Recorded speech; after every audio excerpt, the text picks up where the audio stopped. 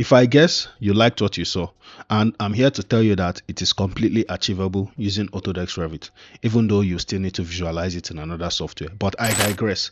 Hello and welcome back to the channel. My name is Henry, but you can also call me Architect Piper.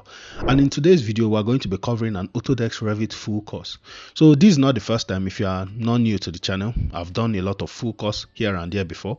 But the difference in this full course video is that I'm kind of addressing an issue of how to design in a site that is sloped in an uneven site. So most of the projects I've done it in a flat site, which in reality is not the most common thing you'll be seeing every time. It's not every time you come across flat sites in real life. So this video I'm going to explore how to design when the site given to you is sloped. Okay, how to work with the slope of the site and kind of use design measures to kind of make up instead of increasing the cost of the building overall. So I'm also going to be sharing some resource files. The links will be in the description below. This includes the template file. This includes links to get some nice plugins for Autodesk Revit that is going to help you with stuff like components. And basically, I think you're going to learn a lot from this video. So what are you waiting for? Hit the like button, subscribe to this channel for more content like this. Don't forget to hit the notification bell so you get notified once we drop new content. And with that out of the way, let's get into the main stuff of this video. So as usual, if you have Revit, you're going to see an interface like this. Whether it's the later versions of Revit or the older ones, it's something like this you're going to see.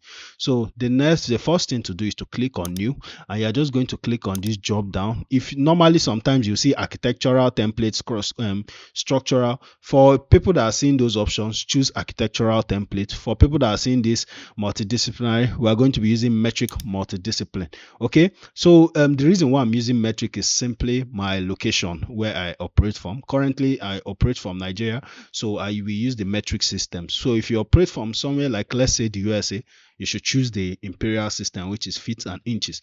So you are going to select this, create new project, make sure this project is checked on, then we're going to click OK, and we are going to open a new project in Revit. Alright, so once you've opened Revit like this, the first thing you're supposed to do is to save. So we're going to hit Ctrl S to do that.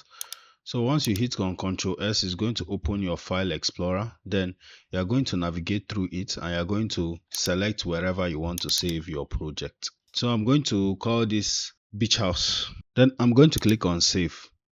So once you have saved the project, usually if you are just working from Revit from the scratch, you are going to go through a lot of work in terms of setting a lot of parameters, right? But there's a shortcut to this, so that is where my template file comes in. So to get this template file, just go to the description. You are going to see the link to get it. It's for absolutely free. So once you get the template file, maybe just go and get it. So I'm going to give you about 2 seconds. So once you have gotten the template file, you can pause the video, get it, download it, and then keep it in a folder. So once you have downloaded the template file, we're now going to click on File, and we're going to try and open the template file. So wherever you have saved it, once you click on File, you're going to click on Open, wherever you have saved the template file. So currently this is my own, so I think the name of the template file is Revit Mini. So I'm just going to click on it and click on Open. Alright, so once you've opened the template file, you're going to see something like this. So we are going to be going back to this file to get some components and other stuff. We'll be working with it basically. So if you open a file, you can open 2 different files simultaneously in Revit. You're going to have, it's going to come out like tabs in browsers. So you're going to see, if you go to this tab, you're going to see this project, new project as we saved. Then if you go to this one, you are going to see the template file. So what we're going to do now is we're going to transfer the standards from this template file to this project. Okay, so to do that, we're going to simply click on Manage. Then we're now going to click on this Transfer Project Standard. Then you're going to see Copy From. You're now going to see the template file Revit Mini is going to appear. So depending on what you want to copy, you can check on and check off some things. But for now, I would recommend you just check on everything. So we're just going to click on OK. So due to some things are still similar, it's going to give you the option to override, which I will suggest you select. So we're going to select Override here, and we're going to override the existing template of the default Revit file with that of the template file. So this is going to make your work faster. You're not going to need to start editing new walls every time, new floor types, new windows and all this stuff. So if you are new to Revit, I think this will be helpful to you. Just make sure you get the template file. Like I said, it's in the description just for free if you have not done it already. Okay, so now that is out of the way, we are now going to go well into our design. But before we do so, we need to do another important thing that is very important when you start Revit: levels. So what are levels? Levels are basically vertical reference points in a building. By vertical reference points, I mean things like, for example, you have the natural ground level, which is the floor outside, like the natural environment. Then you now have the ground floor level, which is the floor used to step on while you're inside the building. So that is two, those are two levels: the natural ground level, the ground floor level. Then you now have the lintel level, and the lintel level is just the level directly above your doors and your windows. So that is another level. You now have the first floor. So those are basically levels, creating a reference for those vertical points you are going to have in your buildings. So we need to do that first in this project. So to do that, Revit automatically places us in a plan view. As you can see here, we're in a plan view currently. So you can see this L1 architecture and L2 architecture. So in order to be able to, so these levels correspond with the plan view. So for in that sense, if you create a level, you are automatically creating a plan view. So those vertical reference points, you can look at them from a horizontal section, like as if you are slicing a bread horizontally. You get that stuff. So that point where you're slicing the bread is vertical reference point. But if you remove the top of the bread you have sliced up and look at it from a top view, that is your plan view. Okay, I hope you understand this. So now let's go to the elevations in order to edit these levels. So we're going to go over here. This is the project browser. So let me just brief you through Autodesk Revit interface. So this is going to be simple. So this is the project browser. This thing you're seeing here, this whole tab here, you can see I'm just using my mouse to indicate it. The project browser basically tells you, okay, these are all the views, these are how to access all the parts of this project. If you want to look under the building, on top of the building, elevation, sections, all those basic construction drawing views. So this is now the properties panel. The properties panel basically tell you anything you select, these are the properties.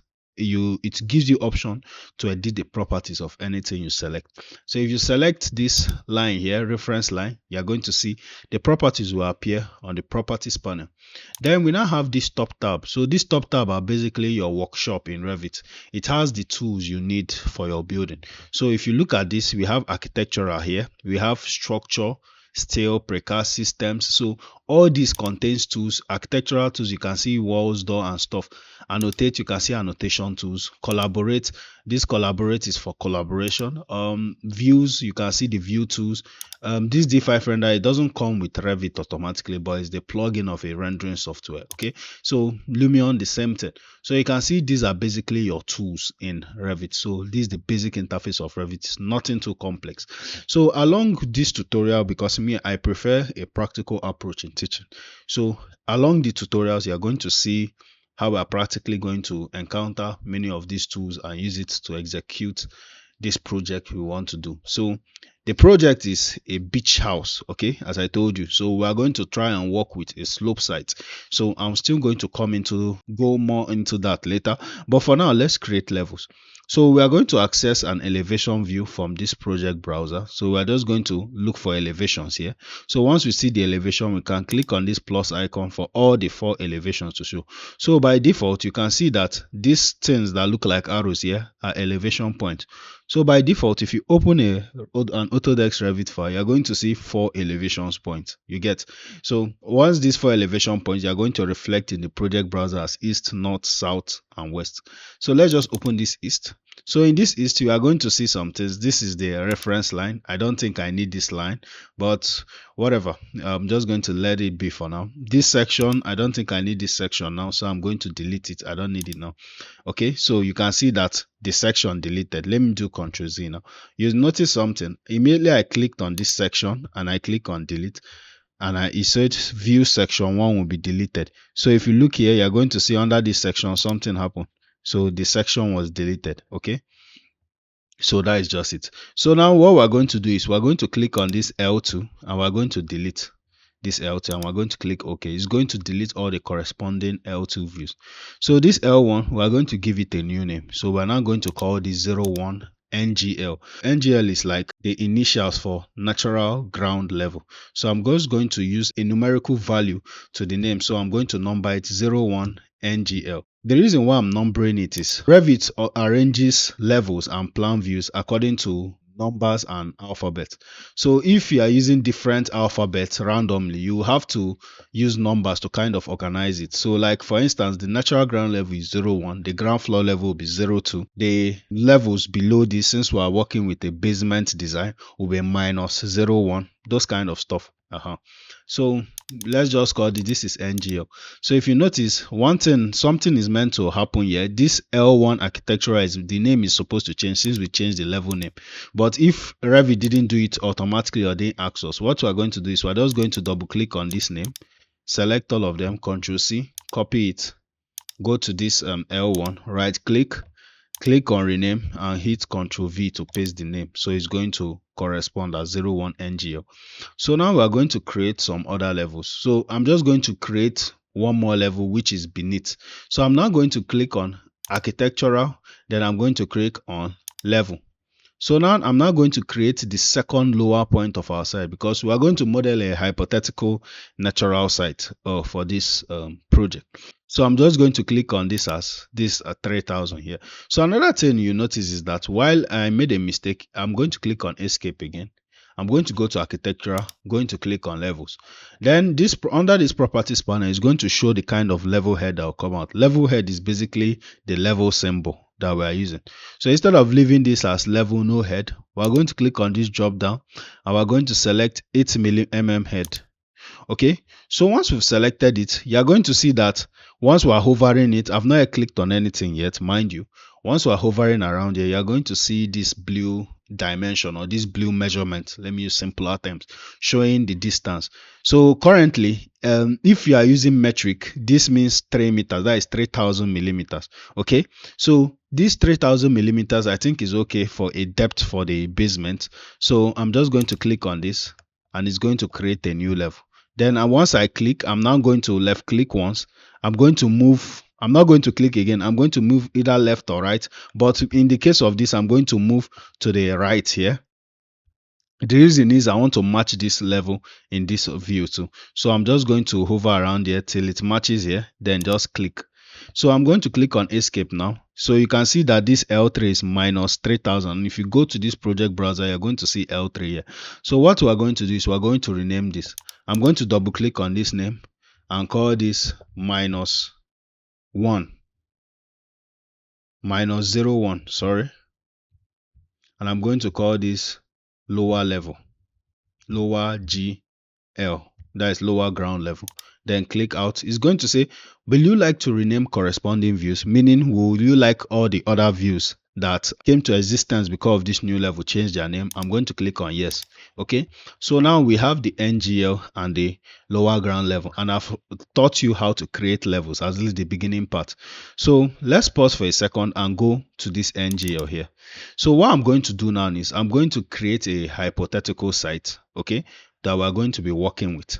So I'm now going to use it to explain what we want to do basically, or the idea behind these tutorials. Okay, so firstly, we're going to go to this massing and site now. Then we're going to click on topo solid. Okay, so the level of the topo solid, we're going to set the level of the topo solid as NGL. Then we're now going to be using the simple boundary lines. So we're going to be using a 30 by 30 meter site, which is like I think a standard measurement. So we are just going to use our visual progress and select anywhere from this point to here, then put 30,000, that is 30 meters. So our brothers who work with the imperial system, sorry, but just try to follow along any way you can. Okay, so this 30,000 again, and we're just going to form a comprehensive box. Okay, then we're just going to click on finish. So now what we're now going to do is we're now going to go to this, click on this home icon. So this is the 3D view. Okay, once you double click on it, you are going to see what we are creating in 3D. So if you want to add more graphics effect to it, you can click on this, change this to fine, then click on this box beside it and change this to shaded. Then you are going to see what we have just created in Autodesk Revit. So if this is your first time creating anything in Revit, so congrats to you. So we're going to click on this topo solid here, and we're now going to click on this modify sub element. So this modify sub element basically gives you the ability to control the terrain of this our topo solid. Okay, so we're just going to click on this point, and we're going to change this from 0 to minus 3000. Okay. Okay, so another step we're going to take is we're going to click on this topo solid. Since we have a lower level, which is this lower GL, lower ground level, we're going to click on this level and set it to lower ground level. So what we're going to do is we're now going to modify this and change this to a simple sloped site. Okay, so I think this is the front of it. You can see if you are working in 3D in Autodesk Revit, you have this 3D gizmo here, which is used for movement. So if you can hover around it, you're going to see a lot of parts of this box is going to be highlighted. So let's say I click on this corner here and left click and hold, then I just move my mouse. You can see I'm rotating this. I can see the front right top is showing, so you can use this to easily navigate and control what you want to see. So you can see how to move freely, left click, hold, and just move around. Okay, so we are just going to click on this. We can also click on things like the front to get the front view, then click on this corner to get a kind of 3D, a perfect 3D view. So now what we're going to do is we're going to click on this topo solid, and we're going to click on this modify sub element. So we're now going to click on this edge here. This edge is a line, then add a value of 3000. So what this does is that it's going to raise this up. You can see that this is the lower level here from this right view. You can see that this is the lower level at the base. Then the highest level is at this natural ground level. So now that is out of the way, we're going to click on escape and finish this. So now I'm going to go to a section view or an elevation view to explain what we are trying to do here. So let's go to this east elevation view. So we want to design a whole commercial development for a beach resort, kind of just a very small compact development. So now I'm going to go to this annotate tool, and I'm going to be using it to illustrate what I want to do. So I'm going to click on annotate, and I'm going to click on detail line, and I'm going to be using the wide lines. Okay, so let's say this is a building. This is a simple building here. Let me just put the roof and just simply draw something very simple. Use this box tool and just create a box. So these are primary school or grade school way of drawing a house. Okay, so this is a simple building.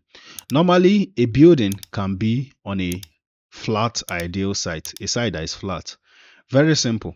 But what happens when we are doing a building this way? A building on a slope site? So that kind of complicates things. So normally if you look at some buildings now, they will do something like, let's say they build a building here. Let me just use this box to illustrate a building. They build a building on this site now. So you are going to see that this whole point here will have to be filled up or something for a building like this to stay this way. But let's say instead of doing that, we carry a building and break it into segments. So we kind of break it like this and break it like this, thereby working with the site and trying to just do some mild grading, not any serious grading for the building to fit in. So that is basically what working with a sloped terrain basically means. Okay, so we're going to be designing in somewhat that way, and we're going to be trying to reduce the alterations on the natural environment in order to be able to achieve the best result from any possible site. So this is kind of a tutorial video that is going to show you that instead of just imagining sites are flat, which they are not most of the time, you should try to be able to know how architecturally you can design and work with a site to get optimal result. Okay, so now I'm just going to hit Ctrl Z to remove all these illustrations we are doing here, and we're going to get straight into work. So the first thing we're going to do is we're now going to create other levels, like the detailed levels of the project, which I feel is very important because these two levels are far from enough. So we're going to start by creating the levels of the floors we want to meet, we want to have above the ground level. So I'm going to go to architecture again. Then I'm going to go to this tab called levels and click on it. I'm going to make sure it's set at level 8 head. If you have done the whole transfer template stuff, you shouldn't have a problem with it. So I'm going to put some random levels, let's say at random distances first. So I'm going to put this one here above this, maybe about 3 levels. Okay, just randomly. I place them randomly. So after placing these levels for now, I'm going to click on escape and I'm going to go to annotate, and I'm now going to click on align. So once I click on align, I'm just going to is going to select this align dimension. So I'm going to left click on this level, left click here, left click on each of them to create this dimension. Then I'm going to hover in between any of the dimensions, not on any reference point like these levels. Hover in between any of them and just left click again to make the dimensions stay there. Okay, so now we are going to start adjusting this level. So first off, I'm going to click on this L4 and I'm going to change the distance to 600. So this L4, I'm now going to double click on this name and I'm going to change it to 02 DPC. DPC is like the damp proof cost. So it's going to ask, do you want to rename corresponding views? I'm going to click on yes. So I'm going to click on this level now, and I'm now going to change this to the name first to 03 or 04. You're going to see why I named this 04 instead of 03. But for now, 04, let me call this first floor. Okay, then I'm going to click yes. Okay, so now I'm going to click on this and I'm now going to make this 3450. So the reason why I made it 3450 is I added extra 150 millimeter to the dimension of the PENT floor, because if you create floors in Revit, the thickness of the floor offsets downwards of the level. So I'm going to add that dimension to the actual, like for example, I want this DPC to the headroom to be 3.3 meter, that is 3300. So I had to add that extra 150, that is to make up for the slab thickness, so that is 3450. Okay, so now I'm also going to click on this and I'm going to change this dimension to, let's say, 3000, since this is a PENT floor. So I'm now going to call this 06 PENT floor, or ceiling level. Okay, so after creating this, I'm now going to create some extra levels. I'm going to go to architecture again, click on level, hover around there, create another level over this ceiling. Rather, create 2 levels over this ceiling here, over this ceiling level. So I'm going to click on this one. I'm going to click on this dimension and I'm going to extend the dimension. So I'm going to click on edit witness lines. So you see that the dimension is going to be editable again. Then I'm just going to left click on some more reference points, which are in this case these 2 dimensions. So I'm going to click on escape. Then I'm now going to click on this level here and I'm going to click on this distance in between them in the dimension and change it to 600 millimeter. So the level is now going to adjust. Then if you zoom into this level, you are going to see this like as if you are seeing a zigzag icon here. So I'm just going to click on it. So it's going to displace the level head without necessarily moving the level height. So we're just going to left click on this dot here and hold, then move it, adjust it anywhere we want so it will look good graphically. Okay, so I'm going to now click on this name and I'm going to change this to 07 roof level. Please follow this tutorial step by step. I'm going to click yes. Okay, so now this highest level, I think 1.5 is fine, so I'm just going to call this 08 parapet level. All right, so now we have created this level. We're now going to add some lintel levels. So lintel is basically a structural level above the windows and doors. You know, sometimes in construction, windows and doors are not really built with every time the strongest materials. So if you just allow them and place them without placing a protection for them against the weight of the building parts above it, it's going to cause it to deform. So there's what they call a lintel beam. A lintel beam is basically a structural element above windows and doors. Okay, so we are going to create a level for it so it will be easy for us to identify and while modeling it. All right, so we're going to create the lintel levels. So we're just going to click on this level and hold control. If you hold control, you can select multiple items at once in Revit. So we're going to hold control, left click, and select this paint floor level. So what we're going to do is simple. Just the way you can copy a lot of things in Revit, you can copy levels in Revit. So we're now, once we select them, this editing tab is going to come out and is going to be highlighted. Then you can just simply click on copy. Then you're going to select a point in this level here and move it up by a distance. Once you left click it, you don't hold it, just leave it and move it. We get, I'm not clicking anything, I'm just moving my mouse now, and I've clicked it once. Then move it by 2.1, or rather let's use 2.4 meter as the lintel. So you click on escape. We are going to save the project because at 30-minute intervals, Revit usually give notification to save your project. So we are going to save it. Then we're now going to rename these two new levels. I'm going to double click on this one and I'm going to name this 03 lintel 1. So you can see why I skipped 03. So we are going to click on this zigzag icon, adjust this to a good position. Then we're now going to change this to 05 lintel 2. Okay, so now that is out of the way, we are now going to create our levels for our lower floor. Okay, so now we have the lower ground level, which is this level, as you can see. So what we are going to do now is we are going to create a basement DPC kind of. So what we're going to do is the same way we have a DPC for this natural ground level, we're going to create a DPC for this basement level. So I'm going to click on this, I'm going to click on copy, and I'm just going to copy this up by 600 millimeter. So I'm just going to be calling this minus 00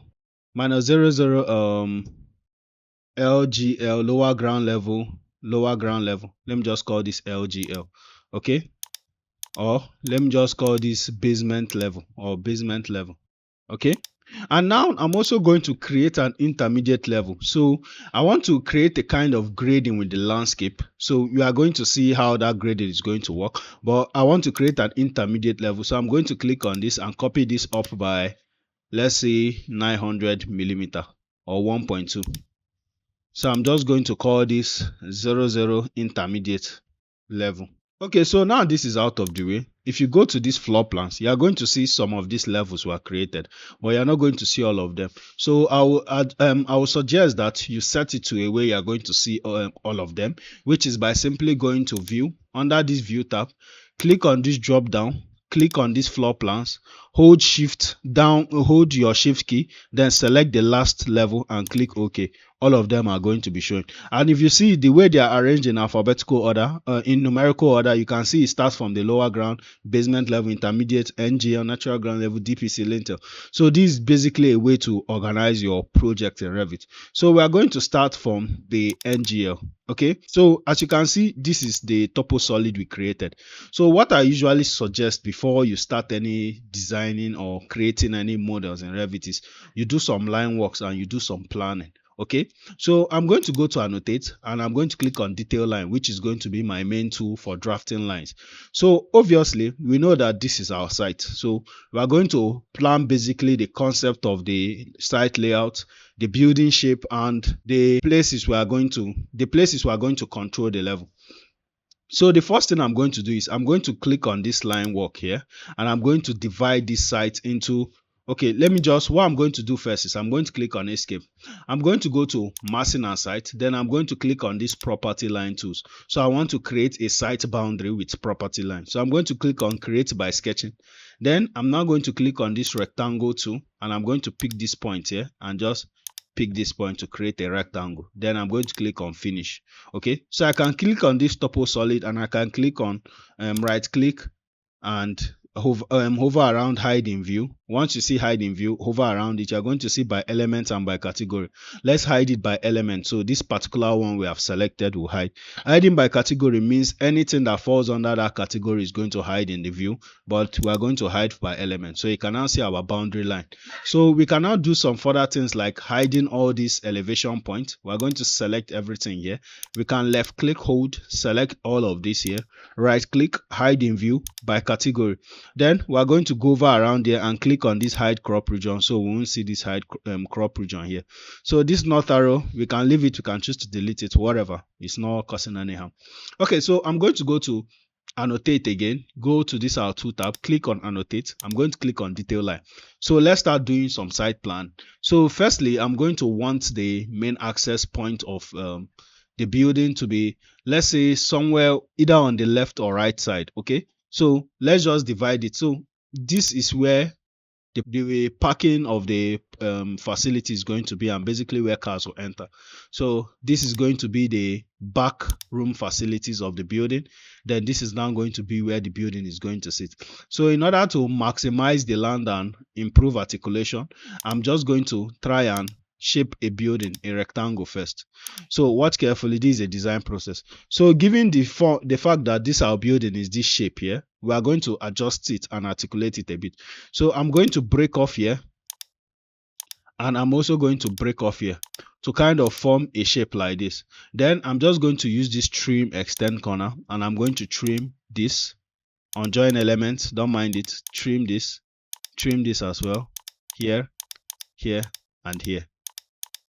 So now I've created this shape. Of course, it's not yet refined yet. I'm now going to be using this shape to kind of create the things I want, the to kind of detail the dimensions of the shape. So let's click on this, and we're going to just drag, click on left click and hold this blue point to this edge of this site. So let's set our boundaries from here. So the boundary of this site, since I want a lot of landscape to be on this region, I'm going to make it about, let's start with 10 meters and see what it will come off, what is going to leave for us. So I'm going to click here. Obviously here is too small, and I'm now going to make this, let me use 4.5 meters, that is 4,500. Okay, I can make it 5,000, that is 5 meters. Then I'm going to click on this, and I'm going to make this setback here. I'm going to click on this point and drag it to this setback here. Then I'm going to make this 3 meters, that is the standard setback. So we already have this shape figured out well. So I'm going to click on this. I'm going to drag this point to here. This is 9 meters. I think 9 meters isn't very sufficient for parking. I'll say 10 meters should be. So I'm going to make this 10. Okay, not 1,000, 10,000. Okay, so now this is done. I'm going to click on this now. This is 2 meters from here. I'm going to make this 4 meters. Okay, then I'm going to click on this now, and I'm now going to make this is 6 meters. I think this is fine. So we are now going to adjust this horizontal lines here. I'm going to click on this. I'm going to reduce this size to, let's use 6 meters. Click on this line, and I'm now going to reduce this to, let me just make this 6 meters as well. Okay, so basically we have created the shape of this building. Okay, so I'm now going to create an entrance. So I'm going to click on detail line again. So now we are just going to do something. I'm going to do some green setbacks at the peripherals of this site. So what I'm going to do now is I'm going to impute an offset of 1.5 meter. Then I'm going to be using this normal line tool and click on this point. So now it's 1.5 meter. I'm going to change this to minus, so it's going to inverse the effect. So I'm going to click on this point. You are going to see the offset is going to come in what? Click here,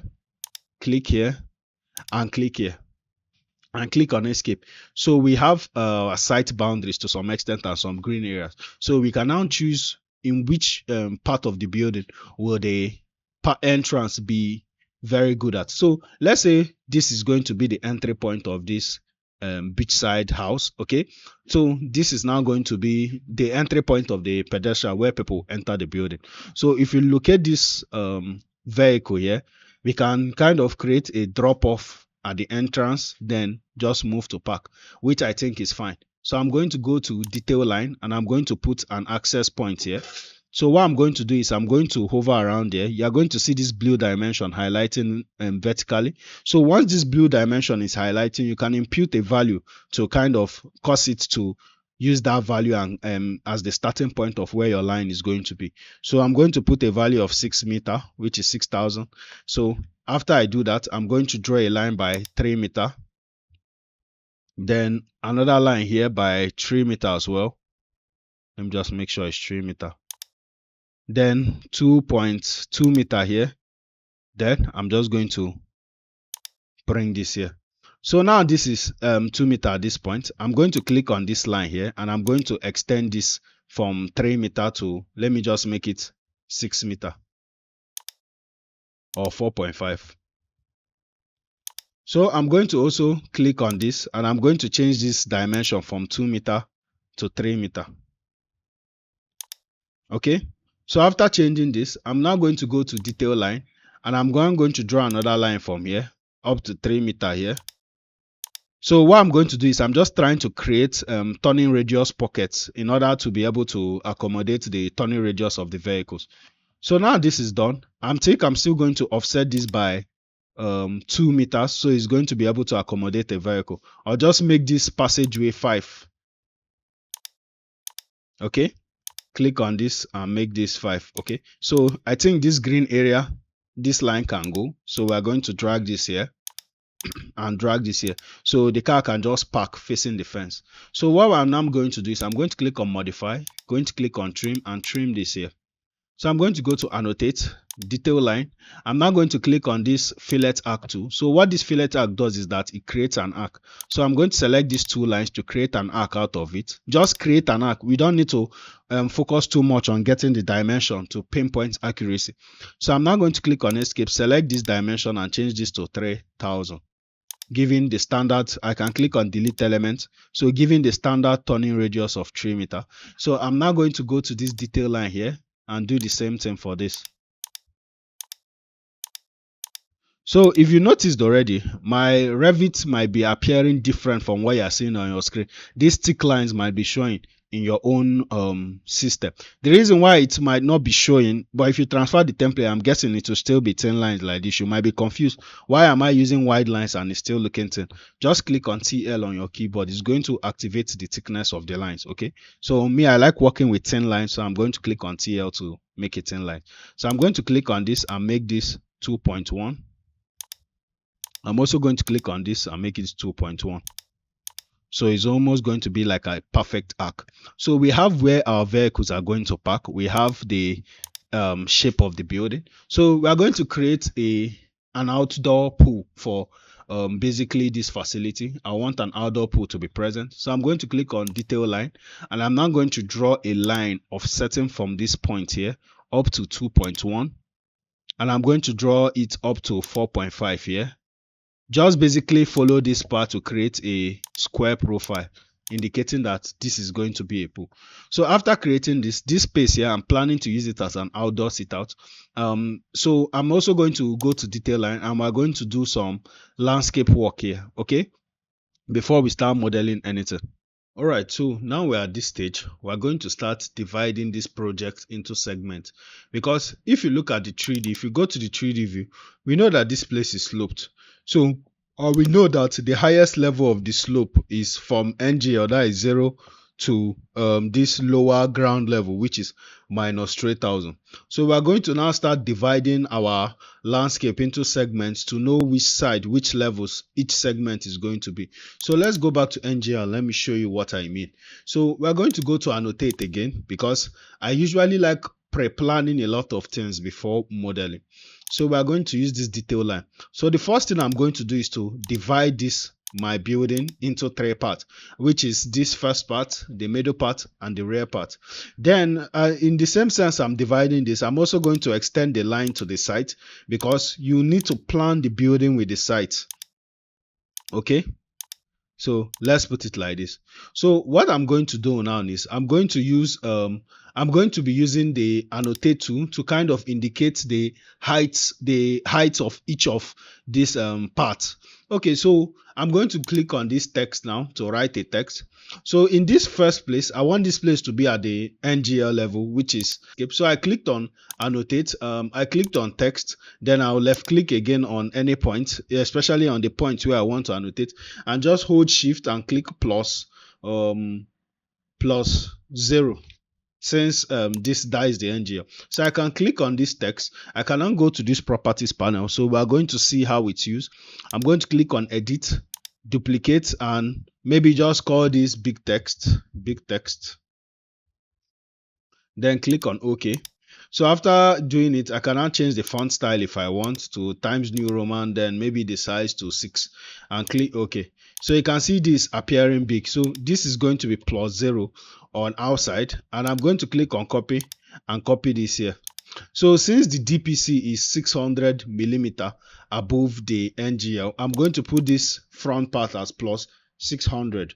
So I already know that this is going to be my guide for the heights of for the height in this project. So this second badge or this second portion, I'm going to click on this. I'm going to click on copy and copy this text here. So this text as well is now going to have is going to still this side of the project, this middle side is going to be plus 600, but on the site plan, this side is going to be reduced. So I'm going to be reducing this side by, I'm going to first go to my elevations to confirm the dimension, the distance between this NGL and this intermediate level. So I'm going to go to annotate, align, and I'm going to just pick this and pick this. So this is 1200 difference. So I'm going to go back to this NGL and I'm going to put this point at minus 1200.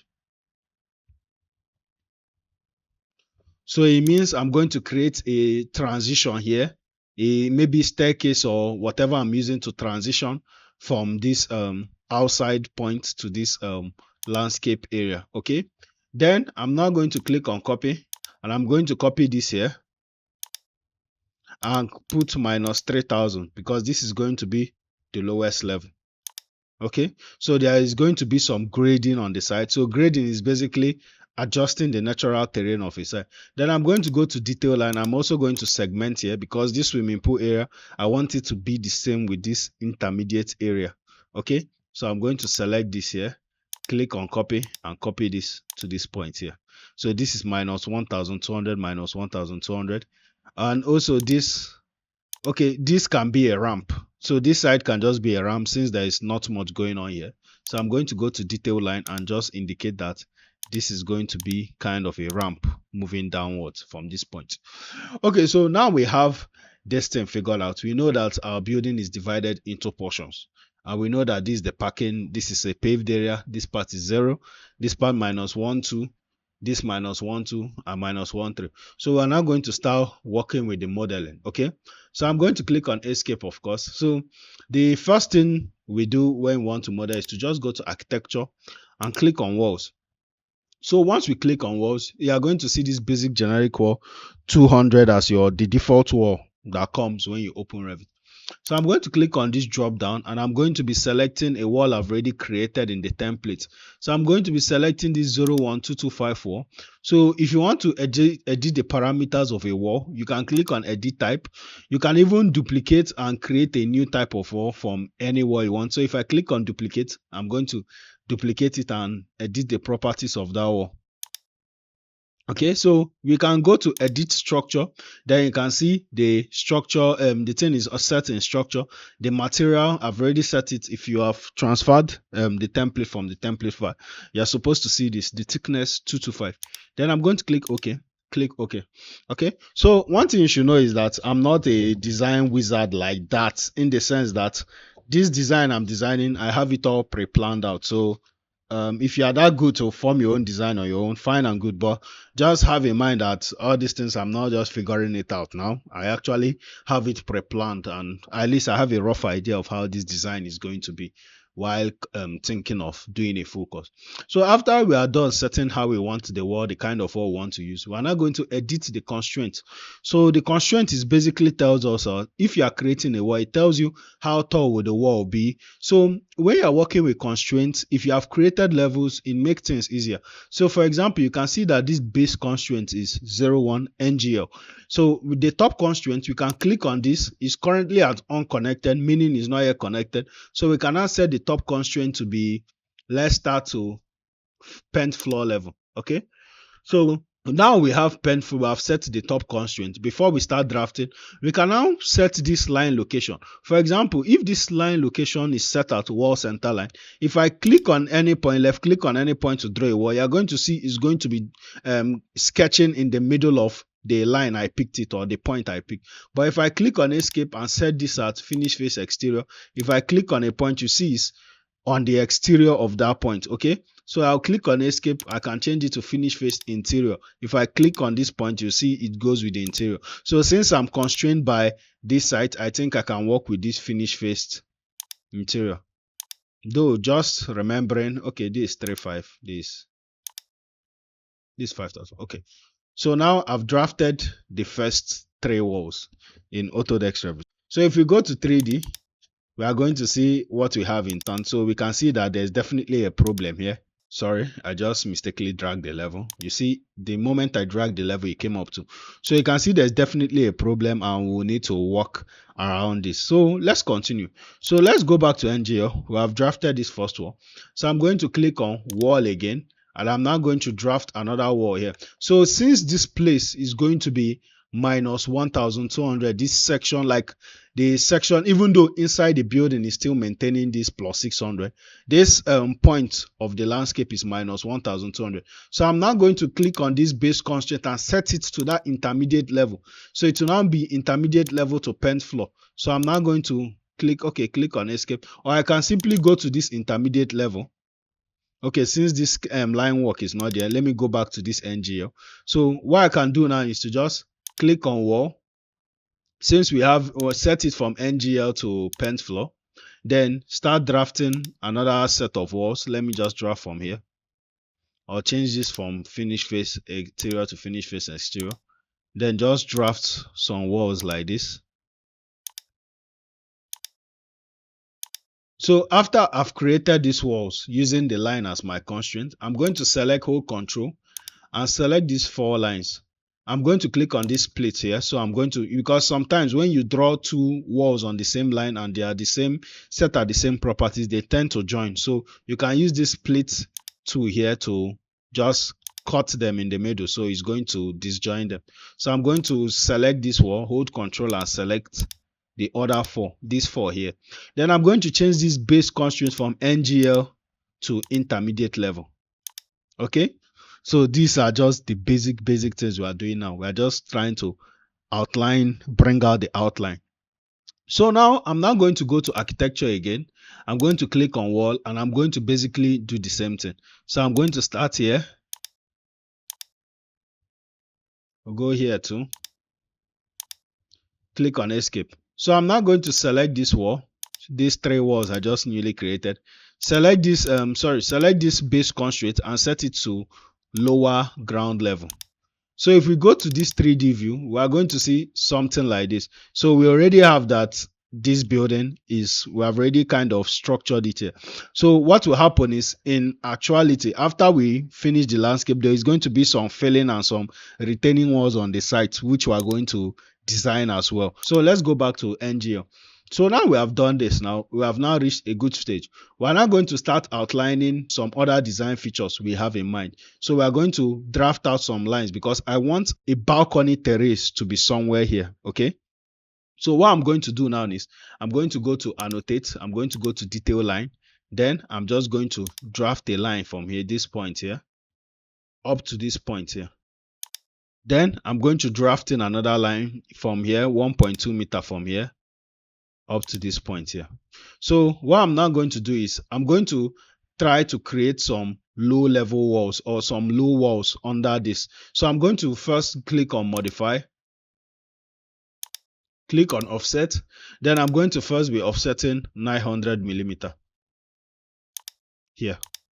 Then I'm going to click on trim and trim this here. Okay, so after doing this, I'm now going to, okay, let me just try and just balance this out with this line here. Okay, so this 900 1.4 from this side and 900 millimeter from this side. So I'm now going to click on architecture, click on this wall. Then I'm going to change the constraint from NGL up to DPC. So I'm now going to draw a wall from here. You can set it in finish face interior exterior anyhow you want, up to this point, and here up to this point. Then I'm also going to select this wall here. I'm going to click on copy and I'm now going to copy this. I'm going to click on copy. I'm now going to copy this from this point to this point. So I'm now going to delete this wall for now. and just leave these two here. If you are bringing up an iteration of a design, you don't just work from the plan and anything the plan gives birth to, you just take it like that. You need to actually get back to your sketching paper and draw a draft of what you want to do. So on the screen, I'm still going to show you some videos of the draft I came up with and what I want to achieve in the facade. So we are now going to step by step create it. So please try to follow along in this video. I'm going to be trying to pick every step of the way. I'm going to be trying to be following it step by step. So let's click on modify, click on this trim and extend, and just basically trim these walls here. So if you notice, the graphics of this wall is off. Okay, so we can always work on that. The first thing to do is to click on this box here, then change it to fine. Okay, so after changing it to fine, we can now click on this, change it to hidden line. Okay, it's already on hidden line. Then click on VV. VV is an option for visibility graphics. So what you can do is to scroll down till we go around, because all these parameters are arranged in alphabetical order. So we'll scroll down till we find walls. Under walls, we are going to see a column called cut.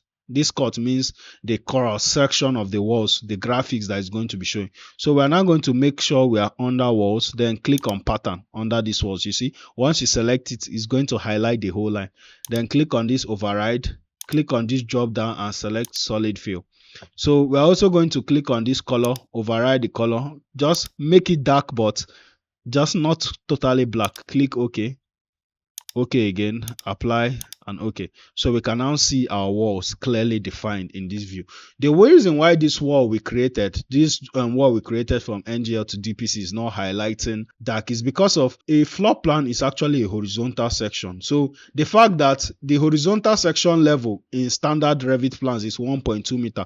So it basically cuts horizontally at the height of 1.2 meters. So the fact that these walls are not as high as 1.2 is not going to cut through. So it's not going to graphically see them as this dark color. While doing that, I'm also going to start making some draft lines, because what I want to achieve is kind of a balcony effect here. At the same time, I want to do some slanted wall shenaniganry. So I'm going to go to annotate, click on detail line. Then what I'm going to do now is I'm going to draft out where the entrance floor will be.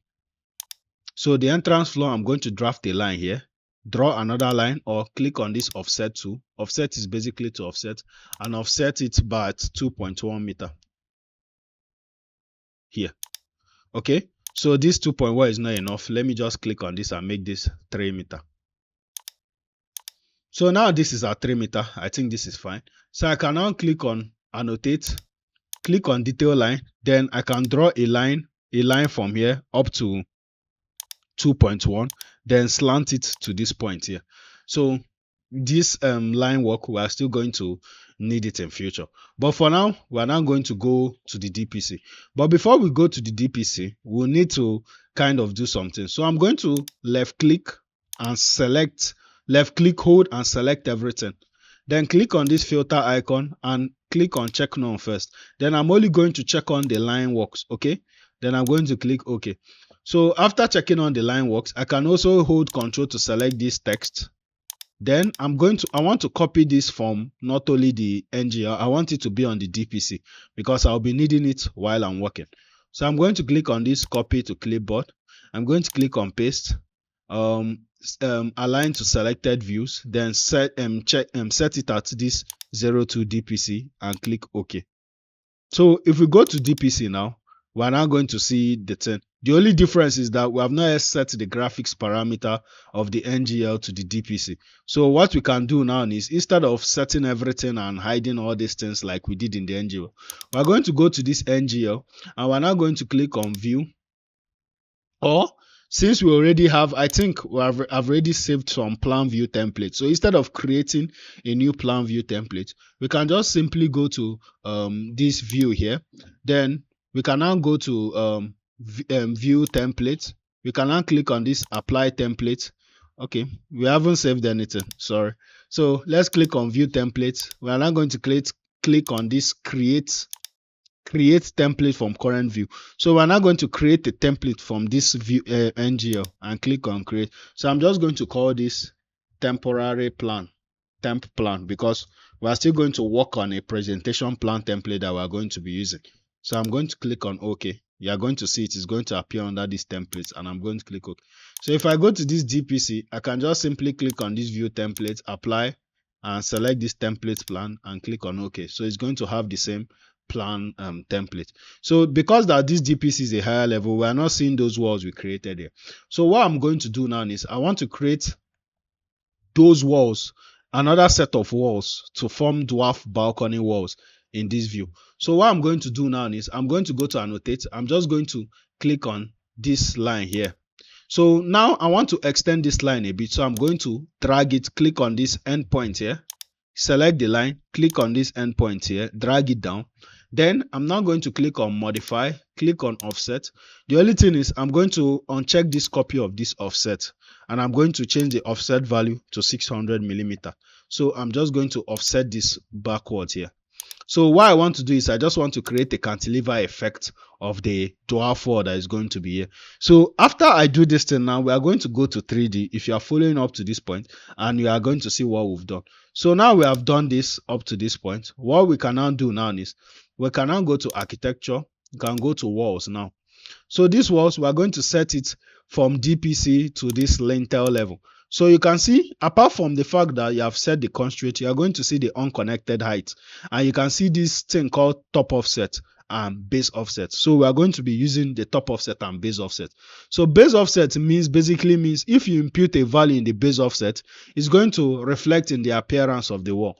Let me click on escape and show you an example.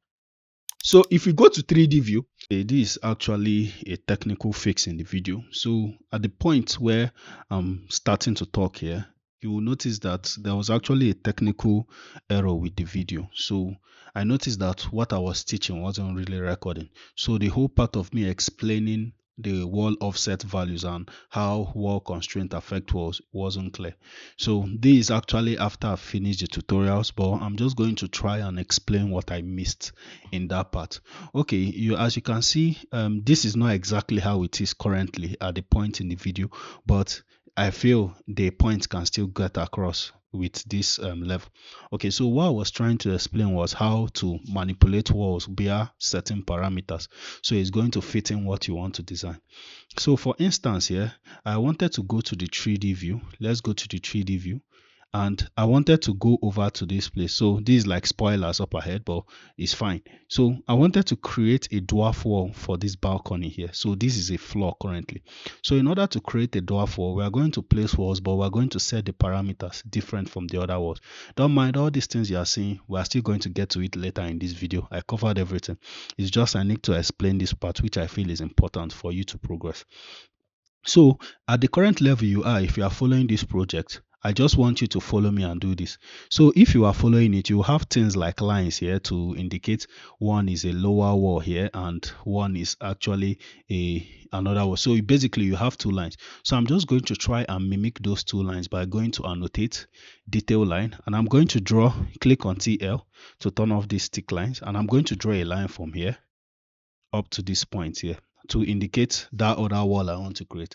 So I'm going to first create the dwarf balcony walls. So what I'm going to do is I'm going to go to architecture. I'm going to click on walls.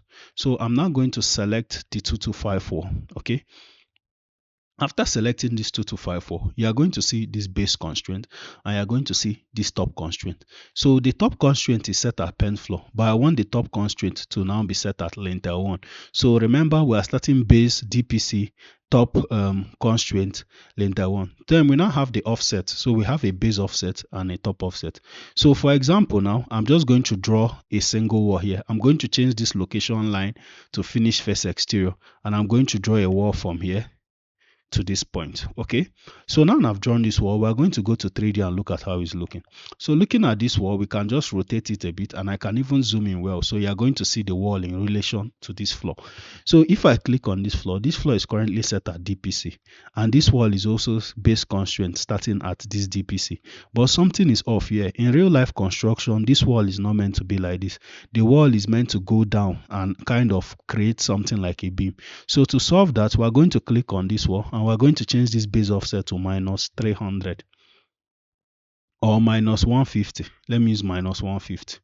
So depending on how deep you want the beam to go, the base offset, you can edit this base offset. Then this top offset, since it's set to lintel, the distance between DPC, if we change this top offset to 0 first, you can see it's going to increase in height. Okay, so you can now see the unconnected height will show the actual total length now. So if we want to make this a dwarf wall, currently looking at this front, I want to make this a dwarf wall. Let me rotate this here. I want to make this a dwarf wall basically that just goes, let's say, 300 millimeter above this floor. So I'm going to click on this.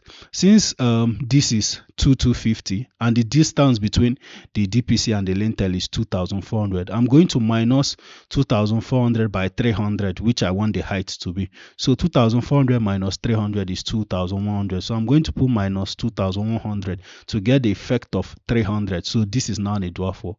So if we go back to this DPC, we can just click on this and just drag this wall to this edge here where I want it to be. Okay, so just for now, you are going to just follow the video. This is just to show you what I want to do. And well, you are now going to see when I continue from the actual video, you are going to see how the thing was created and basically the created form. So I'm going to click on wall again. I'm going to set the parameters to what I did. Base offset minus 150. Okay, and top offset minus 21. So you see the remaining length will now be 450. So we're going to use this finish face exterior, pick this edge here up to this point here, and we have our dwarf walls. Okay, so if you're able to look, let me just click on this fence and click on H it. If you're able to look at the front of this building, there is actually a wall beneath this. So how I created that wall was through the NGL, that is natural ground level. So let me just click on this floor and hide it. So I'm going to just show you what it is. I'm just going to click on H it. So looking at this floor, you can see these two walls here. So these two walls, if you go to 3D view, let me now rotate this and hide this floor here. Just the same principle I used in creating this one. I just used it to create this. So this wall was actually on that inner line I used, as you can, if you are following the video that I used. So I just followed the path. So the constraint is from NGL to DPC, but I just put minus 150, so it's not going to interfere with this floor.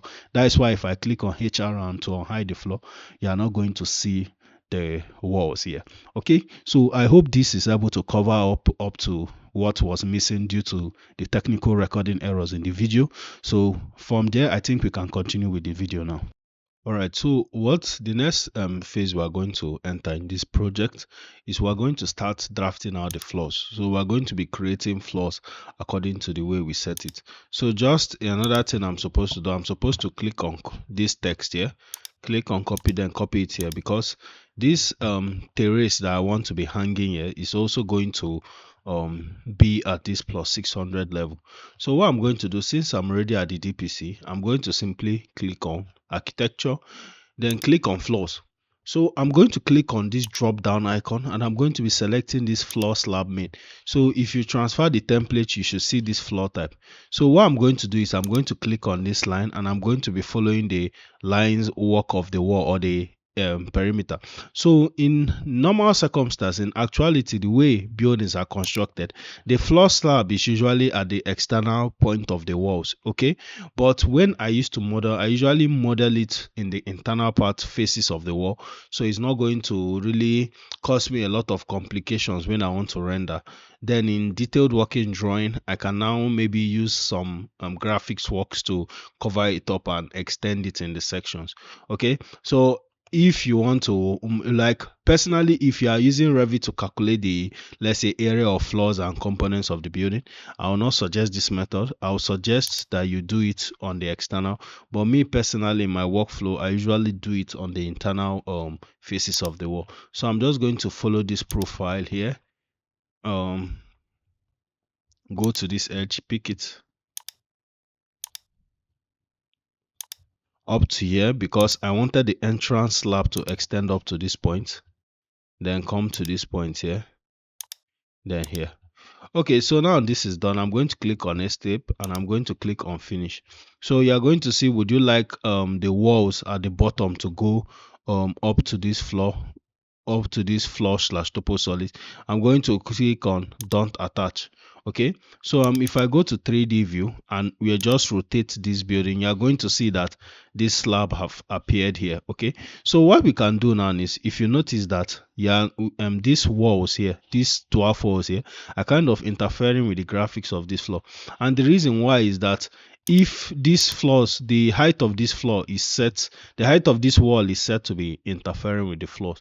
So what we can do is to simply select these two walls and then just add a top offset of -150 to make it look good. Okay, so now it's no more interfering. If we rotate this to 3D view, you can see that it's still giving us the desired effect we wanted. Okay, so now we're now going to go back to DPC and I'm going to show you how to place doors in Autodesk Revit. So to place doors in Autodesk Revit is very, very simple. Once you have created and drafted walls like this and you click on this door icon, you are going to see that you have a door. You have array of options of basic Revit doors. Okay, so let's just carry a simple Revit door and we're just going to hover around the wall. So you can see once you hover around the wall, it's going to appear there. So once you left click, you can place it. So before you place it, you can click on space to change the swing of the door. Then you can just move it, hover around, move it up and down to kind of change which direction the door will swing to. So depending on what you want to do. So if you just hover around here and place a door here, we can click on escape. So we can do many things to the door, including moving it. Once we left click and hold, we can move it up and down. We can click on copy. Just pick, let's say we pick this edge here. Then we make sure we uncheck this constraint since it's constrained to a wall. Then just copy it here. You can see we can copy these doors. But I'm going to click on escape. I don't plan on using these doors for this project. Okay, so what I want to do now is I want to first draft some more walls to kind of segment the internal spaces. Then I'm now going to start placing doors after I've segmented some of the internal spaces. So what I'm going to do is I'm going to go to architecture walls. Then I'm going to set the constraint from DPC base offset, set it as 0 to first floor or PENT floor. Base top offset, change it to 0. Then I'm going to change this from finish face exterior to wall center line because I want to draft freely. So I'm going to draw a wall from here up to this point and draw a wall from here up to this point. So this is going to be like a kitchen and a servery. Okay, so what I'm now going to do is I'm now going to create a storage space here. So I can call this, maybe I can now create maybe a pantry space here. Okay, so also I'm going to go to this place here. I want to create a kind of this, maybe the reception of the facility. So I'm going to try and create a WC here. Okay, so what I'm going to do, since we have more space on this longer side, I'm going to click on this drop down and I'm going to be selecting this 150 wall, because you know toilets is usually we usually use a lighter thickness of wall to kind of demarcate it. So I'm kind of debating between placing the toilet this way or placing it this way, which one will be more optimal from this space. So by just visually looking at it, I think placing it this way here will be more optimal for the space, but it's going to critically affect the ventilation of this space because I want this place to be a reception. So what I'm going to do is I'm going to hit Ctrl Z and I'm going to take in from this other space. So I'm just going to hit a wall, another wall here up to this point, and draft wall here. So I'm going to also place another wall here to kind of demarcate a trap lobby from the main WC. I'm also going to draft another wall to kind of create a separation for the door. So these walls don't need to be accurate. We're still going to try and make them accurate, but this is just like me just sketching and drafting. So I'm also going to leave a shaft here. So I'm going to try and just for the fun of it, I'm going to create an elevator shaft. So I'm going to go to architecture, I'm going to go to wall, then I'm now going to change this from 150 wall to 225 wall, set it from DPC to PENT floor. Then I'm just going to draft a wall here, a small elevator shaft here. Okay, so this is just a sketch. Okay, so I'm also going to go over to this space here. So I want a bedroom to be here. So I'm just going to click on wall, click on this drop down, put this 150 wall. Then I'm going to draw from this point here to try and form the WC and closet of a bedroom. Then I can maybe put a duct here. Okay, I think this is fine. Or Control Z, maybe put a duct here. Okay, so far I think this draft is good. So we're now going to try and start putting more detailed dimensions to this space we have created. So firstly, we are going to just shift this aside since we have already created these floors here. So what we're now going to do is we're now going to click on this wall here. So once we click on this wall, some dimensions are going to appear. So I'm just going to click on this blue dot and drag it to this point. So I'm going to see the dimension, the internal dimension from here to here. So I'm going to set this at let me just set this other one at 3 meters.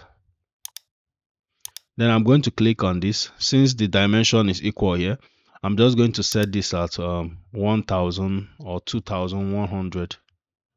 Or let me just set it at 1005, or okay, 1500 should be fine.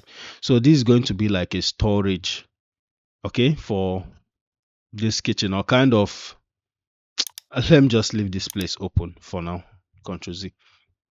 Okay, then I'm now going to click on this space here and this wall here, and I'm going to go to 3D view. So I'm going to click on this wall and I'm now going to click on edit profile. So now I'm going to rotate this to this front. So I'm going to create an opening in this wall. So I'm going to draft a line from here, from this point here first, up to here. Then from here up to this lintel level and up to here. Then I'm going to click on trim and trim this. So now I'm just going to click on offset and offset this baseline by 900 millimeter. So what I want to do here is kind of create something like a counter for this outdoor, so they can attend to the customers and all those stuff from this point. So I'm just going to leave this open for now. So it might change in the future of the design, but for now let's just leave it at this. Then I'm going to go over to this DPC here. I'm still going to click on this 150 wall and place another wall segmenting these two spaces. So what I'm now going to do is this place is going to be like a kind of spray space before you get to this kitchen and this kitchen space. We are going to go to this space. We are going to click on this and adjust this to 1.8 meter. I'm also going to click on this wall here and drag this dimension point up to here. So this is 1.65. I'm going to make this 1500. That is 1.5. I'm going to click escape, click on this wall here, make it 1.8. I'm going to click on this here and make this 1.2. Click on this,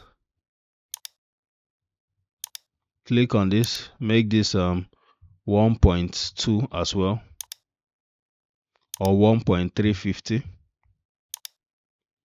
Click on this, drag this here to this internal wall and make this 300. All right, so I think this is nice. So let's go to this elevator shaft. So we're going to click on this wall here and we're going to first make this 1.2 meter. We're going to click on this.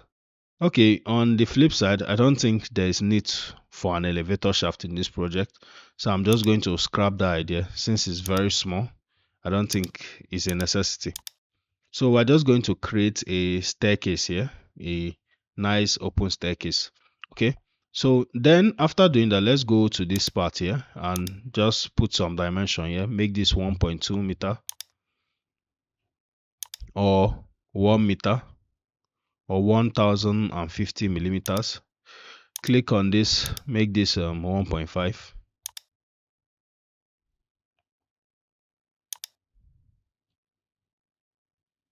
Okay, I think 1.5 will be fine. Then click on this wall, drag this dimension in here, then make this 300. Click on this 375. Okay, I think so far we have made progress and we have arranged a lot of the walls. So now I'm now going to place some doors. So before we place some doors, I'll actually want to copy doors from the template file. So I'm just going to click on file. If you have closed the template file, you can just click on file, hover around open. Then once you just once you click on file, you're going to see the most recent files you've opened. So in this case, I've seen the template file, so I just clicked on it now. So we are going to copy some doors from the template file. So we are going to go to the ground floor presentation of the template file. So we are just going to select, because one thing about doors is doors are hosted in walls.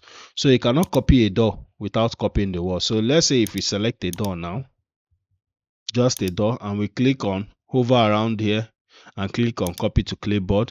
If we go to paste it, there's going to be an issue. So what we are going to do is we are just going to select the whole wall, select this wall as well, select this wall just where the doors we want to copy are, and just simply click on copy to clipboard. Then we're now going to go to this DPC, open the tab where this beach house we're working on is, and just hit Ctrl V and click OK, and just paste it somewhere outside the main scope of the project. So after we have pasted it here, I'm just going to select everything and delete it. So you might be wondering, why did I just undo the work I just did now? The reason why I did it is once you copy some components from a Revit project into another Revit project, those components you copy saves in the inventory of the Revit project you copied it to. So believe me, they are going to still be inside this project and I'll be able to access them. So I'm going to go to doors now. Then if I click on this drop down, I'm now going to see this D1 and D2 and even D3, because this D1, D2 and this D4, they are from the template file. So now when I copy them here, they are now in this file. So I'm going to start one from D1, which is my normal single swing door. So I'm going to be placing this in these spaces that I think is appropriate. So I'm also going to click on this drop down. I think we're supposed to have this D3, which is a double swing door. We're now going to click on space and place this here. I think we should place a single swing door here in this kitchen area. So we're just going to call this passageway kind of like a store. Okay. Then this is the main kitchen space. We're also going to put another door here. Then okay, we're going to use some curtain wall works here, but we'll still get there. So we're now going to click on this drop down and we're going to be putting D2, which is basically convenience doors. So I'm going to place one here. I'm going to hover around here. I'm going to place one here. Okay, so now I'm going to click on escape and I'm going to start creating some necessary openings in some wall parts. So for instance, now if you look at this part of this project where this WC is, you're going to see that there's no access to this space. So I actually plan for the space to be kind of open, so it's more like a trap lobby. It won't be nice if you just come into a space and you see somebody coming out from a WC direct. So it's always nice to have this pocket space where someone can come out from if he's using after using the WC or the convenience. So we're going to go to modify. We're going to click on split element. So I'm going to use it to split here and also split here. So here I'm just want to kind of modify this to get my closet. So I'm going to click on this second half of this wall, then drag this point to this place here. Then I'm going to go to annotate. I'm going to go to detail line, click on this drop down and change it to 10 lines. Then I'm going to draw a line from this point up to this point up to 600 millimeter to kind of indicate the length of a wardrobe shelf. Then draw a line through diagonally through it. Then just drag this back to jam this point here. Then you can see that we have our closet and our door into the room, our closet. So we are going to do something similar here. Click on this, drag this to this point, click on this, drag this to this point. So this kind of two open, so I'm just going to click on it and create like a pocket here. So in this pocket here, you can now keep things like maybe the sink and stuff. Okay, so there's a reason I've not yet placed the entrance door. I want to actually use some curtain wall embedded door to put in that entrance. Okay, so now this is done. I'm now going to show you how to place windows in Autodesk Revit. Okay, so even though usually I like using curtain walls, but I'm still going to show you how to place windows. I basically use curtain walls for my windows. I'll still get to that later, but for now let me just show you how to use windows first. So you go to architecture in the same way you use doors. You click on windows, then you can click on this drop down. You can see we only have 3 default windows from Revit. So what are we going to do? We're going to go back to the template file. So I'm going to click on escape. I'm going to click on ground floor. Then I'm just going to select this wall here where these windows are and click on copy to clipboard. Then go back to the DPC, hit Ctrl V, paste it somewhere outside the scope of the project, click finish, then click on this wall and delete it. So if you click on architecture, we click on windows now. If you click on this drop down, you're now going to see this W1 here, which is the window I copied from that place. So let's say we are placing the W1 somewhere here in this project. I think the bed head will be located here. So let's say we place this here and here. You can see these dimensions can help serve as a guide.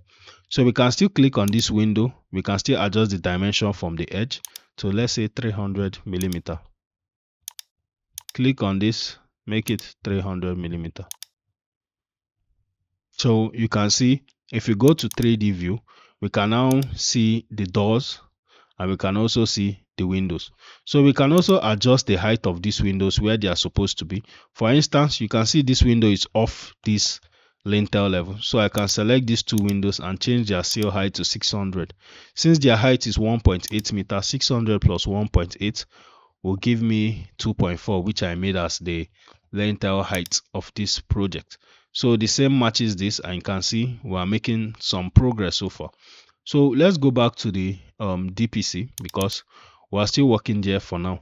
So next I want to create the staircase. Okay, so this staircase is going to kind of go in a U shape, or rather a U shape direction.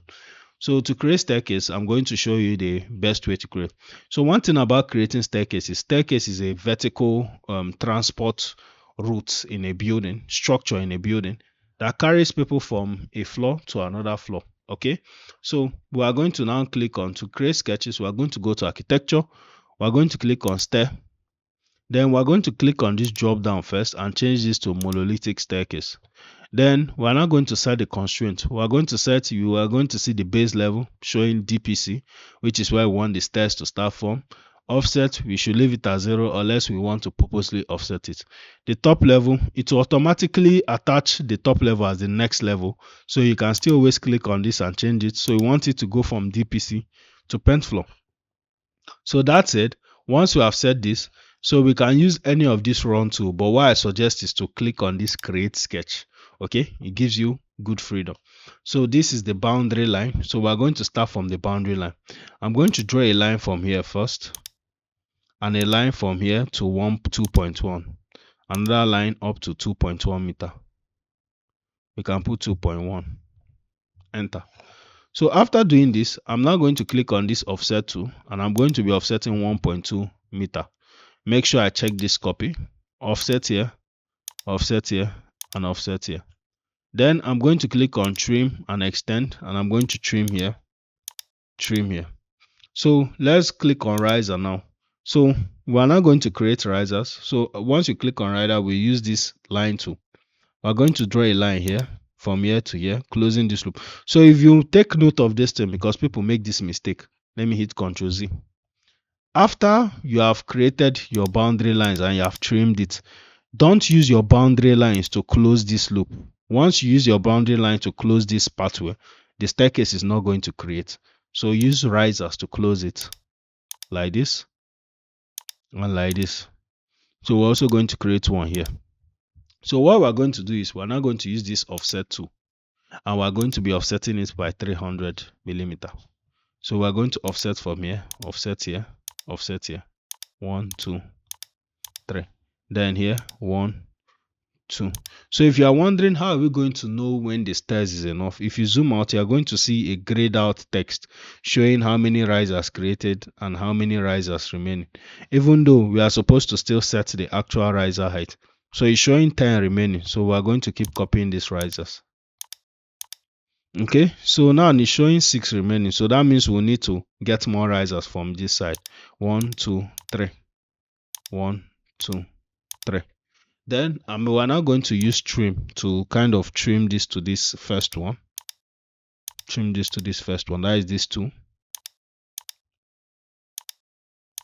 Then we're now going to use stair path.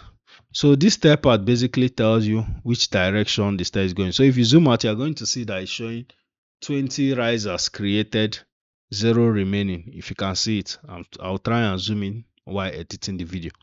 So I'm going to just click on this stair path, draw a line from the middle here. Once you hover around the middle, it's going to highlight with a triangle. Then pick a line here, pick another one from the middle here, pick another one from the middle here. Then click on trim and make sure all of them are joined together perfectly. So now we are finished sketching our stairs. We're going to click on finish and it's going to create a stairs. So what we can now do now is after we just click on finish again, it's going to create the staircase. So one issue I used to have is with these railings here is that anytime and this happens because of this template file. Okay, it's just a little bit of glitch, but we'll solve it. So if you go to 3D, you are going to see that these railings are very weird. So we're just going to click on this, click on edit type, make sure you follow this. Then we're now going to go over here and we're going to use this top rail. We're now going to click on this type, click on these 3 dots, then change this profile from curbs rail to default or handrail mini and click on apply. Then click on OK. So after I do it, I think it should be fixed. So if you go back to BPC now, if you click on this staircase, we're going to see something. We're going to see that the desired number was 20 and the actual riser height is 175, which is grayed out. So we're just going to click on edit staircase. Then we're now going to change this maximum riser height to 150 and minimum thread depth to 300. Then click on OK. Okay. Then we're now going to change this desired number of stairs to be, we're going to change it from 20 to 23. I think that is when it's now going to balance out at 150, which is the standard riser height. So we're going to select this stairs, click on escape, select it again, click on edit stairs, click this, click on edit sketch. Then we're just going to copy 3 more risers from this side. Or 2 more. So once we copy 2 more, we can get the third one from this point here. So I'm going to show you how. So first we're going to use this trim extend single element. So we're going to select this, trim this here. Just basically do the same for these 2 parts. So we're going to click on this riser here. Okay, so once this digit here is highlighting 100 millimeter from this point, we can click on this and join it with this corner here. So if you zoom out, you're going to see 0 risers remaining and we're going to click finish. Okay, so if you click on this stair now, I think let me just click edit type. I think the parameters are set and is a good staircase. So if you go to 3D view, we are going to see so far how we have done. So we have been able to cover the door placement, window placement, floors and staircase. Okay, we're going to use distance of length to progress in this project and I'm still going to be showing you that, and we're now going to enter curtain wall placement in Autodesk Revit. So we're going to be going back to the plans because we want to start creating some curtain walls and kind of start basically bringing out the design more and building up the design. So let's go to the DPC again. So we're going to create a curtain wall and we're going to place a curtain wall door here. So creating curtain walls in Autodesk Revit is pretty simple. You need to click on this wall tab here, click on this drop down, and you're now going to see this set of curtain walls. So because I transfer template from the template file, you're going to see things like grill panels, non-defined, the storefront and all this stuff. So I'll suggest you start from non-defined. So after you select the non-defined curtain wall, we're going to do some editing. So we're going to click on edit type. We're going to click on duplicate. Then we're now going to call this 00 curtain wall or CW main. Then we're now going to click on OK. So now we're now going to check some parameters. We're going to make sure this automatically embedded is checked. Function is exterior. Curtain panel is system panel is glazed, which is fine. Joint condition non-defined. Then we're going to leave the layout at none, horizontal layout none. So we are going to edit that ourselves by each curtain wall. Then we're going to set this interior mullion type to this mullion main mullion. So if you have transferred templates, you are supposed to see this main mullion. So we're just going to be selecting all the border 2, border 1, type 2 and changing it to main mullion.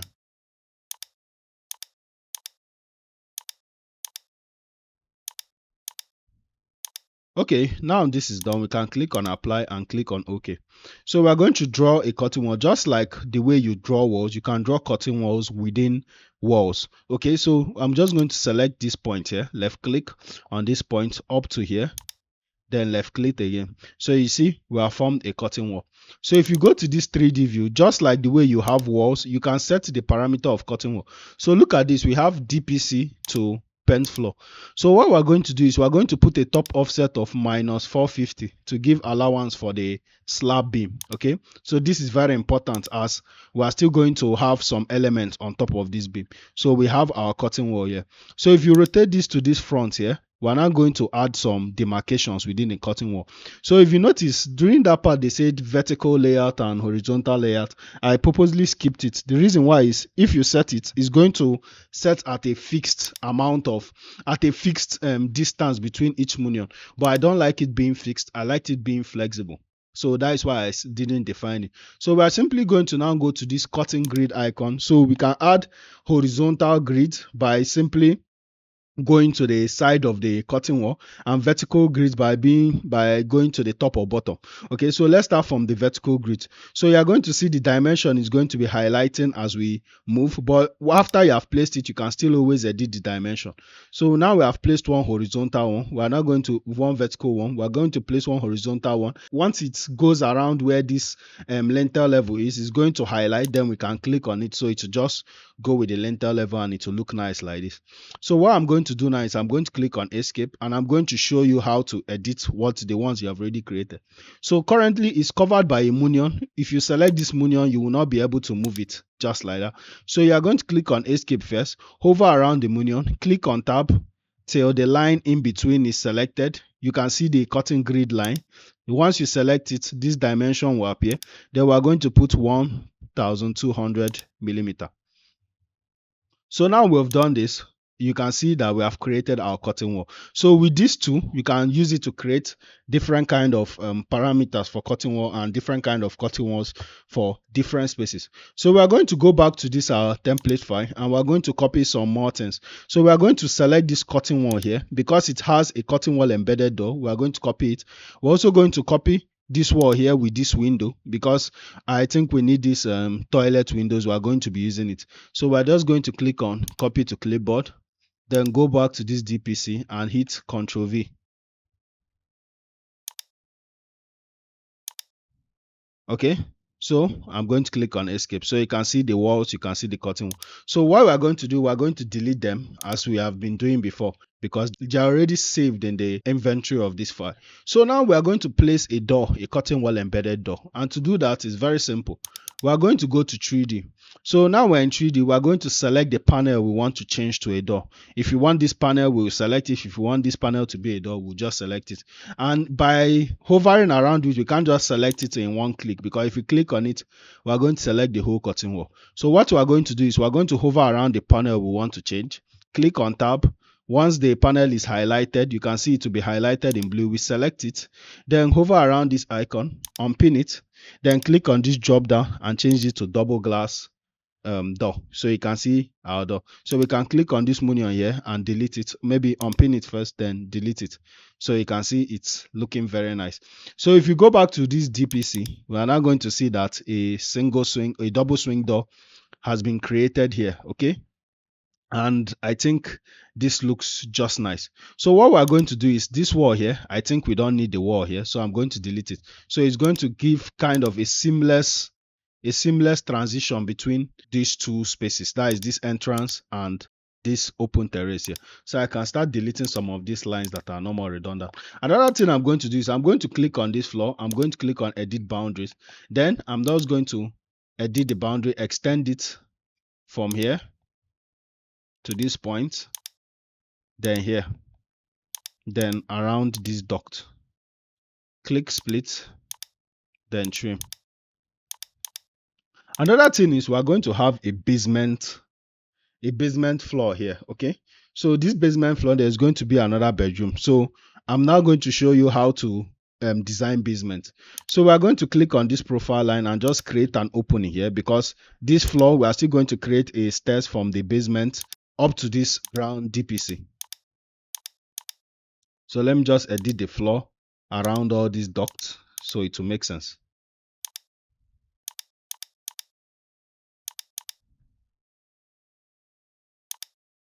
Okay, I think this is good. So what we're going to do now is we're now going to go to this lower ground level.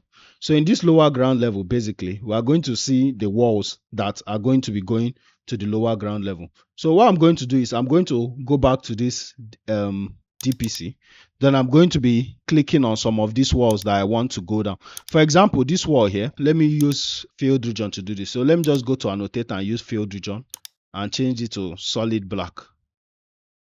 So I just want to use this as an illustrative tool to explain exactly what I want to do. So we have a basement, okay? And I just want the only thing accessible in this basement, the only space in the basement to be this staircase, which is the only way you can get there, this corridor, and then this bedroom, another bedroom on this same, with this same design style going down to the basement. So basically what I want to be in the basement is actually from this point here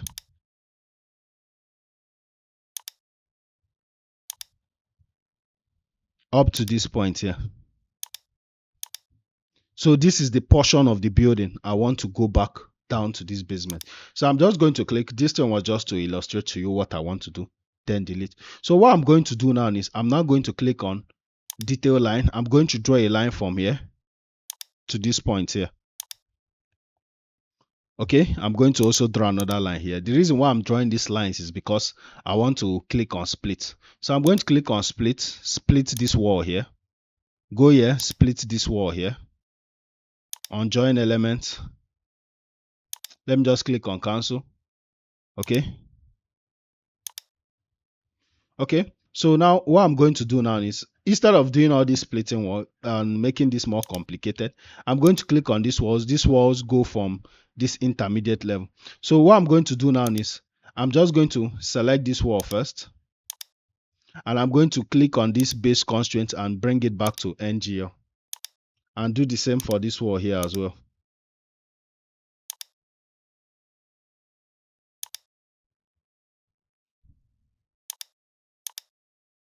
The same for this, and this two as well. Okay, this one can remain at this intermediate level. This one too can. This one I can change all of these walls here. Hold Control. Select these walls within these spaces, their base constraint. Okay, DPC is fine. So what I'm now going to do is I'm now going to go to this lower ground level, and I'm now going to use the tool called underlay. So now we want to start drafting in this lower ground level. I want to be simultaneously seeing the DPC, so it will serve as a guide while I'm drafting. So I'm simply going to go to this properties panel. I'm going to go to this underlay. I'm going to click on this drop down and just select DPC. So it's going to show DPC to lintel, and I'm going to click on look down. So it's basically going to show what the components, the building components located in this DPC to lintel one. Okay, so now it is visible. What we're now going to do is we're simply going to do that, set the view template. So we're going to click on view template, apply, then select this temporary view template. Then I can click on this topo solid sample we did and click on HH for temporary height. So we have the DPC showing. So what I'm going to do now is I'm going to click on architecture, click on walls, click on this drop down and select this our normal 225 walls. That is basically 9 inches block walls. So it's going to start from this -01 basement level This is going to start from this basement level up to NGL, that is the natural ground level. So I'm going to start by drafting a wall from here up to this point, up to this point as well, up to here.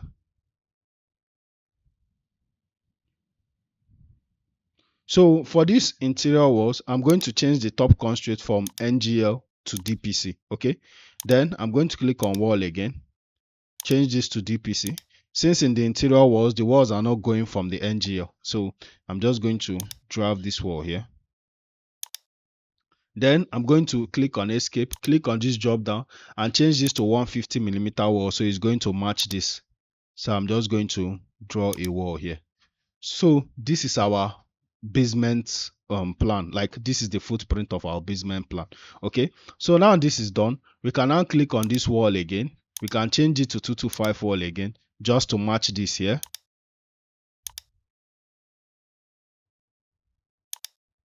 Okay, then there is an issue, but I'll still figure it out when I go and check. Then change this wall back to 150 and just kind of follow it the way it's going here.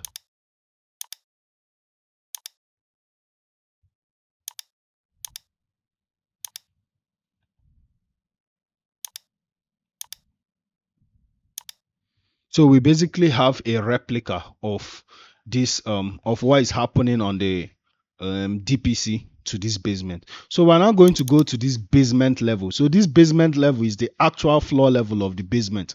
So what we're going to do now is we're now going to go over to this first floor, or be DPC, which is our primary ground floor.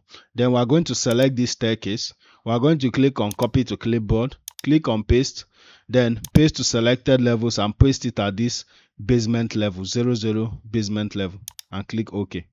So even though the staircase is going to have some issues, we are still going to edit it to make sure it fits well. Okay, so I'm going to click on escape now. Then now, as you can see, we have the plan set here well. Okay, so if you go to this 3D view, we are just going to look at what we are doing in our 3D view. You are now going to see something like this. So we're just going to add another wall to this intermediate level, so it's just going to remove this error. Okay, so we're just going to check. So you can see this DPC here, this staircase going from this basement level to DPC basically. So you can see these two spaces, and we're still going to work more on it. So let's go back to the basement level. So now in this basement level, we are going to edit it. So I'm just going to click on this topo solid and hide it for now. So I'm still going to delete that topo solid, you get, but I don't want to delete it till I start the landscaping. So what we're going to do now is we're going to first floor this our basement. So I'm just going to click on floor, and we're going to be using this our normal floor, and we're going to draft our floor. Since there's no more lower floor than this, the floor footprint is going to encompass all the whole space here. So we can simply click on pick 2, pick line 2, pick the interior of the walls. Then we can do some trimming. Click on split and just trim all the way.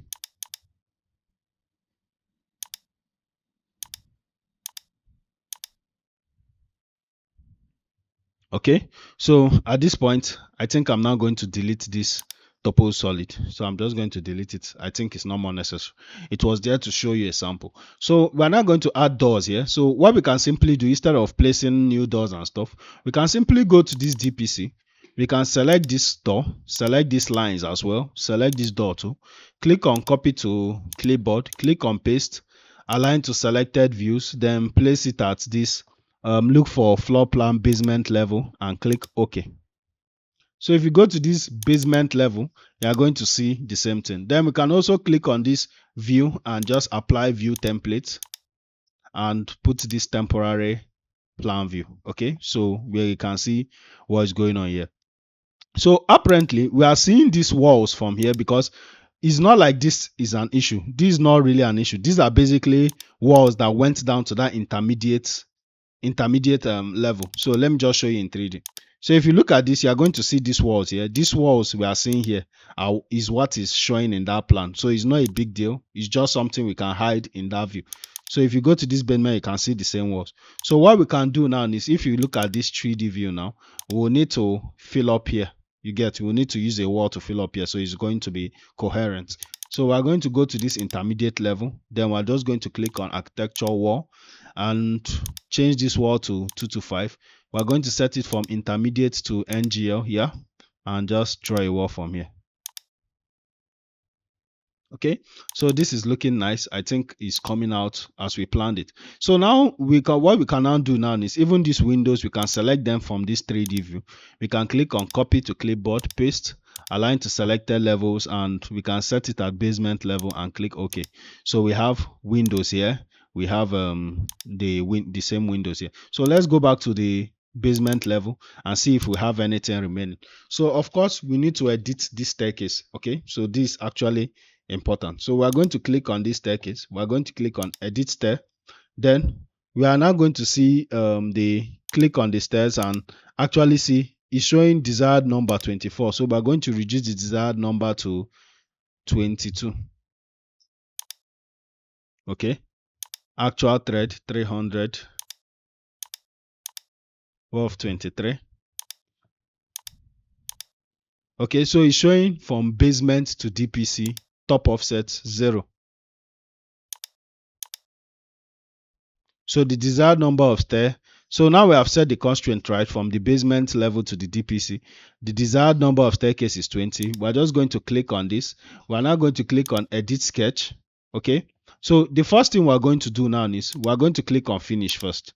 So we're now going to go to 3D view, or we can even from plan look how the staircase go. So if you click on the staircase, we can go to annotate and we can simply click on stair path and select the staircase. So we're going to see the staircase comes from here and lands here on the DPC. So what we're going to do is we're going to take some steps away from this side. So we're going to click on this.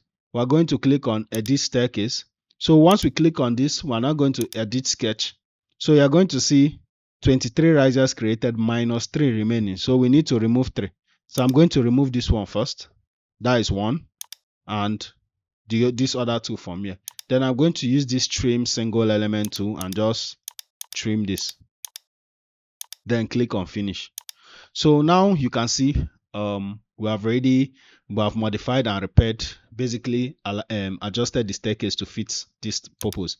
So we are going to click on finish. So now we have our basement level, we have our intermediate level. Even though this intermediate level is mainly for the landscape, we have our DPC.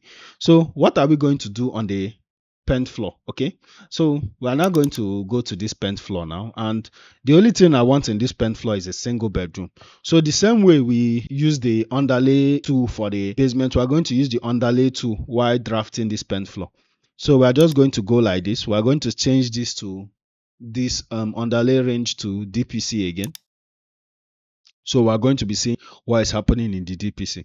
So basically, I want the spaces on this PENT floor to stop at this junction here. So I'm going to go to architecture. I'm going to go to walls. Then I'm just going to set the walls from PENT floor to roof level. Okay. So I'm going to draw a wall from here to this point here. Okay. I don't think it needs to get to this point here. Up to here. Up to here as well. Then I'm going to click on this and change this to 150 wall. So it's going to match this. Okay, so what we're going to do next is we're going to click on view template, click on this view template, apply temporary view. So we are going to see these walls. So we already have the staircase is fixed here. So what we can now do now is we are now going to divide this space and create a wall. Use the wall to divide this space to create a bedroom here. So basically I'm creating a kind of 3-bedroom stuff like that. Okay, the 3-bedroom mini suit, even though 3-bedroom is few, but this is just a sample video. Okay, so I think logically I'll tend to put the toilet towards the back side of the building. I'm just going to match this wall here. Okay, so I'm going to change this to 150. Put this distance to 1050. Then I can click on copy and copy this by 600. Delete this. So what we have here is, if I go to annotate detail line, I can now draw a line from here 600 millimeter up to this point, then basically create a wardrobe and drag this wall to match this. So I can now go to architecture, click on doors, change this from D2 to D1, put the main entrance door here. I'm going to put another door here, so this is going to link to a balcony. This is going to be like a terrace, kind of. Okay, so I'm going to click on this, bring the door type 2 and place another door here for this convenience here.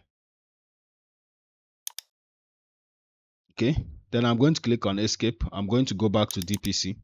So I'm going to select this door here, click on copy to clipboard, click on paste, align to selected levels and set it at PENT floor level. So let's go to the 3D view and see what we are creating.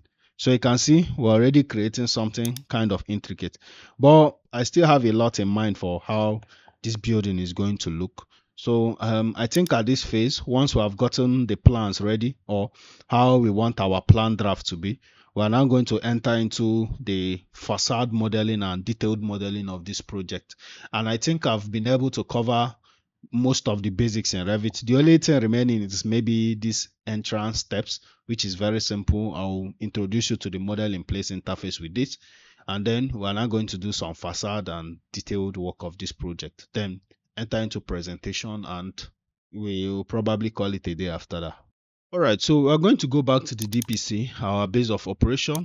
It's asking me to save the project, so I'm going to save it. Mind you, we will still, as we are working on the facade, we're still going to be simultaneously adding more details to other integral parts of the building. So I'm going to delete these two lines, so it's not going to confuse us. And then I can delete this line here. I just need only this triangle. Let me hit Ctrl Z. I mistakenly moved it. So now what we're going to do is we're going to be creating some entrance steps. So usually I will have used the stair tool, but I think it's better I use model in place for this. So what we're going to do is we're simply going to click on this components drop down icon here, then click on model in place. Then we're going to look for the category floors and click on OK. Click OK. Then we're now going to use the sweep tool, but we're now going to select this sketch part. Then we're going to set work plane, set the work plane and make sure it's in DPC level and click OK. So I'm just going to pick a line, drawing a path from here up to this point. Then I'm going to click finish. So sweep is basically after we have drawn a path, we are now going to draw the cross section of that path to follow this sweep. So let's just go to 3D view and you're going to see practically what I mean. So we are going to rotate this here to this approach. And after rotating it, we are now going to click on this select profile, edit profile.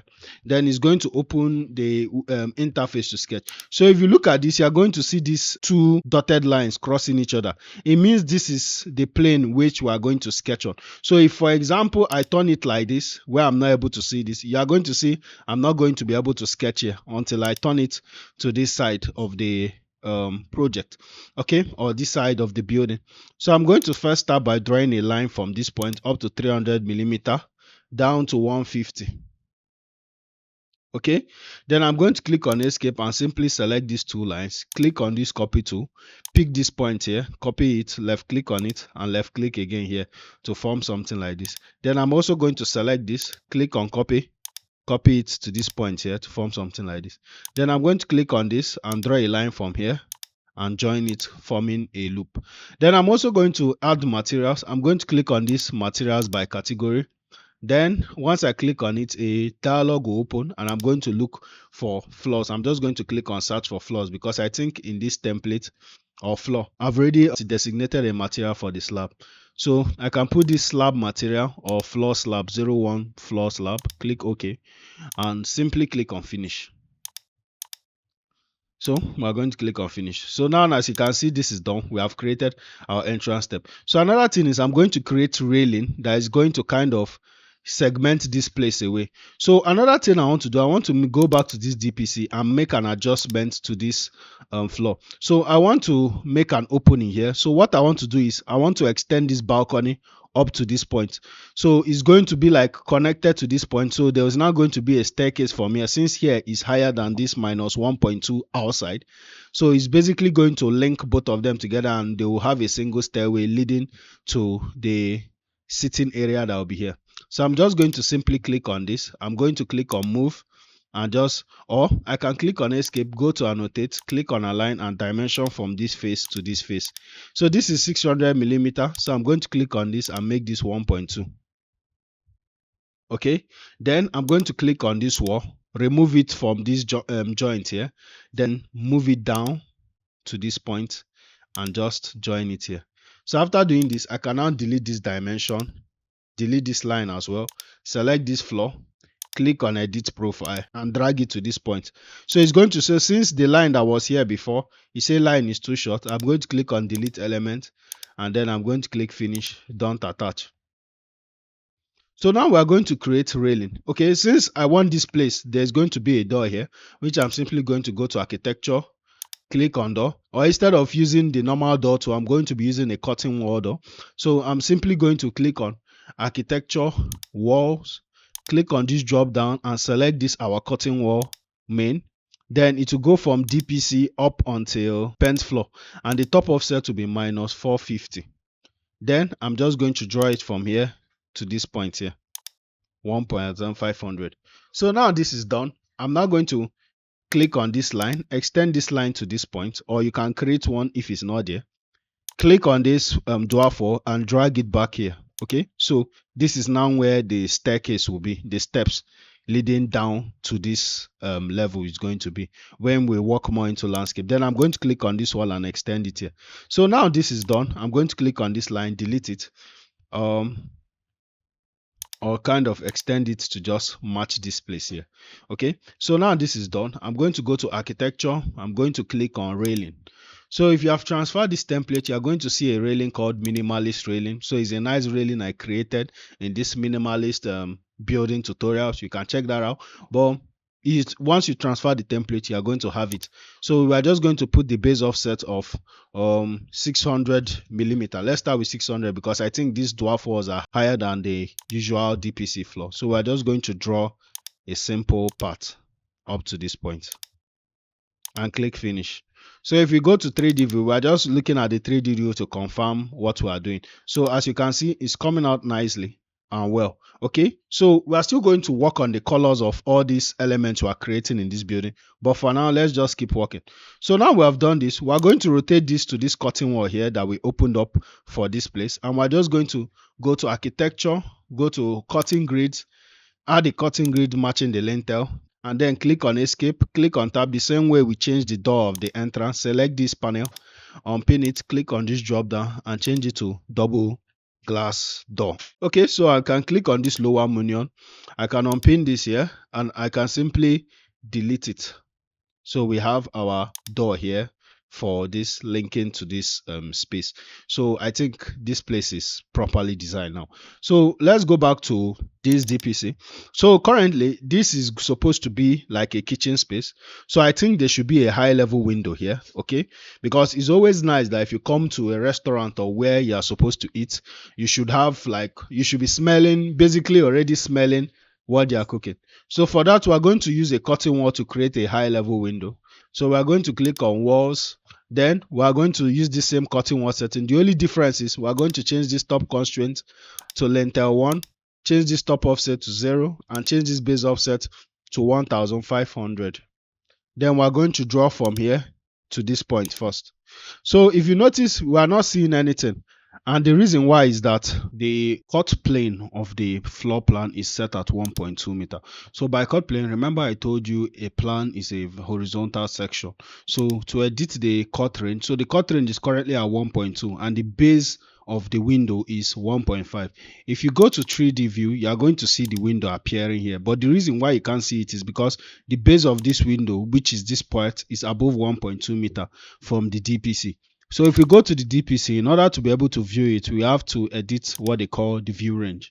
So we are simply going to click on edit in this view range. Under this properties panel, you just see view range here. Then this thing is going to pop up. Then we are now going to change this from 1.2 to 1.8 meter and click on apply and OK. So you are going to see that you can now see the curtain wall. Now we have changed this view range. So we are going to go to 3D and we are going to set some things. Because these two walls here, if you look at this front, these two walls are aligned. I want to create kind of consistency in the facade, and this is when the facade design starts simultaneously. So I'm going to click on this curtain wall here, and I'm just going to move this edge till it matches the surface of this wall, so we can create an element here in future. Okay, that is going to come into play later. Then we're going to go back to this DPC. Then since here is 1 meter from here, what I can do is now to go to annotate detail line, draw a line from this point up to, let's use 3.3, and draw another line perpendicular to it. So we are going to click on this curtain wall and just drag the edge to this point. So now we are going to go to this 3D view and we're going to be creating some cutting grid. So I'm going to go to architecture, click on this architecture cutting grid. Then I'm just going to place each grid at 1.1 meter. So if I want to add some finesse, I can also add some cutting wall embedded window. The same way I open the template file to get this cutting wall embedded door, I'm going to do the same for cutting wall embedded windows, which I'm just going to click on file, click on the template file to open it. So now the template file is open. I'm going to go back to this DPC presentation. Then I'm going to look for where a curtain wall embedded window is. So I can go to the 3D to get better views of this. So I'm just going to select this here and I'm going to click on copy to clipboard. That is this icon here. Then once I've done that, I'm going to go to DPC and hit Ctrl V and just paste it here. Alright, so now this is done. I can click on this and delete this. So I'm going to go to 3D view now. Remember I told you it saves in the inventory. Then I'm going to hover around this panel, click on tab, select this panel. Then I'm going to hold Ctrl, select the second panel, hold Ctrl, select the third panel. Then I'm just going to click on this to unpin all of them at once. Then click on this drop down and I'm going to be selecting, I'm just going to be looking for this metal. You can see the curtain wall, window curtain walls, and I'm going to select it. Then you can see the curtain wall embedded windows, which is looking nice. Okay, so we are now going to go to this PENT floor and we're going to be creating floor slabs for where it is supposed to be. So we're going to go to this PENT floor level and we're going to create some floor slab. So I'm going to go to architecture, click on floor. The level is PENT floor automatically. Then I'm just going to, okay, so another thing I forgot to do before I create this floor is to create a duct. So this duct will have to go from this PENT floor down to the DPC. Okay, so I'm going to click on walls, click on this drop down, select 150 wall, change the base offset to 0, top offset to ceiling level. Then I'm just going to draw a small duct at this corner. So the whole purpose is to be able to duct the pipe from this WC.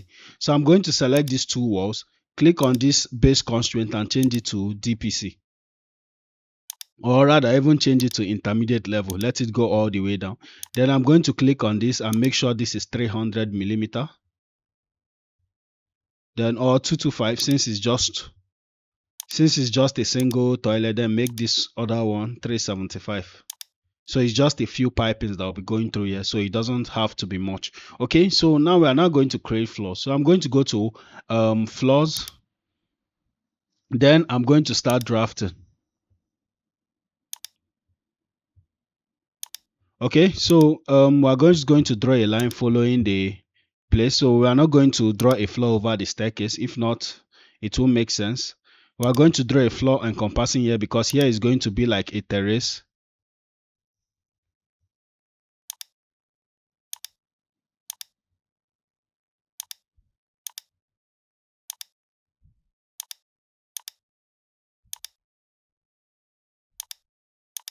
Then we are going to trim it and click on finish and click don't attach. So now this is done. What we're now going to do is we're now going to create a railing here, because if we don't put any railing here, people are going to follow from here. So since the staircase is going down through this point, we're now going to go to architecture.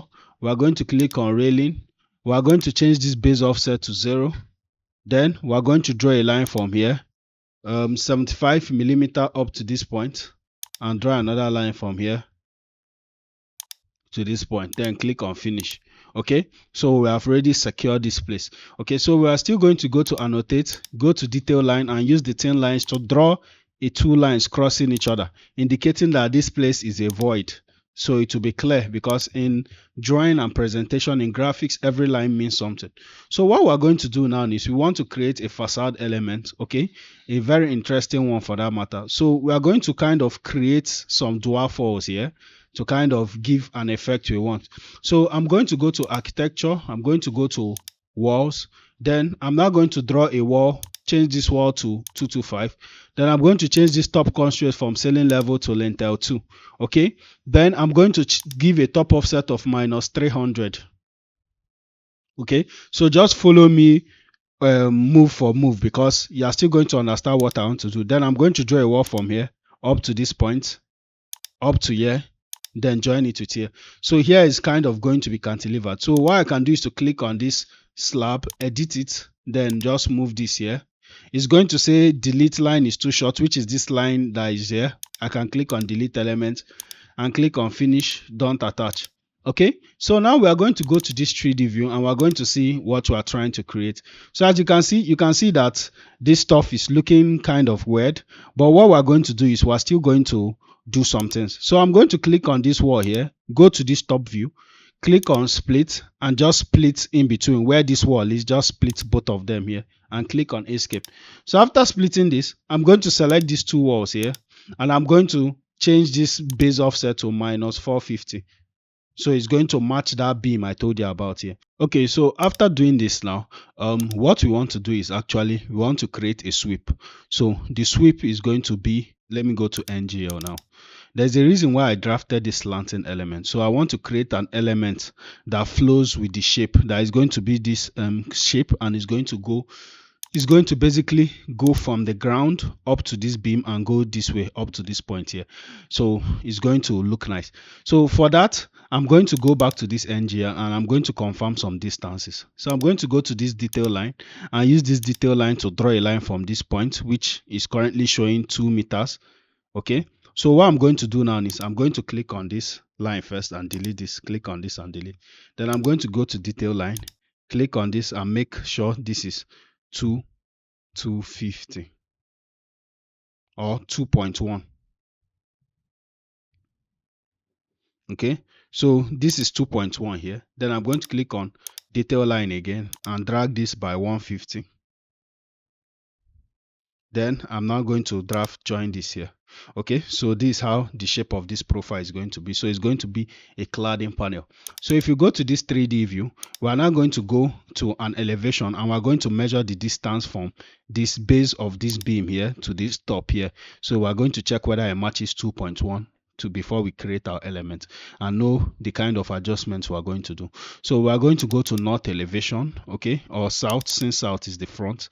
Then I'm just going to simply click on annotate, align, then I'm just going to dimension here to here. Okay, so this is 2.25, 2550. So if I select these two walls here and I put a top offset of minus 600, it's still not, so I'm going to put a top offset of minus 750. Okay, so I'm going to go to 3D view again and I'm going to select these two other walls and put a top offset of minus 750.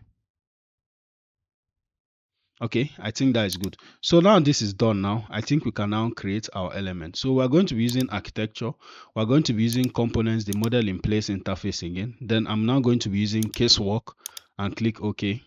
Click OK. So for this, I'm going to click sweep. But instead of using the sketch path like we used before, I'm going to be using pick path. So we are going to pick a 3D path. So I'm going to pick here first, pick the second line, and pick this third line. Then I'm going to click on trim these two lines together. Then trim these two lines together. So it's going to go this way.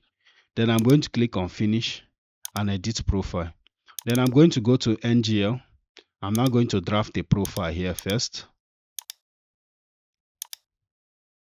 Okay, after drafting this profile, I'm going to click on offset and offset the profile by 25 millimeter. Since it's not like a solid element, it's more like a prefabricated set of panels. Then I'm going to just offset each side. Then I'm now going to click on trim and trim this. Okay, so now I want to also create another something nice. So I want to create an LED light space on this element. So I'm going to draw a line from here and draw a line up to, let me use 450 millimeter. Then stop the 450 here. Then draw a straight horizontal line at 100 millimeter and draw another one joining back the triangle. So I can delete these other lines. They were just to get the point. So I'm now going to click on offset again. 25 here, 25 here. Split the element here. Then click on trim and trim it to accuracy. So after doing this now, we're now going to assign a material to it. Currently showing material 01 floor slab. So we're going to click on this material tab and we're going to create a new material. So I'm just going to right click, duplicate material and assets. Now change the name to 00 white cladding panels. White cladding panel. Then I'm now going to click on this icon here. Then I'm going to go to appearance and I'm just going to look for wall paint. Then I'm just going to look for white, just pure white here. Then once I see white, I'm going to select it. Click on graphics.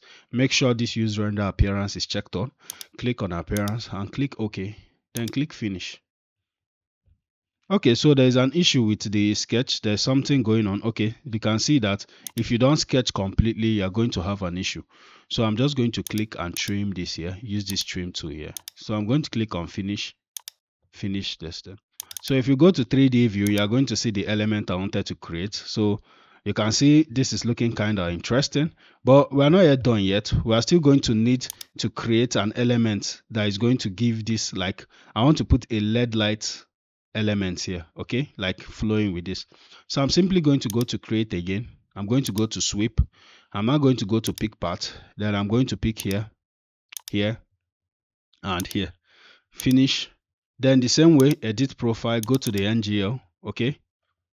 Click on this to edit the profile. Then we're now going to draw a 75 mm long strip of LED lights, 5 mm thick. Then I'm just going to click on this and look for if we have LED lights. I don't think I have it in. So I'm going to just right click on this material, duplicate, call this 00 LED light. Then I'm going to click on this, click on appearance, wall paint, and I'm just going to make it dark gray in color.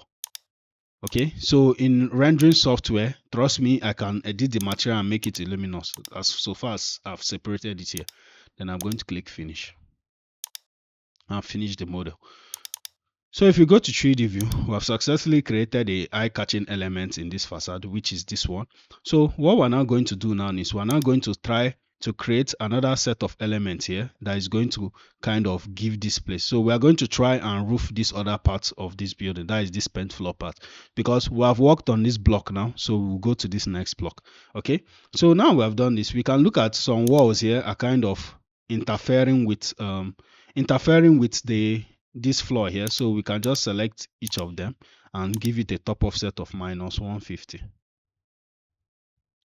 So it will look nice. Okay, so now let's see how we can roof here.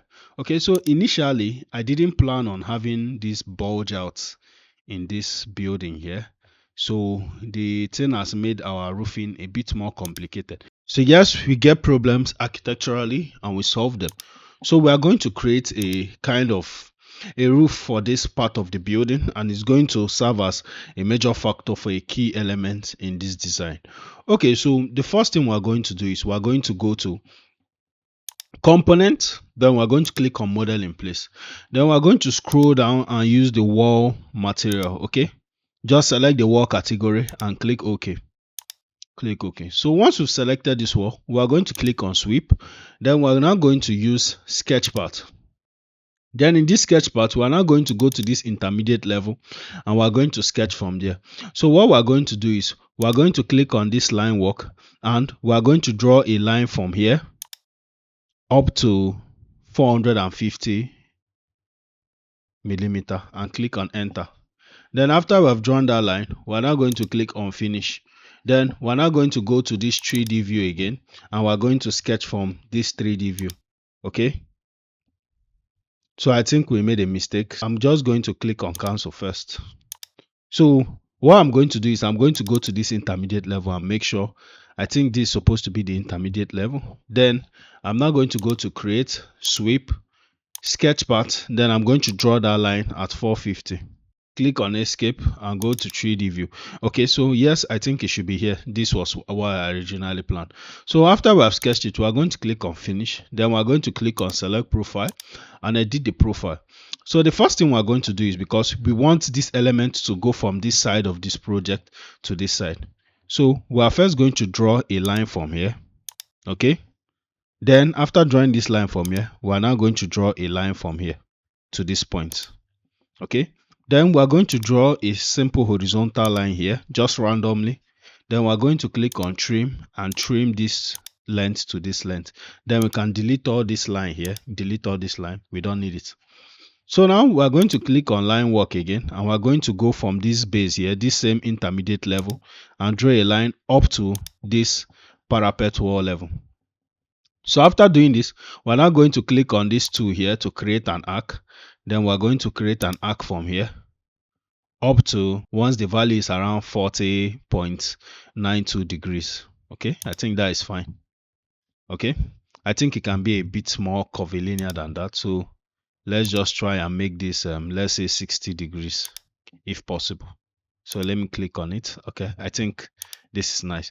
So once it's like this, what we're now going to do is we're now going to click on offset, and we're going to be offsetting 900 millimeter from each of this line. So after doing this, we're now going to click on this and trim this here and close these loops. Then we can now click on this trim tool and trim it. So basically, this is the form of the building that is going to be like. So another thing, we're going to go over here and assign a material. So I previously created this material, brown granite. So to create a material, you can simply right click, duplicate, and we can call this, let's say, cream granite. Okay, then I'm going to click on this icon here, going to go to appearance, and I'm simply going to go under stone. Yeah, I think stone is where I can get some nice granite options. Then I can now choose this quartz rust brown or this quartz candy granite. Okay, after doing this, I'm going to click on apply, click on OK, and click on finish. So you can see we have this first element here and it's looking nice. So before we finish, we're going to go to this intermediate level and we're going to copy it again. So I'm going to click on this element, click on copy, pick this edge here, then copy it up to this point here. Okay, then I'm going to click on escape. So if you go to the 3D view and you rotate it, we're going to see something like this, which is going to serve as the basis where we're going to create our roof from. Okay, so we're going to click on finish for now. So now we are going to immediately start creating the roof that is going to cover this whole part of this project. So I'm going to go to architecture, components again. So I'm still going to show you how to create roof the traditional way in Revit, so to use the normal roof tool. But for now, for this particular roof, we need to use the model in place. So we'll click on model in place. We're going to scroll down and look for roof, the category of roof, and click OK. Click OK. So what we're going to do now is we're going to rotate this building to the back first. We're going to click on sweep, then we're going to click on sketch path. Then we're now going to click on set work plane, pick a plane, then pick this face. That is like when you rotate the building, just pick the face of this. Then we're going to click on pick line tool and pick here. Then pick another line here and another one here. Okay, so after doing this, we're now going to click on trim and trim this to this line and trim this line here. Then we're simply going to click on this offset, but this time we're going to change it to 150. So the reason is, since these two lines are attached, if you click on offset or make sure you uncheck this copy and you just offset it back, it's going to serve as a way to push this line back from here and do the same here. So you are going to see the reason later. So I'm going to click on escape, click on this line here, delete this one and delete this one, since we have achieved what we wanted to get. So I'm now going to click on finish. Then I'm now going to rotate this to this way.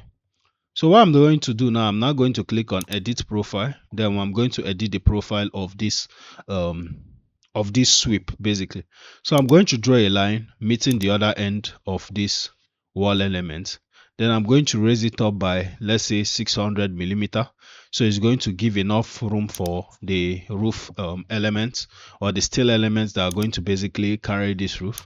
So after doing this, drawing a line, it forms something like a basket first. Then we're going to click on offset 15 millimeter.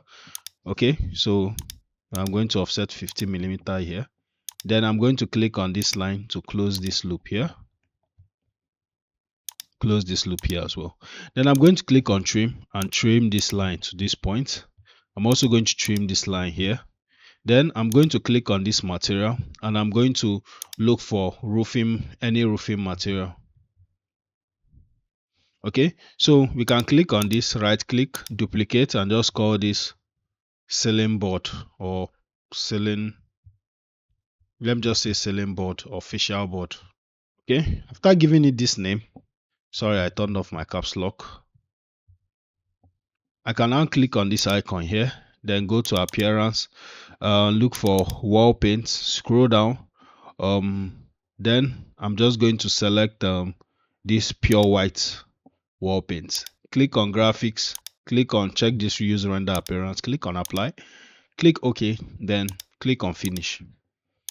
Okay, so if you look at this, it fits perfectly well into this. So now we have created this facial board. Okay, I think it kind of extended a bit off the wall. So what we can do is to click on edit sweep, click on edit sketch, draw a line from here going downwards. I think I should be accurate here. Okay, I don't think so.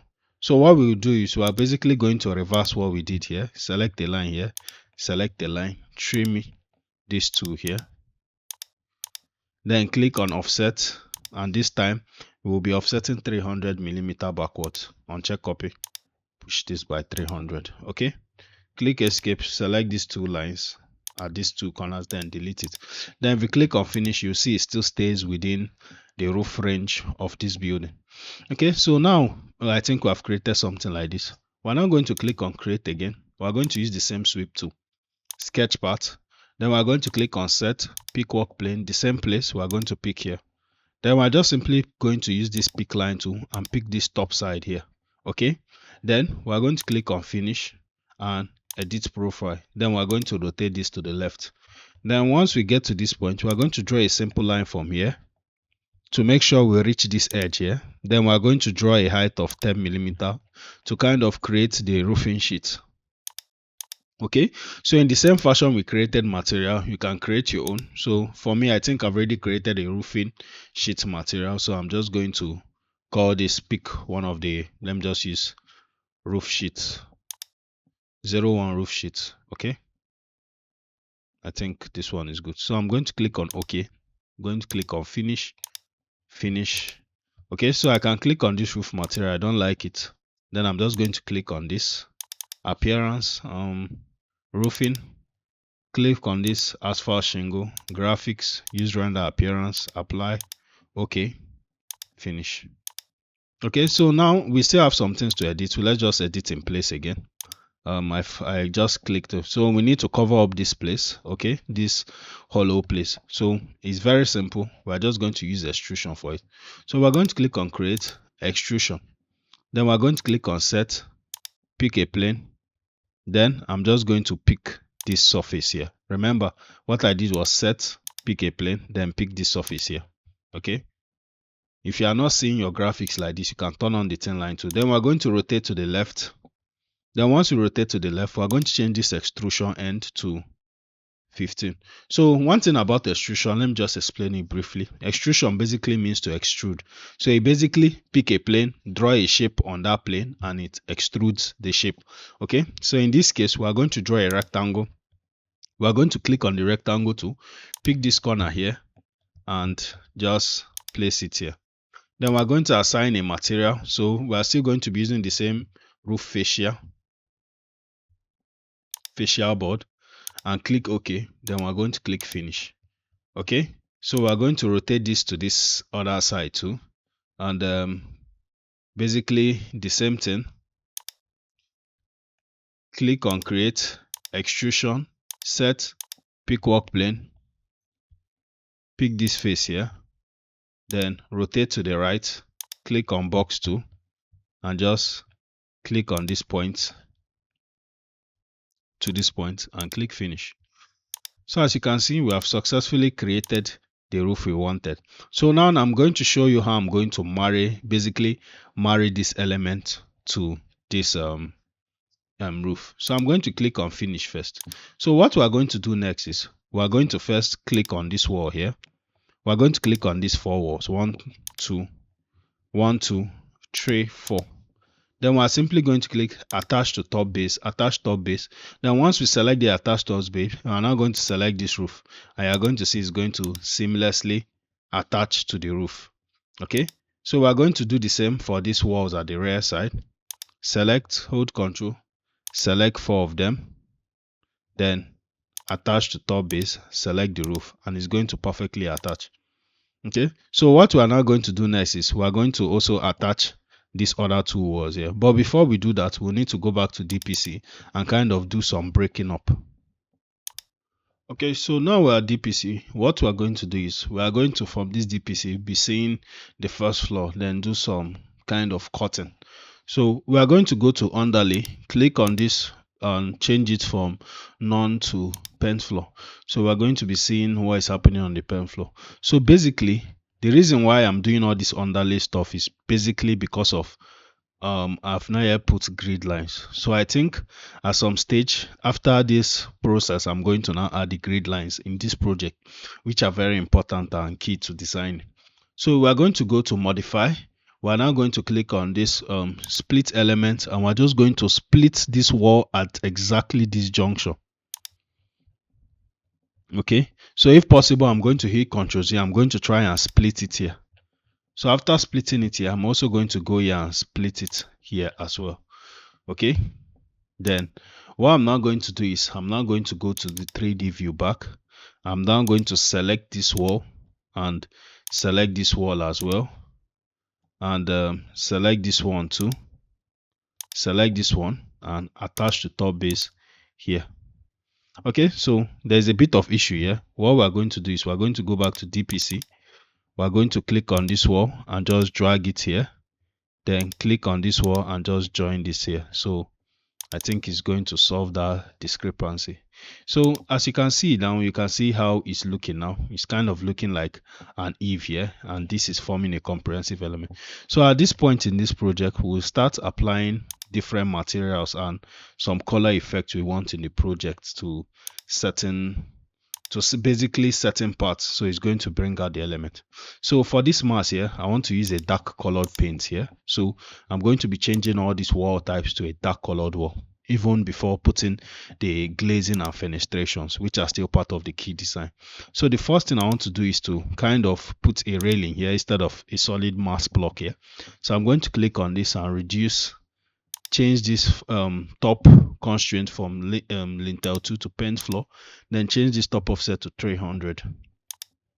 So after doing this, now I'm now going to go to this PENT floor. I'm going to go over here, shift this wall backwards a bit, click on this wall, drag it here, then drag this here. So it's going to appear like this. So what I'm now going to do is I'm going to go to architecture. I'm now going to click on railing, and I'm going to be using my minimalist railing. Set the base offset to be 300, then draw a simple railing profile here. So after doing this, I'm going to click on escape and let's go back to 3D. So we can see how it's coming out now. So before I go any further with the 3D stuff and designing stuff, I think it's time to create the grid lines. So we're going to go to DPC. I think DPC is the best level to create these grid lines, and I'll just first define what grid lines are, basically what it means. So grid lines are imaginary lines used in construction drawings. So these imaginary lines helps you locate things between different floors in a project and key structural elements. For example, grid lines can help you denote that a column or a pillar is supposed to be at this position, and if it's not at this position, it means it's out of place. So grid line help with that. For instance, now I know there is a wall here, there's supposed to be a wall here.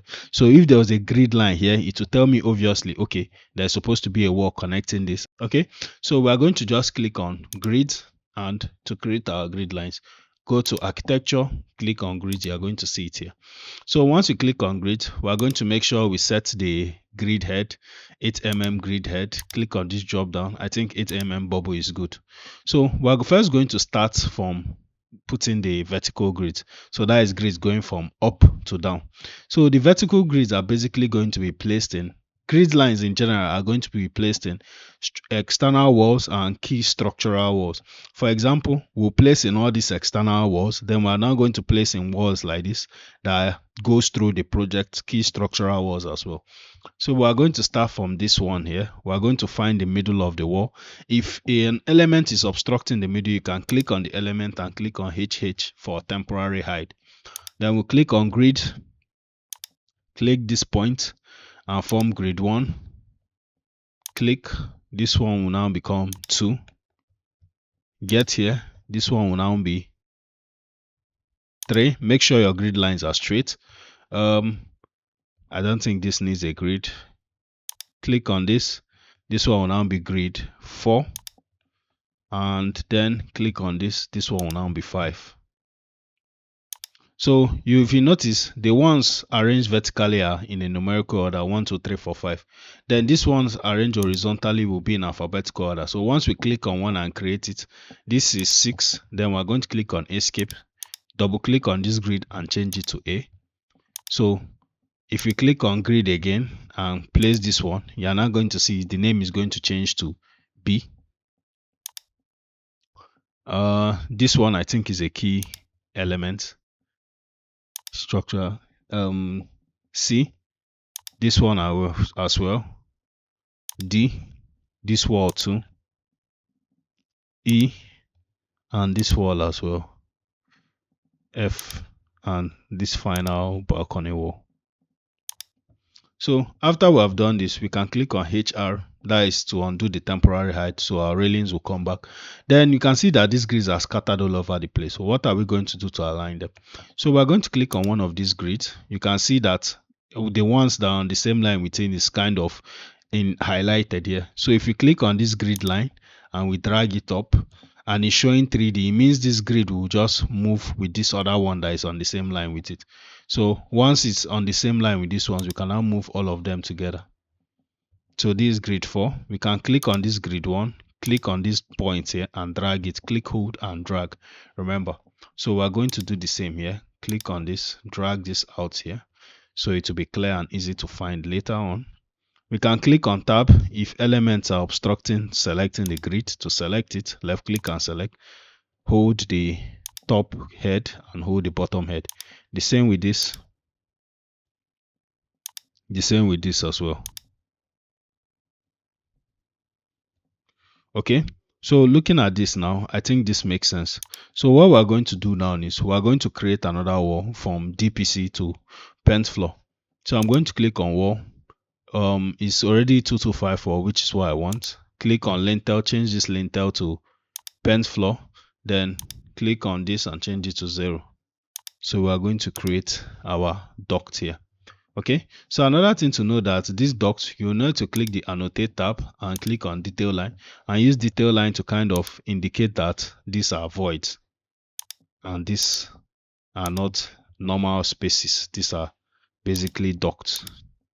Okay, so even though I don't like the way these ducts are coming out, because this duct in particular is entering a space, what I'm going to do now is I'm going to kind of inverse this duct and make it enter this exterior space rather than the interior space.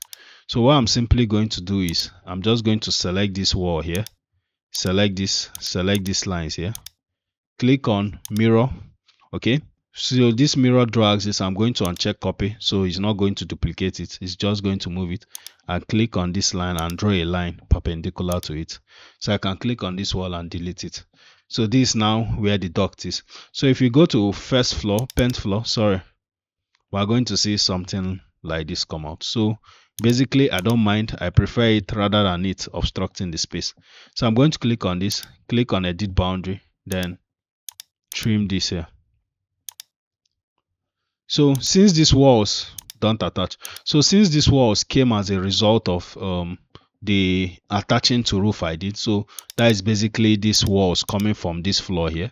We're going to go to this PENT floor, and we're simply going to go to annotate detail line, and we're now going to make this a void. Okay, so now I'm just going to click on architecture wall, then I'm going to be using this one to roof level and just join this here. Okay, then go to annotate detail line and indicate that this is a duct. Okay, so we're going to go to 3D view and we're going to rotate this to the rear view. Then I'm now going to select these three walls. Okay, I think there's an issue. Let's go to PENT floor. So I'm just going to click on modify, split this wall here, go to 3D view, select 1, 2, 3, and click on attach to top base and just select it. Okay, I can see why it's not working now. So what we can do, since this is not working, we're just going to detach this from the top base, and let me go back to PENT floor and kind of disjoin this. So what I can do now for this wall is to hover around this point here, right click and disallow join. Then I'm now going to drag it to this point. So if you go to 3D view, you are going to see we can now edit it independently. So for this wall that is can't join, since the roof model we created is not encompassing this wall, like the walls cannot attach to it because it didn't extend to this point. So we need to just adjust these walls manually in Revit. So sometimes we encounter this kind of stuff, so we just drag it and just make it feel this way, and I think it's better like this. Okay, so now we have done this. Now we are now, like I said, we are going to start changing the materials of some parts of the building we feel is necessary. So let me click on this and click on edit type. I think this material looks darker than it's supposed to for some reason. I'm going to appearance to see why it's so, but it's still the white I intended it to be. Okay, so what we're going to do is we're going to make a darker colored wall. So normally in Revit, you can use paint. The paint tool is in, I think is in modify. Under modify, you can click on this paint icon here. Click on this paint and paint, even look for a gray paint and maybe paint your wall colors, okay, as you want. But the thing about this is that I don't usually like it. I usually actually like just basically changing the wall type, but you can use paint if it suffices, if you feel that is more comfortable. But what I like doing is, let me just click on this done, and I'm just going to click on this remove paint to remove the paint. Okay, but as you can see, I've showed you how to use the paint tool in Revit for people who might prefer it. But I usually just prefer doing is click on this wall here. I'm going to click on edit type, duplicate, and I'm now going to call this 00225 darker wall. Then I'm going to click on OK. I'm going to click on edit, and I'm only going to change the material from white paint to duplicate and call this dark paint. Okay, so I'm going to click on OK. Click on OK again. Then wait, I'm going to click on this material again. Click on this icon here to change the material. Go to your appearance, wall paint, and look for light or normal gray paint color.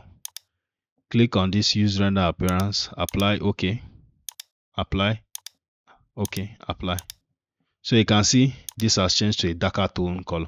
So we're just going to select this wall here, hold Control, select this as well, select this wall here too, select this wall. So basically, if you notice, the way I'm selecting colors is like I'm selecting it as per a mass. Okay, so I'm trying to select most of the portion of this this second part of this building. Click on this drop down and change it to darker wall paint. So it's showing some issues. I'm going to click on unjoin elements. Element can be reversed. So I'm going to cancel this first. So I'm going to click on cancel first. So I'm just going to try and change some few ones here. So I'm going to select this one. Select this. Then click on this drop down 2 to 5. Select this wall.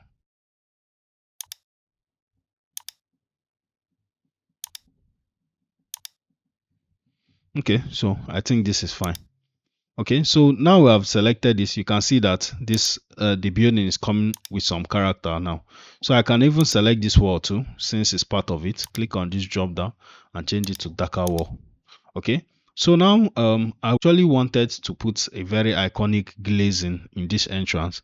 So the glazing is going to basically encompass this whole place, even though I'm going to be using some interesting combination of panels. So it's kind of going to be part of the iconic features of this building. All right, so we are going to start putting some fenestrations and kind of giving this front facade a character. So what we're going to be doing is we're going to be working with this curtain wall here. So we are going to try and adjust it and create a very nice comprehensive element. So I'm going to go back to this DPC here. Then I'm now going to click on this curtain wall here. And then I'm just going to move it by 600 first, or 800. Okay, then I'm going to click on this and drag it out of this wall back to 3.3 meter. So now I'm going to select this curtain wall and I'm going to change this dimension at this side to 750 millimeter. I can delete this line here and click on delete. So what I'm going to do now is I'm going to click on this. I'm going to go to 3D view. Then I'm just going to select this windows, curtain wall embedded windows, click on this and change this back to glazed, panel glazed. Then after changing it back, I'm going to click on this curtain wall and I'm going to change this top constraint. I'm going to change it to roof level or ceiling level. Okay, so now it's at ceiling level. I think we're making some progress. So I'm going to click on this curtain wall and I'm going to click on edit profile.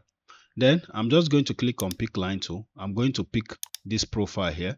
Then I'm now going to click on offset and offset it by 900 millimeter. Uncheck this copy, offset it here. Then I'm just simply going to trim this. Then I can click on this line and delete this here. So now this is this way. I can click on finish, delete element. So I'm going to click on escape. So what I'm going to do now is I'm going to click on cutting grid and I'm going to put a cutting grid here, another cutting grid here as well, then another one here and one more here. So what I'm going to be doing now is I'm just going to be replacing some of these curtain walls here with some panels. Okay, so I'm just going to click on tab, select this, click on this drop down and select solid. Then I'm going to click on unpin. Okay, if it's not already unpinned, then I'm going to click on edit type, duplicate. I'm now going to call this 00 wooden panels. Then after clicking on changing the name, I'm going to click on OK. I'm going to leave the properties the same apart from the material. So I'm going to click on this material and change it. So I'm going to right click on this copper panel, copper material, duplicate and just call this 00 wooden panels. Then I'm going to click on this icon here. I'm going to go to appearance. Then I'm going to select wood, look for wood. Then I'm just going to select this first wood and the rubber wood. Then click on graphics, make sure I check render appearance, apply, OK and OK. So after doing this now, I'm going to click on tab, select this panel as well, select this panel and select this middle panel just to create an interesting pattern. Click on this drop down and change it to wooden panels here. Okay, so you can see the character is creating here. So we're also going to create another set of curtain wall panels for this portion. So we are going to go to the PENT floor for this. So what I'm going to do now is I'm going to go to walls, click on this drop down, set it to curtain wall main. Then I'm going to draw a curtain wall from here up to this point here. Okay, so another thing I forgot to do is to set the constraint height. So I'm going to click on this and set it to be ceiling level, just like this one. Or I can even set it to be roof level since by virtue of the facade element. Virtue of the facade element, we have this curve shape. So what we're going to do first is we're going to click on this cutting wall here. We're now going to click on edit profile. Then after clicking on edit profile, we're going to click on pick line. We're going to pick here. Then click on offset and offset it by 900 millimeter. Then I'm just going to trim this so it's going to match this other cutting wall here. Then click on escape, click on this line and delete this. Then I'm going to click on finish and delete elements. Okay, so what I'm going to do now is I'm going to add some cutting grids here. So I'm going to go to architecture cutting grid. Okay, so I'm just going to add some cutting grids here, some vertical cutting grids. So I'm going to be putting them at, let me use 1.1, I think. Yeah, 1.1. I think 1.1 is nice. Okay, what I'm going to do, since this thing is quite uneven, I'm going to hit Ctrl Z first, and I'm going to try to make this cutting wall slimmer. So I'm going back to paint floor. I'm going to click on this and make this 3.3, just like this other one. Okay, so after doing this, it's going to be the same size. So if I go to 3D view, it's just going to still maintain that smooth curve here. So what I'm now going to do is I'm now going to go to cutting grid and just add 3 cutting grids here. So I'm going to click on tab and make sure each of them is 1100.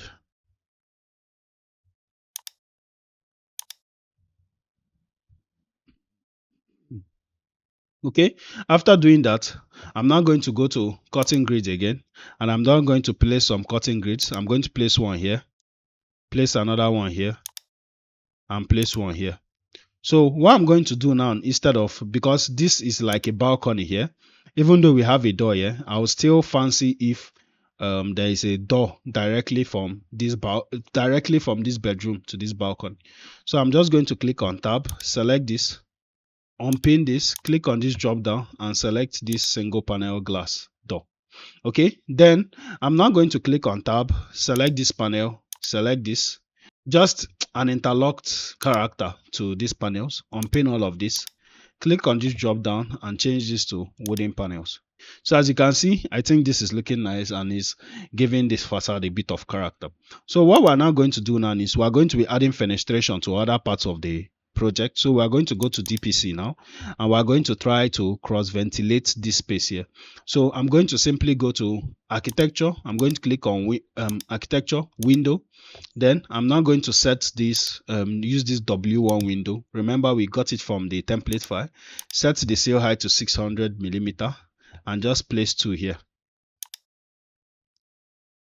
Okay, we're still going to adjust all of them. Then for this place, we are going to place another. Okay, I think we can place one window here and another one here. Then over here, we can place 2 windows here. Or we can put some high level cutting wall here. Okay, so we already have 2 windows here. We can also put another 2 here.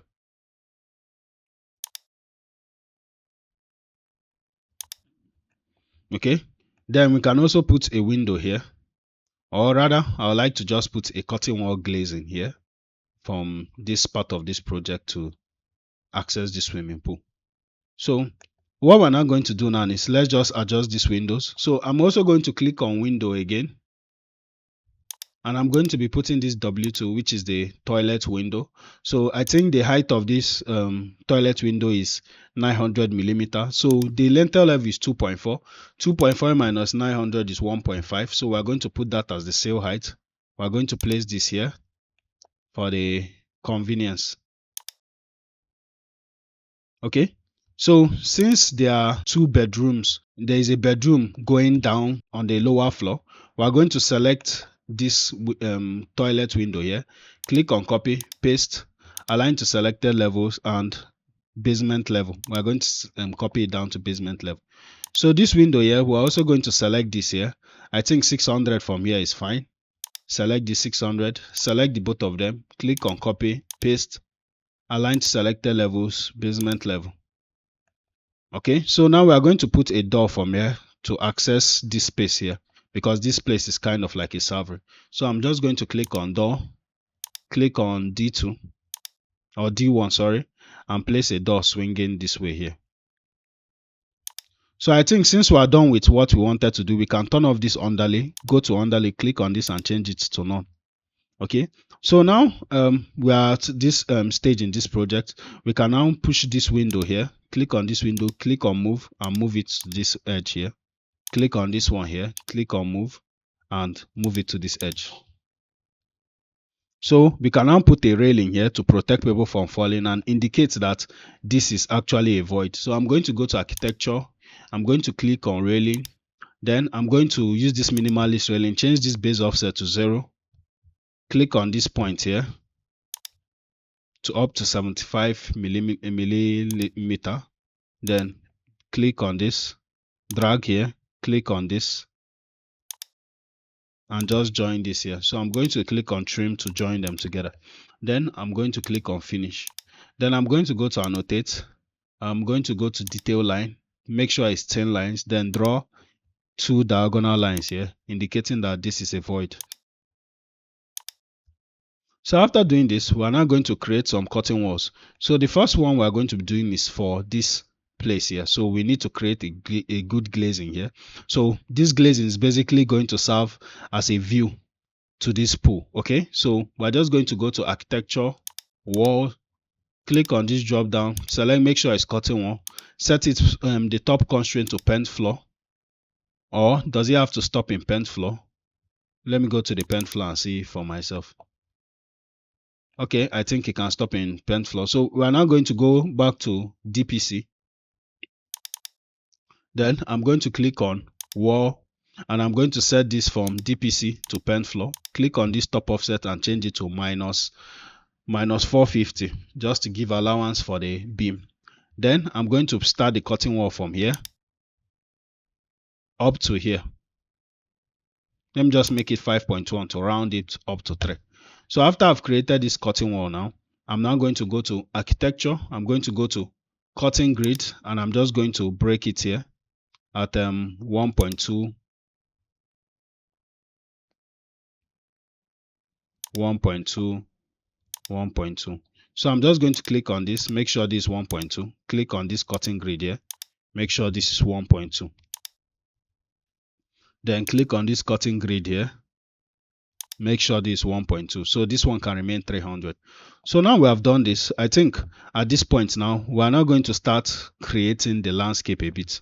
So the first part of the landscape, we are going to go back to NGO. Okay, let's just create the cutting wall we wanted to create for this place to create a high level window there. So I'm simply going to go to walls, click on this cutting wall, change this top constraint to lintel 1 and change this to 0, this top offset.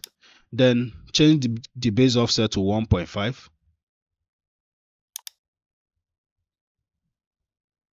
Then I'm going to draw a cutting wall here. Okay, so I can click on this and change this size to 3.3. Okay, so it's going to match. Then I'm going to click on this. I can go to annotate, align, then dimension here to here. I think 225 is a good dimension, so I can delete this. So I'm going to go to 3D view and I'm going to rotate this to this side here. Okay, then I'm now going to do some cutting grids. So I'm going to go to architecture. I'm going to go to cutting grids and just place 3 cutting wall. Then I'm going to click on tab, select till I select one panel, hold control and select the other 2 panels, unpin it and change these cutting panels to windows. Okay, so it's openable windows in the curtain wall. So I think this is coming out well and it's looking very nice. So we're also going to go back to this DPC and we have to light up this staircase. So we're going to put 2 big curtain walls here. So for this, I'm going to go to architecture. I'm going to go to wall.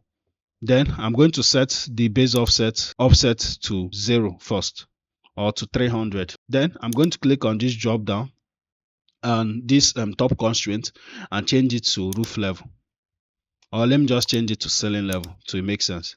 Then I'm going to draw a cutting wall here from here to 1.2 or 1 meter. So now this cutting wall is 1 meter, or let me just click on it and make it 900. So we are going to go to 3D view. We are going to rotate this to the side. Okay, So after rotating this to the side, we're now going to click on cutting grids and create some horizontal cutting grids here. We are going to create one at the lintel. I can hit Ctrl Z. We are going to start with this one at this lintel too. We are going to go to this one here, basically just following the level. So we are going to go back to DPC. We're now going to go to annotate, align, then we're just going to select this. Okay, this is 450. So what we can now do now is to click on detail line, then draw a line from this point to 450, input 450, enter. Select this, click on this two ways so it will face the other way. Click on copy, select this edge here and copy it to this point. So it will be balanced from that view. So if you go to 3D view, you are going to see it's looking nice. So there's something off about this building, and what is off is we have not yet started working, creating the landscape. Okay, so I will still get to that. As you can see, all the design we have been designing so far is with consideration to that. If you go back to this NGL, you'll remember that we set heights for each section of this building. This one -2 1 2, -1 2, -1 3, and this is 0. Okay, so in this NGL, we are going to start creating the one that is 0. So we are going to start using the floor tool to create this landscape. So ideally, people can come and say that some people use the topo solid to do their landscape, which is fine. And some people say it's the proper way to do it in Revit. But personally, I don't believe in that. I believe Revit has a lot of tools. So if you can creatively use certain tools to get your desired effect, I would suggest you use it. So personally, I use floors to do landscape, and I get the most versatility from there. But I've also done a video on Topo Solid. You can check it out, how to use Topo Solid if that is your what you want to do. But for this video, I'm going to be using floors for the landscape. So I'm going to go to architecture. I'm going to click on floor. Then I'm going to click on edit type, duplicate, and I'm going to be calling this 00 paved area.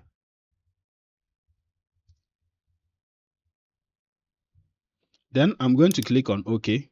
I'm now going to click on edit. I'm going to click on this material and simply change it to this interlock stone and click on OK.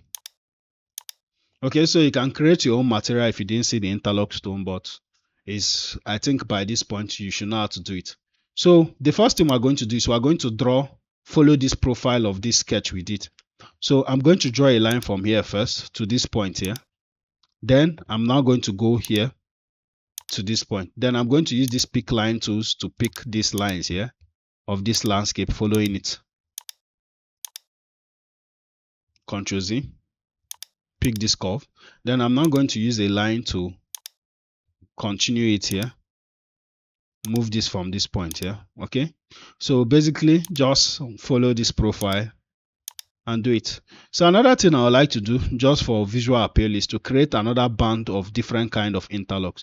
So what I'm going to do is to click on offset first. Offset, set the value at 600. Make sure I check this copy on, then offset here.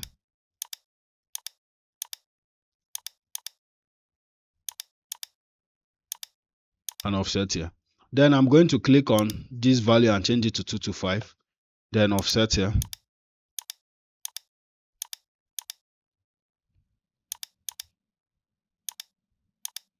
I'm going to click on split tool, split here as well. Go over here, split here, and split here. So we are basically making provisions for a different kind of paved area. Then I'm going to trim this. Also trim this as well.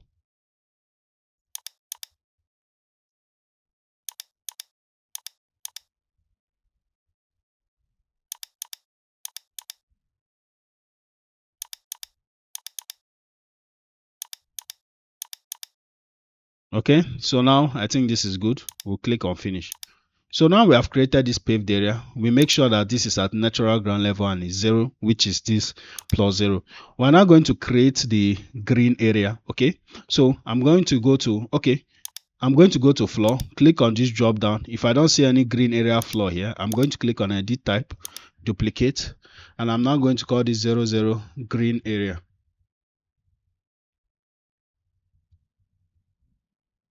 Okay, then click on OK.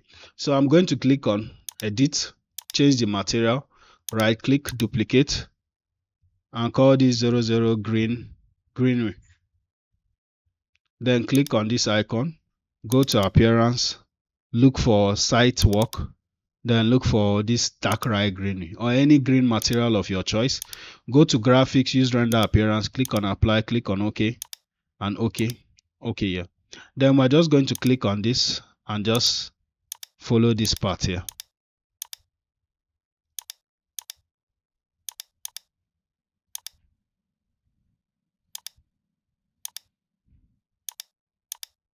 Okay, so since we have some intersecting lines, we're going to click on split here, pick line tool.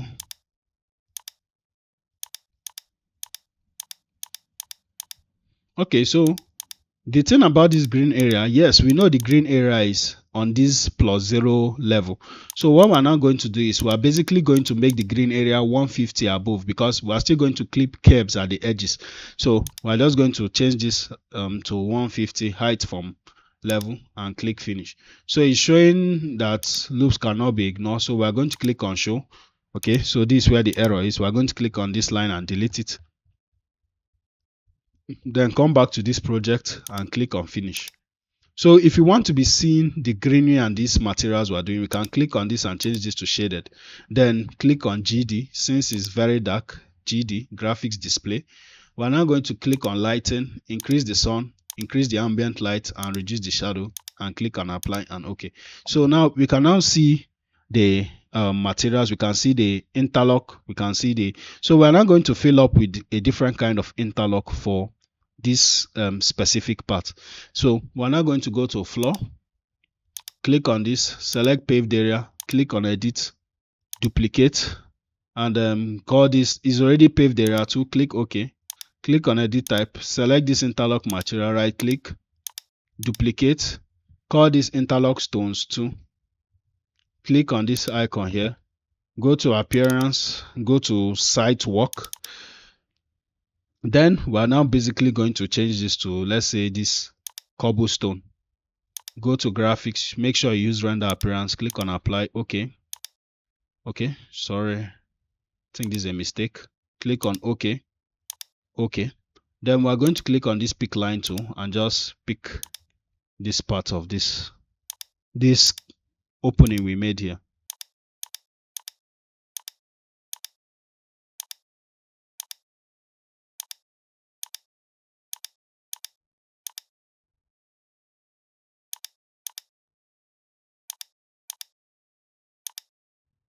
Okay, so now we have done this. On the second thought, I thought it would be better. I think it would be better to just change this green area instead of making it 150 minus 10. Okay, so we're also going to click on this other green area and make it 0. Okay, so the green area are slightly lower than the paved area. So we have this 0 here. This if you go to this end here, we have the landscape for this level. So we're now going to create the landscape for this level. So the first thing we're going to do now is we're going to go to this intermediate level. Okay, so what we can do is to go back to this NGL, basically select everything here, click on filter, click on check none, and just select only the line works and click, and also select the text notes. Click OK, click on copy, paste, align to selected views, and look for intermediate level and click on OK. So if you now go back to this intermediate level, we're now going to go here and create this intermediate floor. So we are going to first start, because we need to actually plan this. All right, so the first thing we're going to do is we're going to create a floor on this level. So we're just going to go to floors, and we're going to be using our paved area, normal paved area, to create a floor from here to up to this point. Remember, this is like a hanging balcony, so the slab should reach this point. Then we should also create another one here. Okay, then we're now going to create green areas. So we're going to go to architecture, floor again, then place the green area. Then we're going to make sure that we set this offset to 0. We're also going to still correct that for the floor and just draw a profile for this green area here. Okay, and click finish. So what we're going to do is we're now going to go to 3D and confirm what we've done. So we are going to click on this one and we're going to set it back to 0. Then this one, just like the way we put -10 height offset from this level -10 here, we're going to do the same for this green area, -10.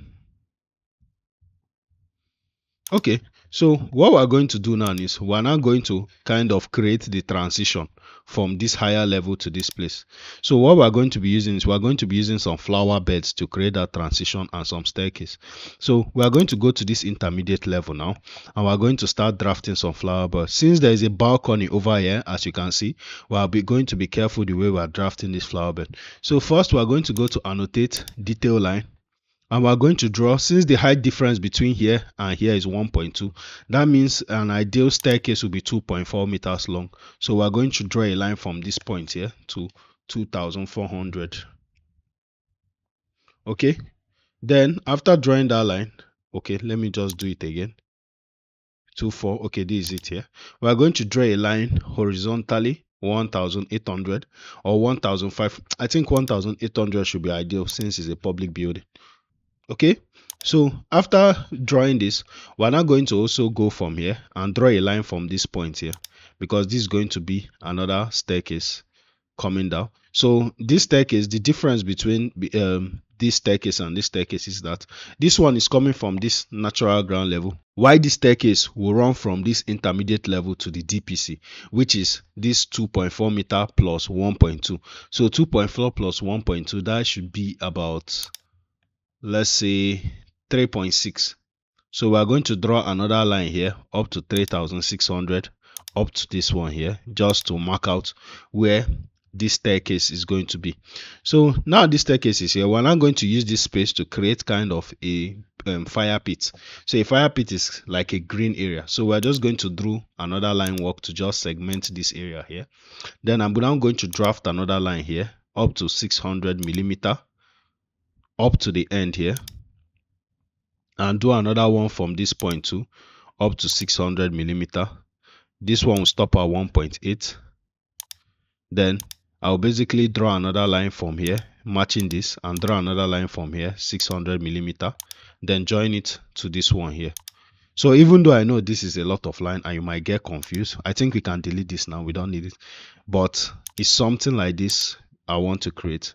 Okay, so what we're now going to do is we're going to create a new type of wall. We're going to use as like the retaining wall here to kind of segment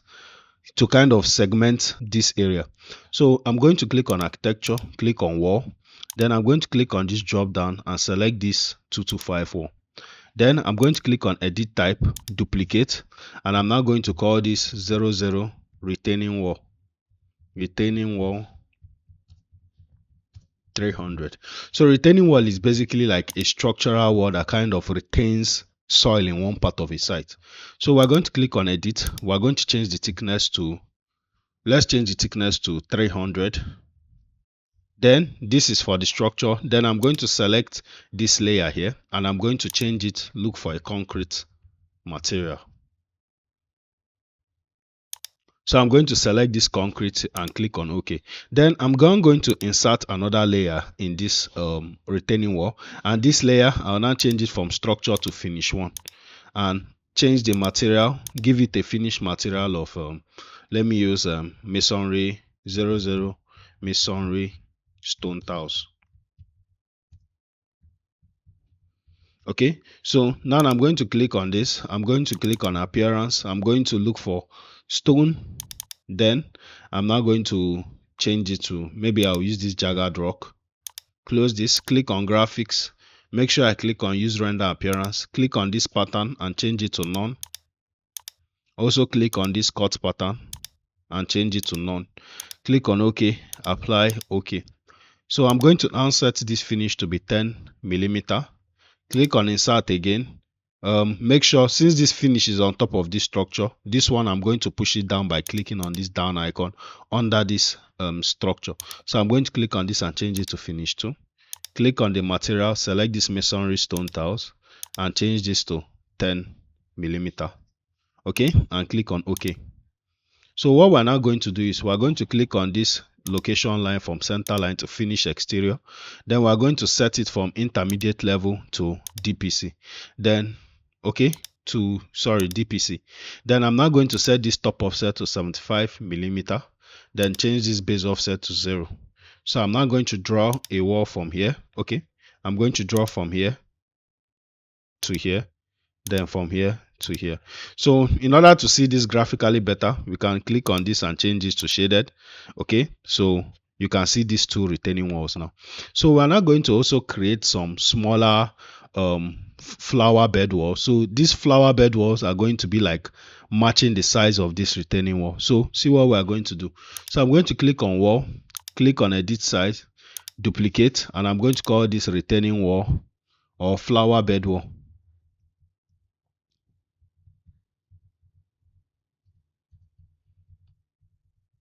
Then I'm going to click on OK. I'm not going to click on edit. I'm going to select this structure here and click delete. Select this one to click delete. Change this masonry thickness to 150. Then click on this finish and change it to structure and click on OK. So we have created another type of wall. Then we're still going to be in the same parameter, using it to create like a flower bed here. A very high flower bed that is going up to this height.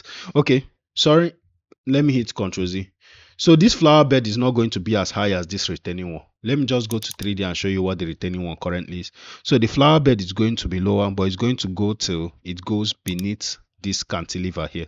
That is this balcony here. So we are going to go back to the intermediate level. Then I'm now going to click on walls. I'm now going to change the parameters. Currently is at DPC. Then I'm going to click on this and change it to NGL. Then I'm now going to set the top offset to be minus 300. So from ground to this DPC is going to be 900 millimeter.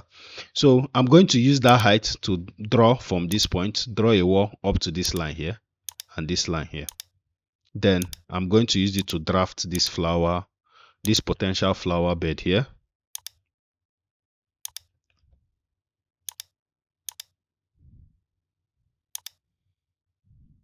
Okay, so now we have drafted this. We are going to click on this floor here. We are going to click on edit boundary, and we are going to push this green area here and push it back here. So now we are now going to create a new floor for this flower bed. So if you go to 3D, we can see that this is a sophisticated flower bed. Now you can see how it's looking.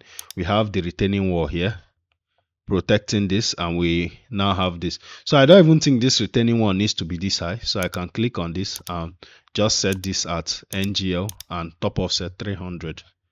So it's just something like this. Okay, so you can see we have the top side of this building, and we now have a retaining wall here. Then we're now going to put a staircase here, a step from this point going down. Okay, so now that is out of the way, we're now going to go back to this intermediate level. So we're going to fill here with a greenery. So I'm going to click on floor, and you know that since this flower bed walls are 900 mm above this intermediate level, we are going to set the height of this green area to be, let's say, 875 millimeters above this intermediate level. So I'm just going to use this drafting tools and just basically create the profile.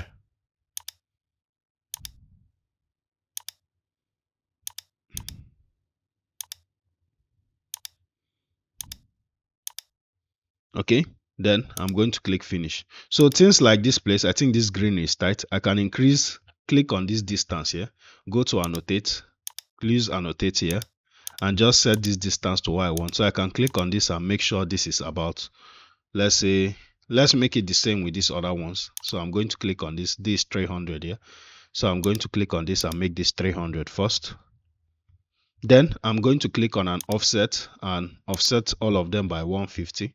So I think this greenery should be at least 150 mm wide. So I'm going to uncheck copy and push all these walls by 150. Okay, I think this 450, then this 450.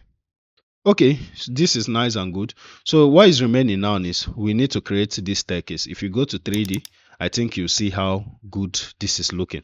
So we need to create the staircase here. So we're going to create a step going here and also a step going up to the DPC. So we're going to go back to this intermediate level and we're going to go to architecture. We're going to click on staircase, but this time we're going to create a separate staircase for our external work. So I'm going to click on edit type, duplicate, and call this outside stairs. Okay, so I'm going to click on OK here. Then I'm now going to try and edit the staircase. So what I'm going to do is I'm going to click on this run type, click on these three dots beside the run type. Then you're going to see the material. So it's going to show type monolithic run. So I'm going to click on duplicate and I'm just going to call this outdoor run. Then I'm now going to click on OK. So I'm going to edit something. So I'm going to leave this as smooth, leave this structural depth, leave this monolithic material, change it from slow slab to concrete. So I'm going to be looking for a concrete material here. Okay, so I'm going to set this concrete precast, click on OK. Then I'm going to check this thread here. Then thread thickness, I'm going to set the thread thickness as 10. Thread profile, default, okay, default is nice. Nosing length, I'm going to set the nosing length to be 10. Then nosing profile, then if the nosing length is 10, I'm going to use a 20 nosing profile. Okay, then I think we can now go down and riser slanted. Okay, risers. Okay, so I think this is fine. So we can now add a thread material. So I'm going to click on this and I'm going to look for this paved area as the thread material. So I can just right click, duplicate, and call this outdoor stair tiles 00 outdoor stair tiles. All right, so we're going to click on OK. Click on OK again. Since we have edited this outdoor stair, we're now going to set the base level, which is intermediate, and the top level for these steps, which is NGL, which is correct. Then we're now going to make sure it's a desired number. The actual riser height is 150 standard. Then desired actual thread depth 300, fine and good. Then we're now going to click on create sketch. We're now going to draw the boundary lines, and I think by now you should have a hang of how to create staircase already. So we're going to click on riser, draw a line here, click on offset 300 make sure we check copy and copy these steps.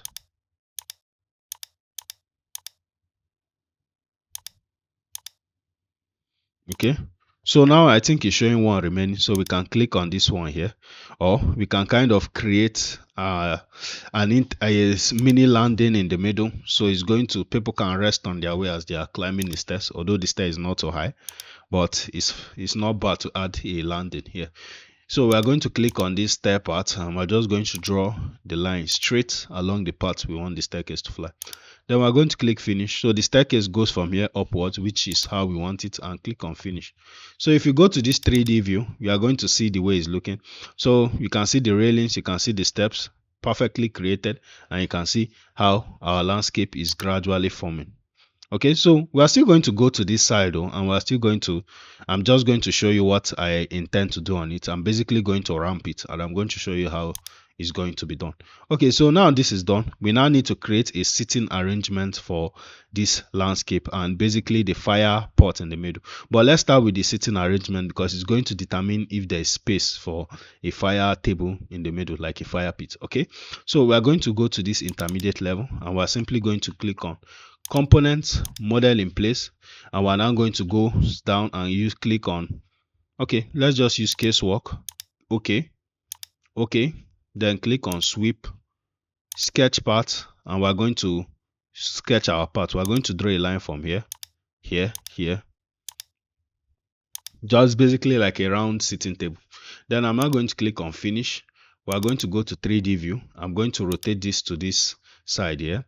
Then I'm now going to click on select profile, edit profile. So now currently we are now going to draft the chairs. So I'm going to draw a line from here. So I think standard sitting height is around 450. So I'm going to draw from here, then draw a profile from here up to 225. Okay, so with this we are going to be working with details on this. So I'm going to now be putting the height 35 millimeter vertically, then I'm just going to close this loop first. So I'm going to click on this and delete. So now I'm going to go to these two corners here, click on this tool called fillet arc. I'm going to double click on these two lines and fillet here and fillet here. Then I'm going to click on this and change this arc length to 5, this to 5 as well. So now after I've done this, I'm going to select this whole profile. I'm going to click on copy, and I'm going to copy it by 3 times the height. So 3 times 225 is 675, but I'm also going to add plus 20, so it's going to be 695. So you are going to see the reason why. Okay, 225 times 3 is actually, yeah, okay, I think there's an issue here. So I'm going to just basically just click on this line and add, let's say, 245, enter. Then I'm now going to select all of this, click on move, and move this one to this point here. Okay, then I can delete this line in the middle. So I'm now going to click on this material. I'm going to right click, duplicate, and I'm going to call this 000 wooden bench. Okay, then I'm going to click on this, click on appearance, look for wood. Then I'm going to use a light wood material, or rather let me use a dark one first. Then I'm going to put a light one in the middle. Click on appearance, okay, click on finish, and finish this. So you can see this now. This is looking good. So it's now to put the final panel. That one will be of a different color that is going to go around. So I don't think there's space enough to do stuffs in the middle. I think this one will suffice. So I can now go to create, sweep again, then go to this intermediate level, sketch part, click on pick line tool, and just pick these edges. But automatically, if we are in intermediate level, when we use that sketch part, the level is going to be intermediate level. So I'm going to click on pick, select profile, edit, then click on 3D view and open 3D view. Then what I'm just going to do is to rotate this way. So after rotating it this way, I'm just going to go over here, click on pick line tool, pick here, here, and here, and also here. Then simply trim this round. So after doing this, I'm just going to simply select this profile, or left click from here and select the profile so it won't select this exit line. Click on move and move it by 635 or 235, sorry, enter. So you can see it just balances around the middle here. So I can click on this material, then I can just change this, right click, duplicate, and change it to wooden bench too. Then I'm going to click here, click on appearance, click on wood, then look for this light wood material, graphics, apply, okay, and finish. Okay, so you can see we have modeled the outdoor bench, and I think it's looking nice. So I can click on finish. So now let's create the staircase linking this ground floor to this point of this project. So what I can do here to make this look appealing is to click on this and kind of change this top constraint to DPC and set this top offset at -150. So it's just going to flush under this DPC slab here, as you can see. Okay, so look at this now.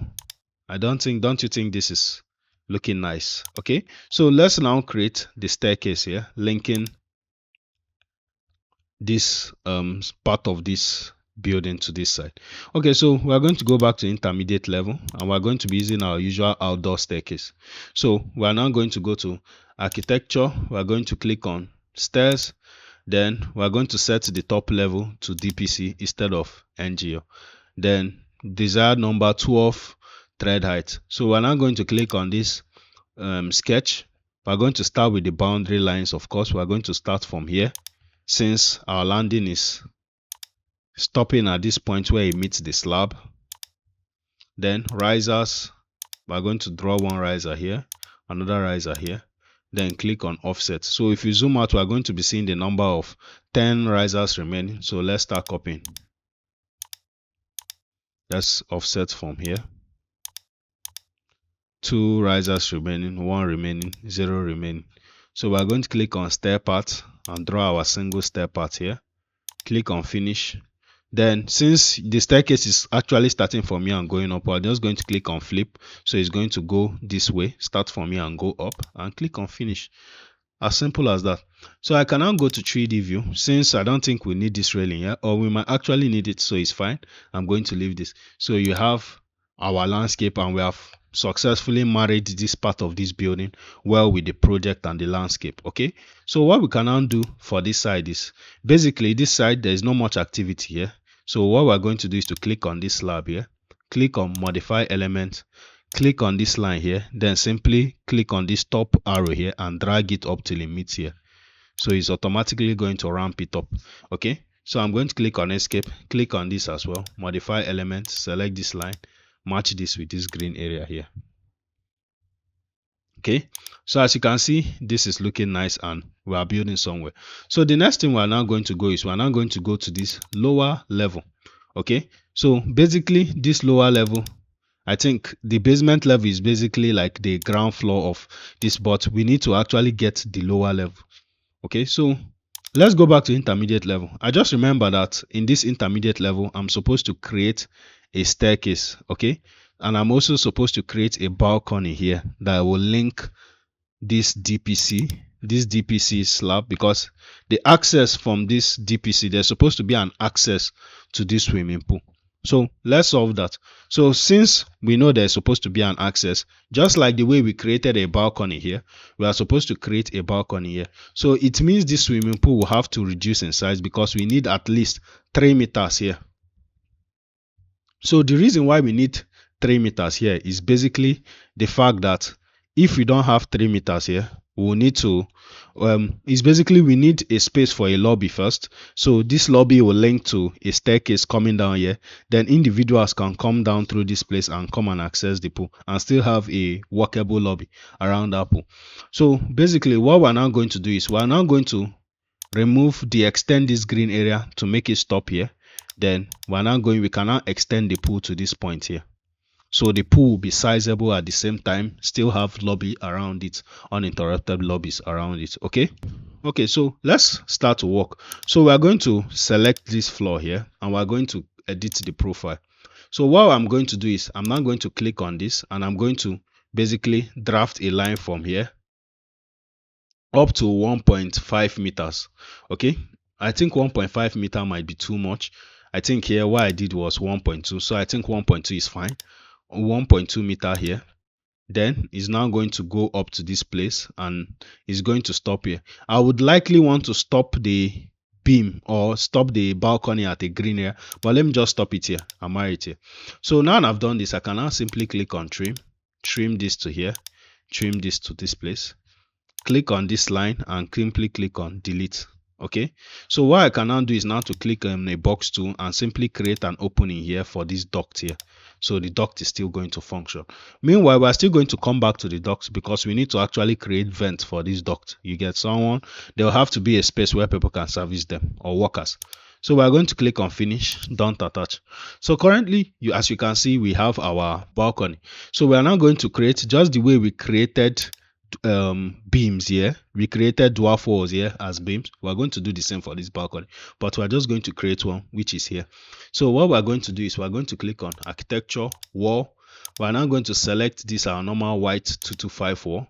We're just going to click on this wall and see the parameter -150 -18 lintel 1. So we're going to click on wall, follow the same parameter, set it up to lintel 1. Click on this top offset -18. Click on this base offset -150. So we're now going to click on this edge here or click on this other edge and just draft our dwarf wall here.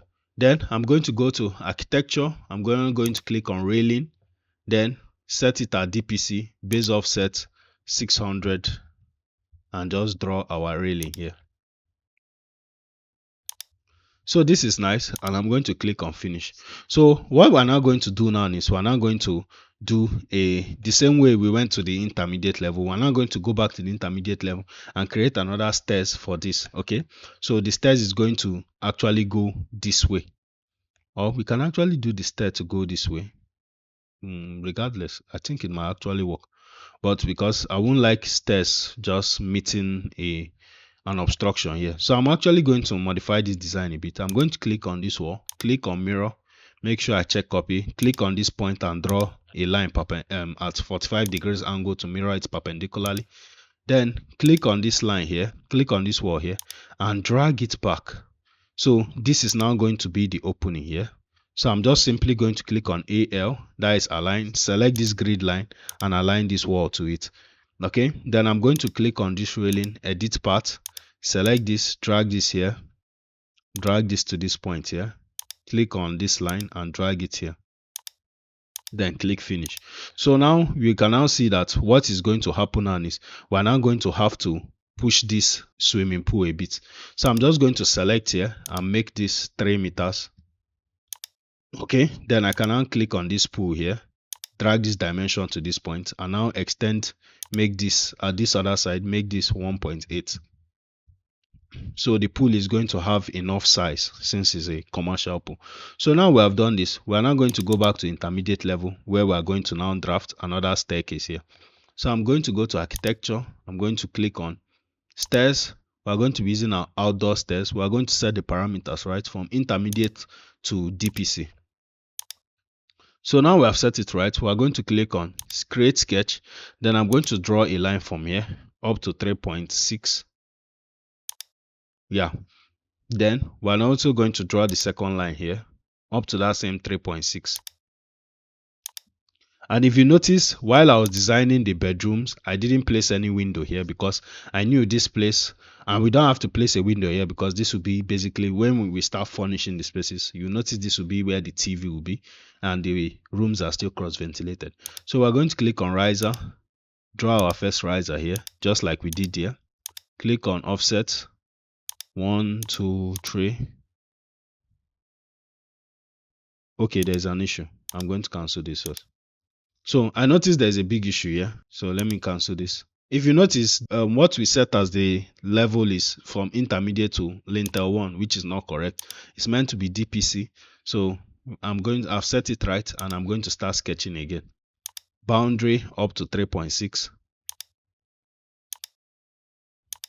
Riser on each end. Then offset it till we get. So it's showing 7 remaining, 6 remaining, 1, 2, 3. Okay, then we can click on stair path, and click on this line here and just create our staircase. Then we can flip it since it has to go from down up and click finish. So we have our staircase here. So now what we're going to do, since we're in the intermediate level, we're now going to draft, click on this wall profile, and we're going to draft a new floor profile basically for this pool green area.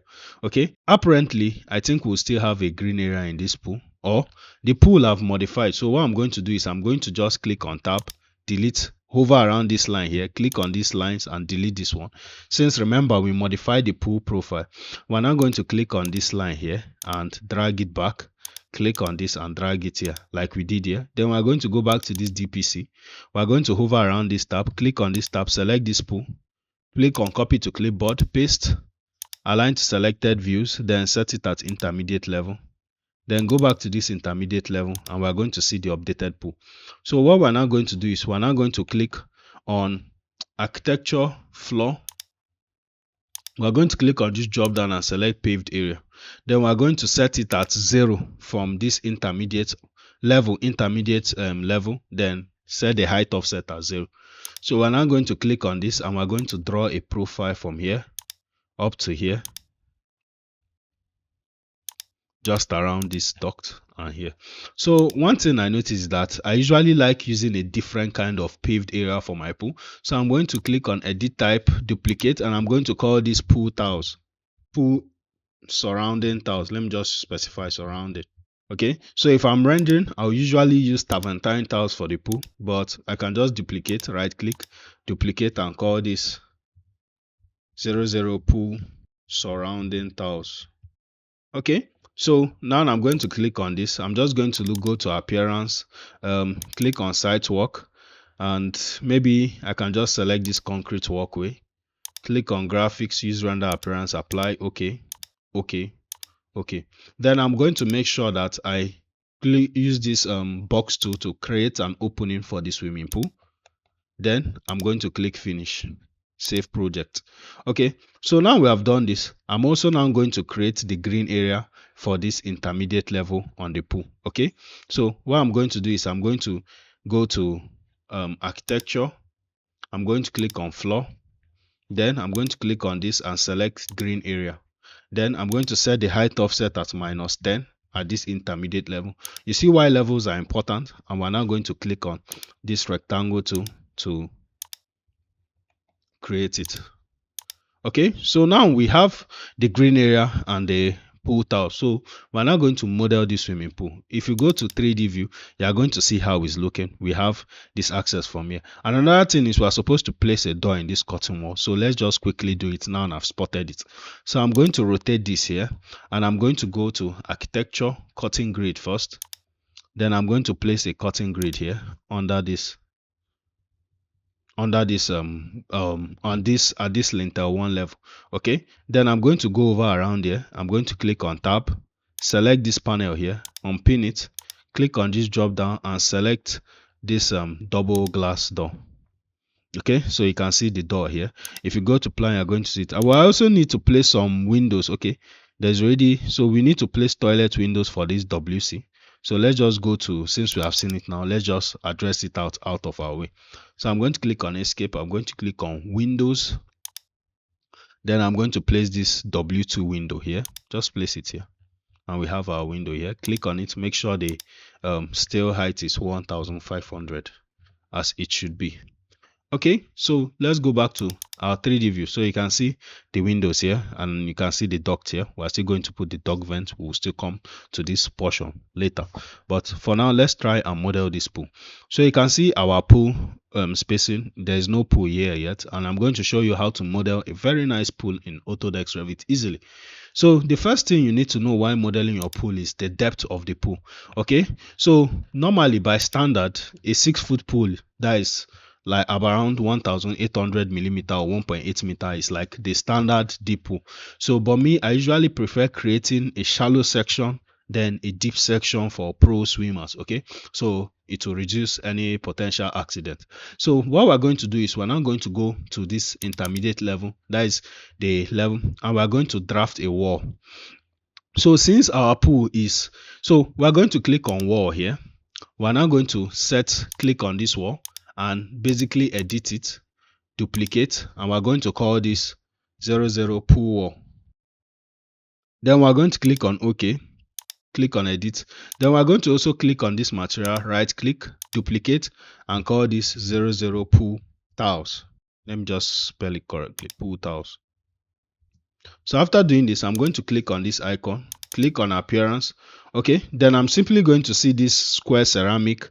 Click on this. You can see this material. It's a nice pool material. Click on graphics, make sure I use render appearance, click on apply, OK, and click on OK. So now it's asking us to reset constraint. Just let's reset it. So what we're going to be doing now is we're going to select this top offset. We're going to select the base constraint as intermediate and the top constraint as intermediate, but we're now going to put a base offset as, let me just put a base offset as minus, since we're using two sections of a pool. One will be 900 millimeter deep, one will now be 1.8 meter, that is 6-foot deep. So we're going to start from the shallow part, which will be the first side. So I'm going to start from 900 millimeter, then minus 900 millimeter, and set the top constraint at the same intermediate level. So what we're now going to do is we're going to now put a top offset of 25 millimeter. So it's just going to come out of the come out above this slab height a bit. Okay, so we're going to click on this wall center line and change it from wall center line to finish face exterior. So we're going to start by drafting one wall here. Okay, so this is our pool wall. If you go to 3D view, you are going to see the thing like this. So we're going to click on this wall, click on edit type, and make sure, because I'm surprised why the material is not showing. Okay, so I think we selected the wrong wall, sorry. So I'm just going to close this, click on this drop down and look for our pool wall we created. Okay, so you can see how the pool wall is showing. So we're going to go back to this intermediate level and we're going to do some more line work. So we're going to divide this pool into 3 sections: the shallow part, the transition part, and the deep part. So we're going to go to annotate detail line, and I'm now going to draw the length from this. So the length of this pool is 8.7. So if you quickly go to my calculator, and I just set let me just open it, and 8,700, that is the length of the pool. Let's just measure it to confirm.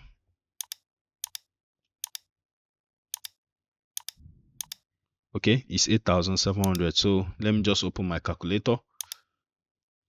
So 8,700 divided by 3, that is 2,900. So I'm going to go to annotate detail line. I'm now going to draft a line 2,900, enter, then draft a horizontal line here. The same thing for this point, 2,900, enter, draft this here. So I think this is a big pool, and now we have segmented it like this. I'm now going to continue my wall work, click on wall, change, make sure I'm using the pool wall, the same parameters for this shallow part.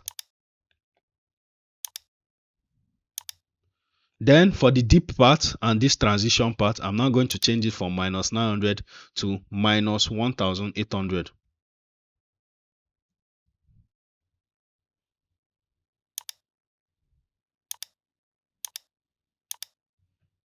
So now we have done this, we're now going to create the slab of the pool.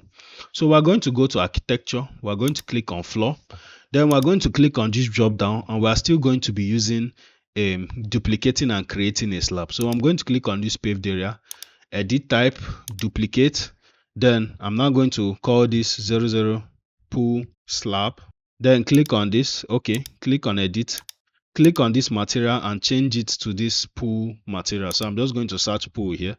Now material we use for the pool wall, this pool tiles. Click on OK. So now what I'm going to do is I'm going to set the height offset at -900 for the shallow part.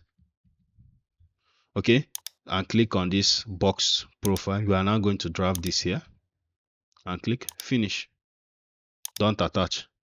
So this is the intermediate floor at -900. We're going to click on it, click on copy, copy this one here, and also click on copy and copy it to this last section here. Okay, so what I'm going to do now is I'm going to go to 3D view to see how it's looking. So of course there's a bit of discrepancy here, so I think there's okay, so we're just going to click on edit profile and just basically elongate this transition part here. Click on it, edit profile, and just drag it to this point here. Don't attach. So now we have divided, segmented it. We're now going to click on this one and change it. Since this is the deeper part, we're going to click on it and change it from -900 to -1800. Okay, then we're going to click on this slab, click on modify element, select this line and just simply drag it down till it meets this one. So we have our pool created. So we are now going to model water in the pool. Okay, so this water is not really water per se, it's just a Revit model, but if you go to visualization softwares, you can now apply water effects and it's going to look nice and all. So for this, what I'm going to do is I'm going to click on model components, model in place. I'm now going to click on floors, click on OK, then click OK, then click on sweep, sketch path, set work plane, pick work plane, select this shallow part face, click on pick this pick line tool and simply pick here as to create your path profile, then click on finish. Then we're going to rotate this to this view here. Then we're now going to click on this icon here and the visual styles and change it to wireframe. So we are going to see it in we are going to see it in like an x-ray view. So I'm going to click on edit profile and I'm now going to sketch. Since I can see the whole cross section of the pool here, you can see it here. We're now going to just follow this path and create our water. So I don't usually like filling the pool totally with water, so I'm going to stop here at this intermediate level and just create it here. So I'm simply going to click on this, right click, duplicate and call this 00 pool water. Then I'm going to click on this icon here, click on appearance, site work, or we should just look for liquid. I think water material is under liquid. Then indoor pool, click on this icon here, graphics, use render appearance, apply, okay, finish. Then we can change this visual style back to shaded, finish again. So we have our pool water here, and it's looking nice. You can see it's translucent, you can see the bottom. Finish. So we are going to save this project. Then we're now going to go to the final landscaping portion of the work, which is this side. Then we'll now follow up by roofing this part of the building, which is basically a very simple roofing style. I don't think there's much work to be done here, but we're going to do that all the same, and I think from there we'll now enter furnishing this project. Okay. All right, so for this, we're now going to go to this lower ground level. So this lower ground level is meant to be the lowest of all the levels, okay? So what we're going to do is we're going to set the underlay not to DPC, but we're going to set it to intermediate level. So we're going to set it from intermediate level to DPC. So we're basically going to be seeing those features on the intermediate level and the DPC. So you can see the swimming pool, you can see this step and all this other stuff.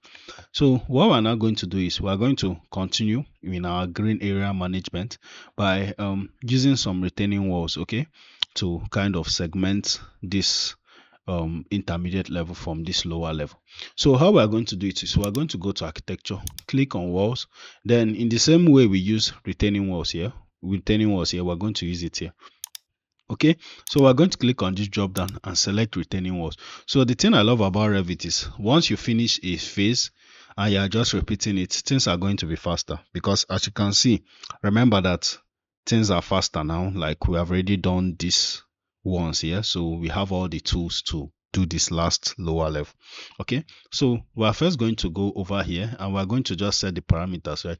We're going to set it from lower ground level to intermediate level. Then from lower ground level, we're now going to go and change this base offset to 0, then this top offset to 25, which is fine. So I'm just going to set it at finish face exterior, then click here and draft this retaining wall here. Okay, so after doing this retaining wall here, I'm also going to go here and do another retaining wall up to this point. So I'm just going to make sure it matches here. Okay, so after doing this retaining wall, I'm also going to do a flower bed here. So since we don't have much going on here, I can now also do a bigger flower bed in this area here, since we just want to create a flower bed here. So we're now going to click on walls again, and we're going to change it from this retaining wall to flower bed wall. So the same way we made the flower bed wall on this intermediate level 900 millimeter above the level, we're going to do the same for this lower level. So we're going to change the top offset to lower level and the top constraint to lower level, then the top offset 900 millimeter. So what I'm going to do now is I'm just going to click on this. So since the difference, we need to take note of the difference in height between, I'm going to click on escape first. We need to take note of the difference in height between the intermediate level and the lower ground level. So to do that, we'll simply go to this south elevation view, which is basically the front of the project. Okay, so we're now going to go to annotate, we're going to go to align, then we're going to take dimension from this lower ground level to the distance, which is 1.8. so 1.8 times 2 is actually 3.6. so we're now going to go back to this lower ground level. So we're now going to do some line works. So we're going to draft the line of how long the staircase is going to be. So I'm simply going to go to annotate. I'm going to go to detail line. Then I'm now going to draw a line 3.6 from here.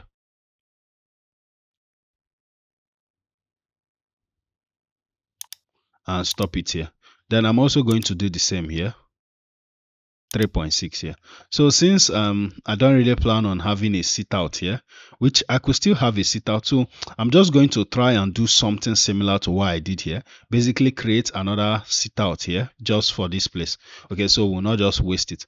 So now I'm going to draw another line from here, and I'm going to draw another line here. So I'm simply going to just confirm the length again of this thing in total. This is 750. So I'm going to click on offset. I'm also going to draw another line here up to 3.6. So what I'm going to do, I'm going to click on offset. I'm going to be offsetting 750 millimeters. I'm going to offset it here, here, here, and here. Then I'm going to go to annotate detail line, and I'm now going to use detail line to fill it up. Okay, so now we have this. We're going to try and replicate what we did here on this side. So I'm going to go to architecture, click on wall, then set this wall. I think we've already set it lower ground to lower ground, then top offset 900. Then I'm just going to draft this wall, set it as finish face exterior, and just basically draft all the way.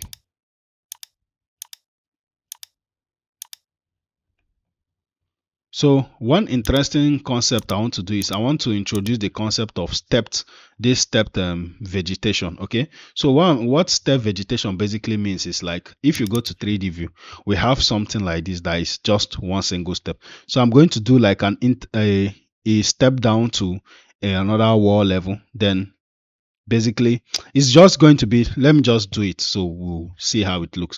So I'm going to go to this lower ground level. So what I'm going to do is I'm going to go to annotate detail line, and I'm going to draw a line from the middle of this to match this here. Okay, I'm also going to do the same here. Look at this. So after doing this, I'm going to click on architecture, click on wall, then draw another wall from this point here. Then draw another wall, basically segmenting here. Then also going here too to draw another wall here, segmenting this part. So what I'm going to do now is I'm going to click on modify, click on split, then split these flower bed walls here, or this line where I segmented it. So what I'm going to do, I'm going to select these walls I've segmented on this side, and I'm going to increase the height slightly above these other ones that are 900 millimeters. Okay, so I'm going to click on filter. I mistakenly selected the line, uncheck this line and click OK.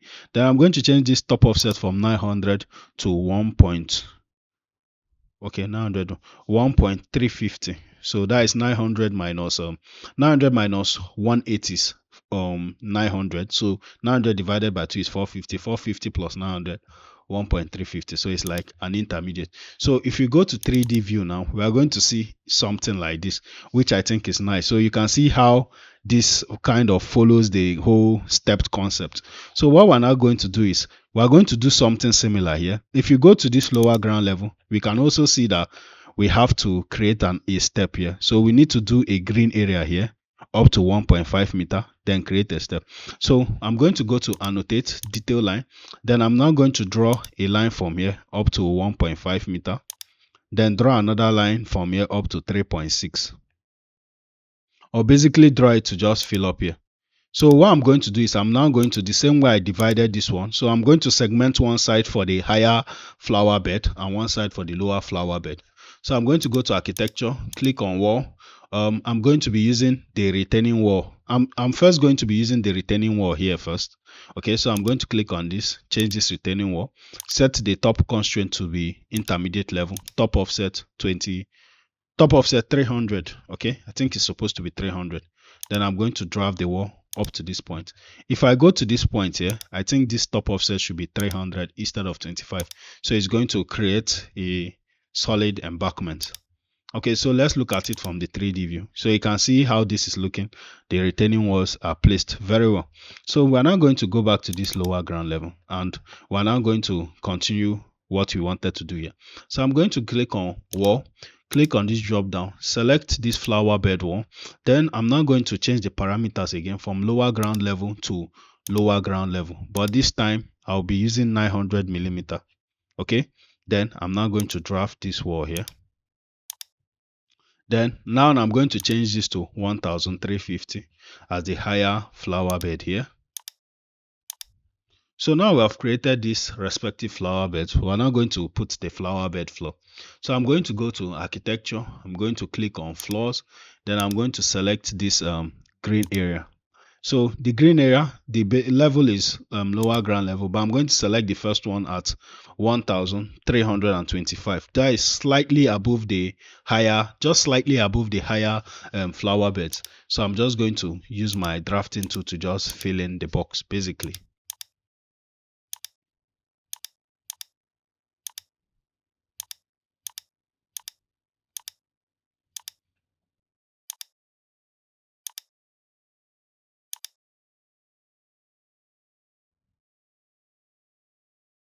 Okay, so now we have done this. I'm now going to click on finish. Okay, so I'm now going to click don't attach. So now we are going to go to architecture. We are going to now create another floor. So this floor now will now be still the same green area, but now it will now be 875. That is just slightly above the lower and back lower flower bed. So we are just going to use this box tool to just kind of try and complete this.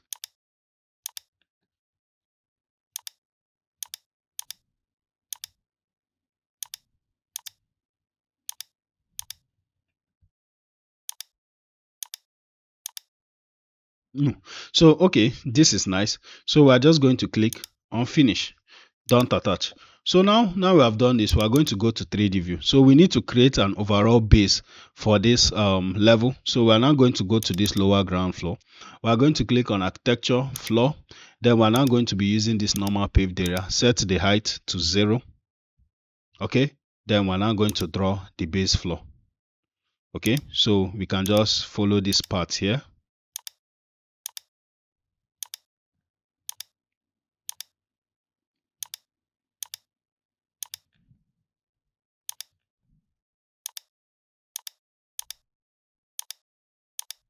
Okay, so I think now we can click on finish. Don't attach. So another thing I forgot to do is we are supposed to put some greenery at this edge. So I'm going to click on edit boundary and just basically trim here. Then delete these lines here because we are still supposed to put some greenery. So you can't have too much greenery. So now what we're now going to do is we're now going to continue here and put some greenery. I'll go to architecture, click on floors, then select green area, set the height at -10 since it's the basic landscape green area. Okay, so another thing is, since remember I said this is going to be a beach house, so I'm still going to leave an opening here so it can access the back gate leading to the beach or lakeside view. Okay, so I'm still going to keep that in mind by leaving a space open here because we are still going to model, like, just basically model something that looks like a beach, okay, for just the potential render scenery. So we're going to stretch this up to here and do this. Then we can click on this paved area, click on edit, and just follow here up.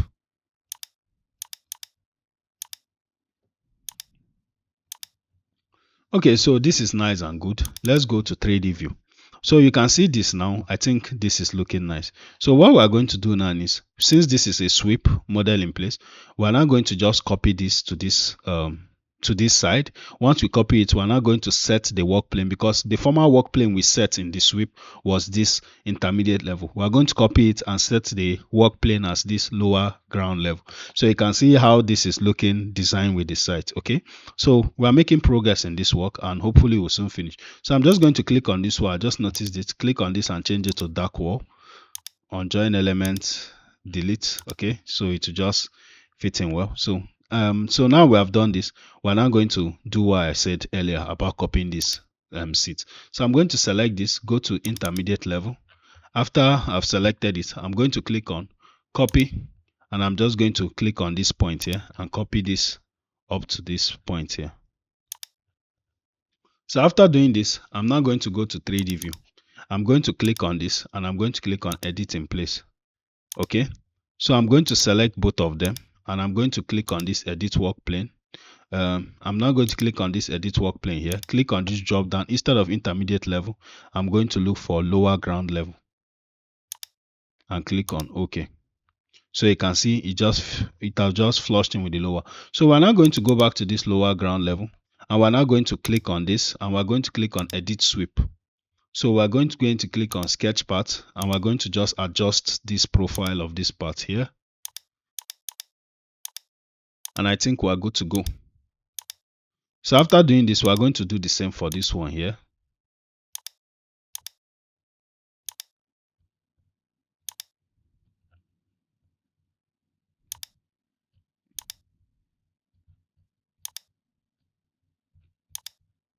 Okay, so I'm going to click on finish.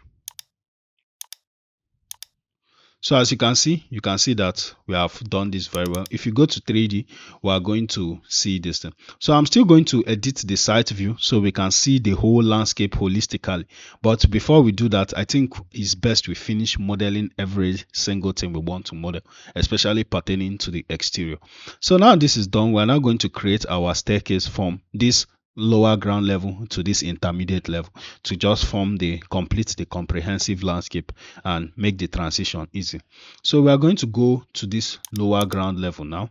Then we're now going to go to architecture. We're now going to click on stairs. So we're going to be using this outdoor staircase. We're going to make sure we set these parameters right, the constraints right, which is very important. So I'm now going to change this from basement to intermediate level. Yeah, so the desired number 12 thread accurate. So I'm going to click on this, draw boundary lines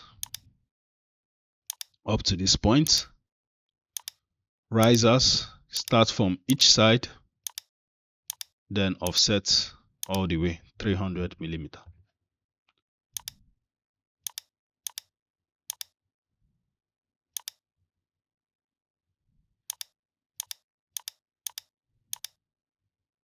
So I think this is good. We can just select this, all of this, click on move and just move this by one step. So we can now click on stair path and just draw our stair path here. Okay, so the staircase is going from here up, which is nice. Click on finish. So we're going to do the same here, create our staircase here. Remember to always set the levels, right? Lower ground to intermediate.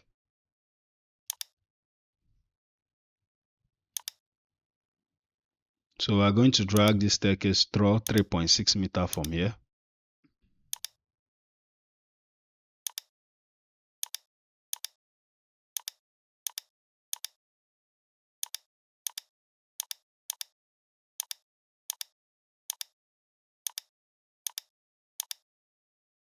So we're going to click on stair path, flip it.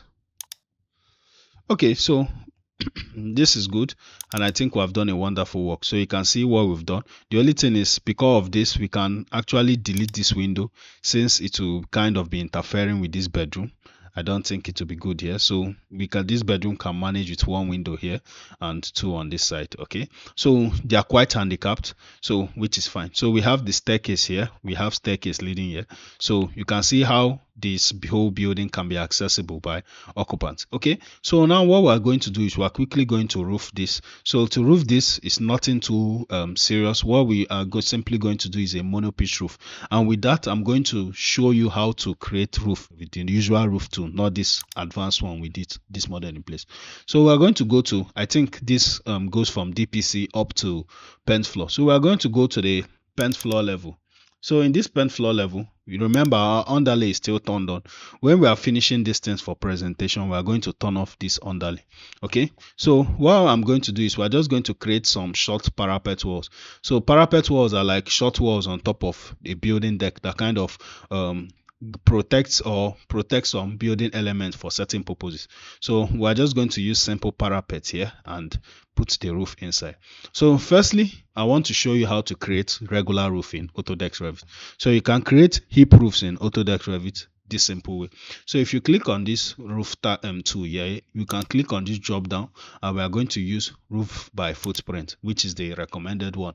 I'll say you should use. Roof by extrusion is basically, you can use model in place to do it. Basically what we did in that former roof was a roof by extrusion technically, but I don't think, trust me, it's not so important like that. So we are going to start from roof by footprint, which is the most used one.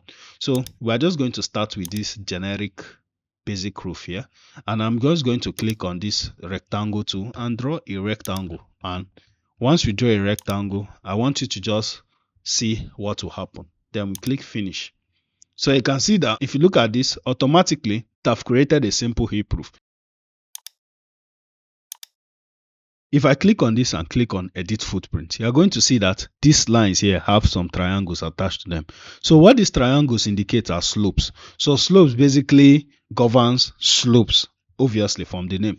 So what we are doing is you can manipulate roof by turning on and turning off slopes. So for instance, if you want to create a simple gable roof, okay, that is falling on this side, that the roof is just falling on this side and this side, we're going to select these two lines perpendicular to them and turn off this define slope icon here. So after we've turned that off, I'm just going to click on finish and you're going to see what will happen.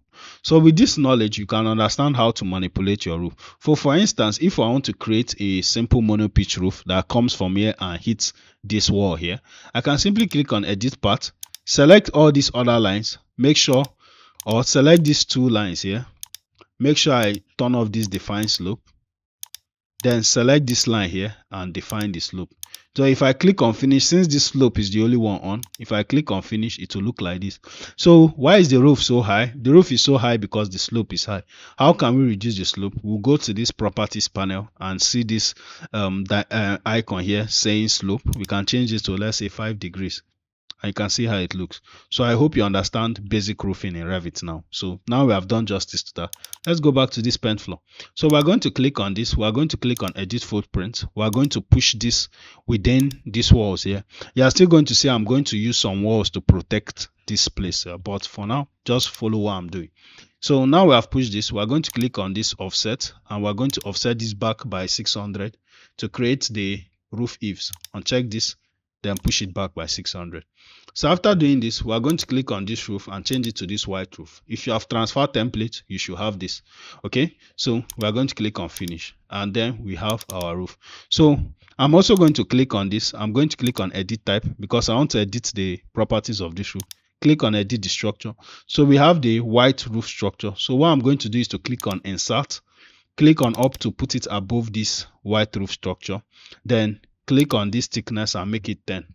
Then click on this category and select this roofing sheet, that roofing sheet we created earlier in this project, in these tutorials. So click on roofing sheet, click OK and click apply and OK. So you can see we have created our roof now. So we are just going to create some parapet walls to kind of protect this roof from the elements. So we are going to go to parapet. I'm going to go to architecture. I'm going to click on walls. Then I'm going to be selecting my normal 225 white wall. Then I'm going to set paint floor from paint floor to lintel and I'm going to put a top constraint of minus, okay, sorry, wall, put a top constraint of minus 900 or minus 1200. Okay, then I'm going to draw a wall from here. So I can always change this to center line, to wall center line if I want. It doesn't matter. Okay, so if you go to 3D view, I think you can see how this looks.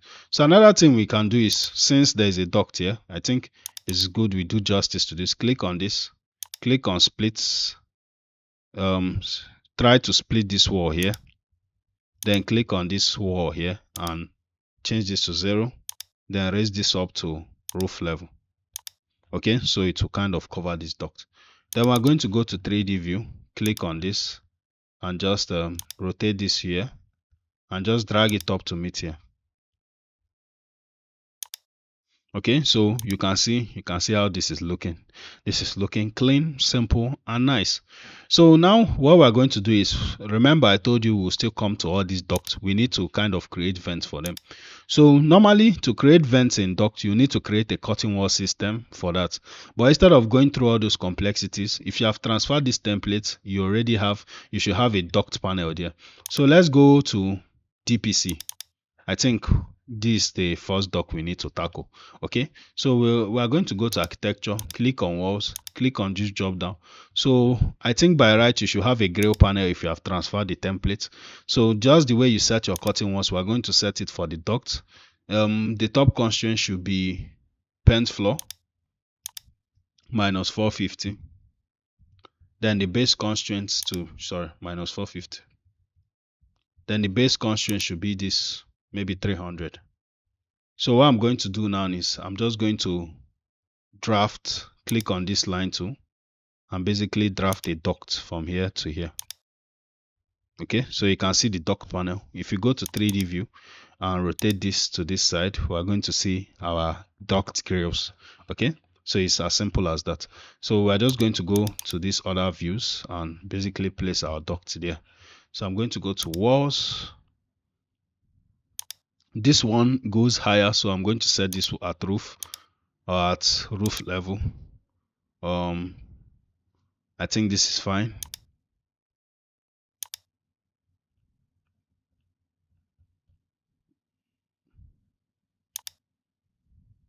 This one can stop at PENT floor.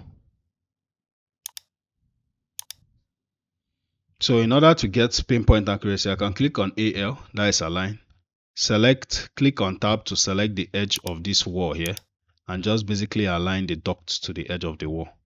Escape AL, click on tab, select this and select duct to align the edge. Okay, so since we have done this like this, I think pretty much we have done justice to this. So if I go to 3D view, I can just fact check, cross check what I've done. So I'm seeing this duct. I think this duct needs to go down, so I'm clicking on this and setting it to from DPC to intermediate level. Okay, so I think by doing this we have done some justice to this work. All right, so now we have completed this landscape. I think one important aspect we need to cover is the fence, okay? Because this kind of work, we need an actual good fence to kind of service it, okay? So the way fences are usually designed is that the fences kind of go with the building, kind of follow the slope of the building, okay? So you'll not waste material. So we're now going to go to this DPC. And so for this DPC, we are going to be using the retaining walls for the fences mainly, okay? So I'm going to go to architecture. I'm going to click on walls, click on this drop down. Then I'm just going to click this retaining wall. Because in this tutorial, honestly, my aim is to model it till it's able to be used for visualization, okay? So instead of doing this, what I think the best view to work on this to create the fence is in the site plan. So I'm going to click on this plus icon, click on this site plan, and from site plan we're supposed to be able to see everything in this building. So the only thing now in this site plan is we're going to edit the view range, so we'll be able to see some aspect of this building that we're able to see the aspect in which we want to see, because in site plans it's always good to get the footprint of the building, but by default this Revit site it cuts from above the building, and I'm going to show you why. So if you click on this edit view range, you are going to see the offset is 60,000. So usually I'm going to change my own to 1,200. Then this view depth, I can change it to unlimited. Click on apply. So once I change it to unlimited, it's going to see everything from the place I cut it from to unlimited. So you can see now it's cutting the cross section of the floor plans and cutting everything on the site. So I can just click on view. In order to improve our graphics, just click on this view template and apply that to our temporary template. So we'll basically be seeing what we want to see. Okay, so now we have done this, we can see the whole site here. Okay, I don't think we're seeing everything in the site. So let me just click on this view range and see what is wrong. So instead of this, it's showing associated with ground floor, so NGO. So I'm going to click on this and click on unlimited. Click on this unlimited, apply, and okay. So we can see everything on the site, even to this lower ground level, and we can also click on it and edit them. So now what we're going to do is we're going to be creating fence for each section using the retaining wall. The only place that won't have fence is basically maybe the front of the building and the access, or maybe just this access point. So we're going to click on walls, and I just want to be making the fence short. I don't want it to be obstructing too much. I'm just using it to show you some stuff. So we're going to set it, the base offset constraint offset to 0. Let's just reset it. The top constraint, we're going to change it from NGL to DPC to NGL to NGL. Top offset 1 to 1,200. So the whole length is now 1 2. So we're going to change this wall center location line to finish face exterior. Okay, so I'm going to click on escape. So we're going to start from the part of the building that is at 0. So we're going to draw a wall from here to here to here to here and to here. So what we're going to do now is, in this part of this building, we are going to try and maintain the height of the fence, at least at this point. So by maintaining the height, we are not going to touch this top offset. We are not going to touch the base offset to minus 1,200, because this intermediate level is 1,200 lower than the natural ground level. So we're just going to continue this at that.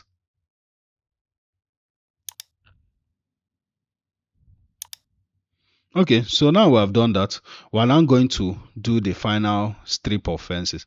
So this final strip of fences, they are going to reduce in height overall. So instead of 1,200, it's going to be 600 above the natural ground level. Okay, sorry.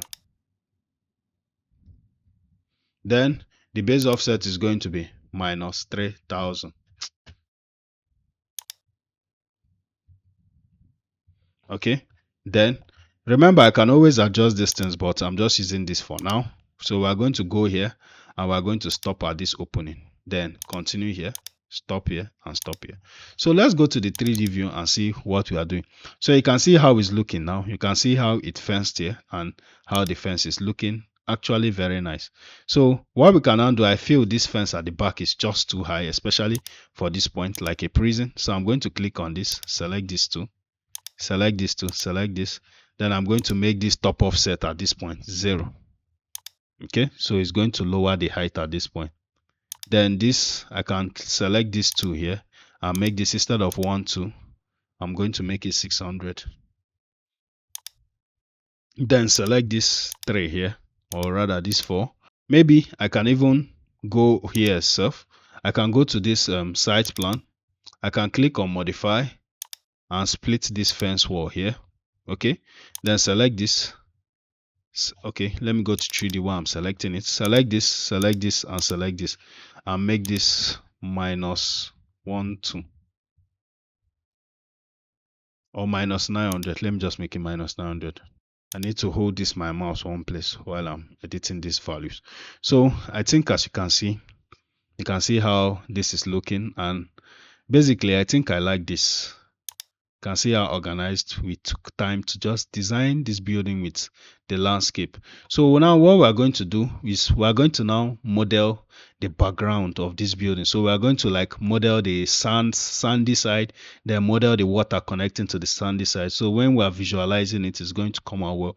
So we're also going to model the background around this. I think for the background we can now follow a more organic kind of site. What we're first going to do is we're going to create the asphalt access road. So this site is just hypothetical. We're just going to create one single access road. Okay, to do that we're going to go to the NGL, because the access road is from this normal natural ground level. So I'm going to select the NGL now, and as you can see, we can see the site. So what I'm going to do is I'm going to go to floor. Once I go to floor, I'm going to click on this drop down, and I'm going to be looking for if there is an asphalt floor, which from the looks of it, no. So I'm going to click on any of the floors, change this height offset to 0, click on edit type, duplicate, and call this 00 asphalt. So after I've given it the new name, I'm going to click on OK. I'm going to click on edit, click on this material, and basically create a new asphalt material or look for an existing one. But just to speed up things, I'm just going to right click on any material, duplicate, and create an asphalt material.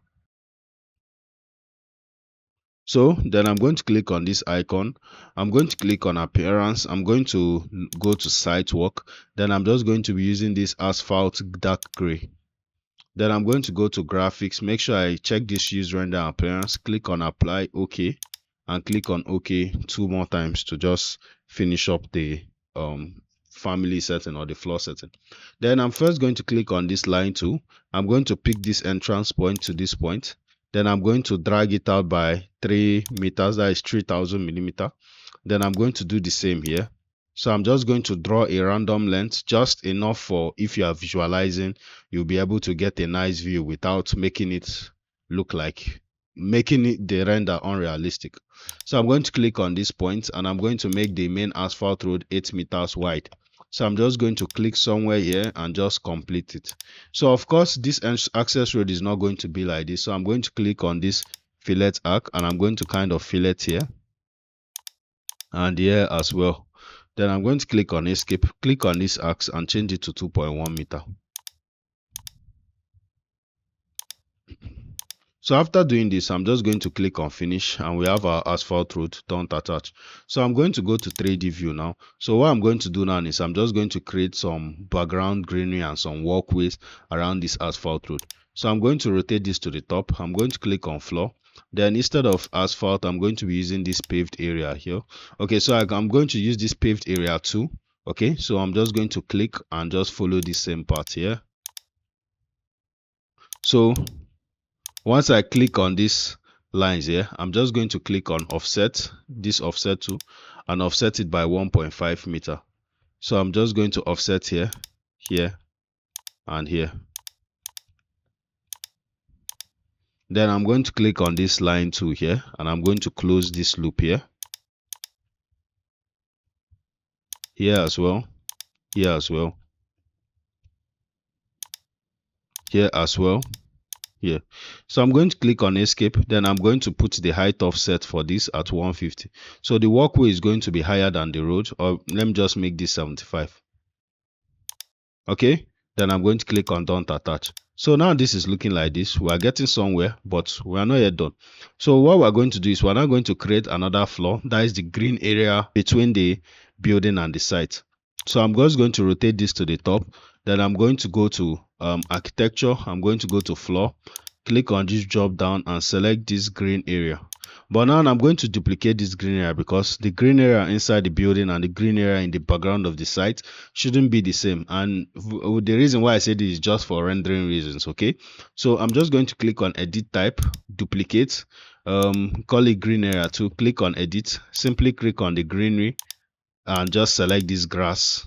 Okay, so I think I created greenery before, so we're going to select glass and click on this material library, appearance, site work. Then we're just going to look for a brighter green, or let's just use this high quality grass.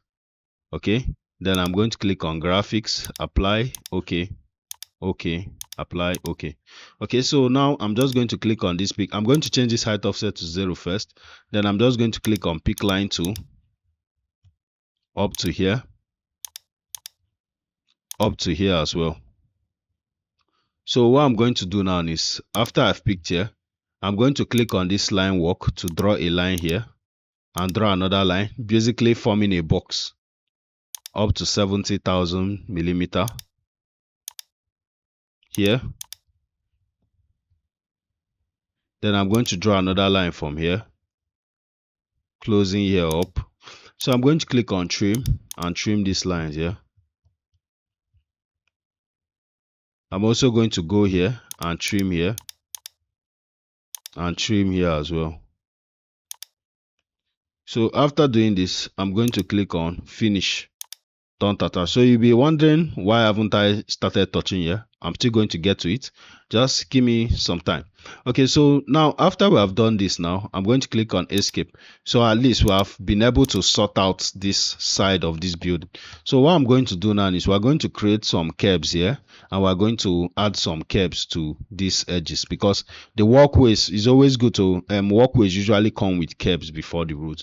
So what we're going to do is, so I'm going to go to file, I'm going to click on new, let me just open file, hashtag over new, click on new family, then click on this back icon here and go to English metric, since we are working with the metric. So we're now going to be looking for metric profile. So I'm just going to scroll down till I see metric profile, Revit. So once I click on this metric profile, I'm now going to click on open. So we're going to just see these two reference lines. So what we're going to do is we're going to draw a cross section of a curve. So I'm now going to click on this line and I'm going to draw it from this top point here. I'm just going to click on this. Okay, or instead I'm going to draw it from here going downwards. I'm going to draw this to a line here going to 225. Click on enter. Draw a line here 125 outwards, then draw a line up to 150. Then I'm going to slat this line at 45 degree to join to this point. Okay, so after creating this, I'm now going to go over to this profile usage. I'm going to click on this and I'm now going to save it to as slab edge. Okay, then I'm going to hit Ctrl S to save the profile. I can just call this curbs profile curbs. Click on save. Then I'm now just going to load it into our project. Okay, so now we have loaded this in. What we're now going to do is we're going to go to 3D. Then we're going to hover around floors, click on this dropped icon and click on this slab edge. Then we're going to click on edit type, duplicate, and call this 00 kebs, or however zeros you want to put. Okay, so after doing this, we're going to click OK, click on this profile and look for this kebs profile we created. Then we're going to assign a material. We're just going to click. I have a kebs material already in this template, so we're going to use it. I'm going to click on it and click OK. So once we have done this, I'm just going to hover around the edge of this floor, click once. You can see the kebs have come out. Click on this second line, click here too, here, here. So another thing you can do is you can just hover around one, click on tab, so it's going to select everything, and you can click to create your kebs. The same for this. Okay, so now this is done. I'm going to click on escape. So now what I'm going to do now is I'm now going to kind of form a gently sloped site, background site for this side, because in actuality, remember, I just gave a hypothetical side that this is just a gentle slope here. So I'm going to kind of model that kind of thing, so it's going to look organic kind of. So without too much talk, let's start. So we're going to rotate this to this top view in this 3D. You get, I like working with 3Ds because it gives me more dynamism. Then I'm going to just click on architecture, click on components, model in place, floors. We're just going to be using floors. Click on OK, click on OK. Then I'm going to click on sweep. I'm now going to click on sketch part. Then I'm going to make sure the work plane, I set the work plane at NGL, which it is. Then I'm going to draw the path from here to here. So after doing this, I'm going to rotate this here. Then what I'm going to do now is I'm going to click on this line work, click on finish first, click on select profile, edit profile, then click on this line work up to this point here. Let's say 13 meters, 13,000. Okay, then go over to this place here, and I'm going to draw a line from here to up to, let me just use 3 meter, or let me just draw a line from this point up to here, up to maybe 7 meter. I think 7,000 is okay. Then I'm now going to join it with a slanted line here. So what I'm going to do is I'm now going to click on this fillet arc tool, and I'm going to kind of bevel here and bevel here. Okay, so after doing this thing, what we can now do is now to click on offset, make this offset 150, make sure this copy is checked on, then just kind of create a solid form with this our modeled topography. Then I'm now going to click on line and just complete it up and just join it here. So as you can see, we're now going to click on this material, and we're going to be using the same grass material we use for the other background. Then we're just going to select this grass, 00 grass, and click OK, finish. So if you rotate this now, we are going to see something like this. So after doing this, what we can now do is to rotate this to this point here, to the top view. Click on this, click on copy, and just copy this from this point here up to this point here. Okay, so after doing this, we are not yet done. So what we can now do is we can click on this, click on edit sweep, click on this sketch profile, click on this line and drag it till we kind of stop here. So I can click on AL, select this face here and select this point just to match it exactly. That is shortcut for align. So now after creating this gentle slope here, we're now going to create a kind of sand bed throughout this layer here. So what we're going to do is we're just going to rotate this. We're going to go to this lower ground level. Okay, then we're now going to click on create sweep. The same way, we're now going to click on sketch part. Then we're going to draw a line from here up to this edge here. Then I'm going to click on finish. So we're now going to click on select profile, edit it. Then we're going to click on 3D view and open it. So the same way, we're going to continue in this kind of organic way of creating this. So we are going to draw a line from here up to about 15 meter from the edge of this site, from this right view. Okay, then I'm now going to do another gentle slope up to 4 meter, angle the line at 45 degrees up to 4 meter. Then I'm just going to do a kind of seabed up to, like, let me just stop at 30 meters or 40 meters. Okay, then I'm going to click on this fillet arc tool, and I'm just going to kind of bevel here first, then bevel here. So after doing this, now we can now click on the same offset tool, offset here, offset here. Then we can click on this to just fill in the loop or cover up the loop. So what we can now do now is to click on this material, right click and duplicate it, then call this sand bed.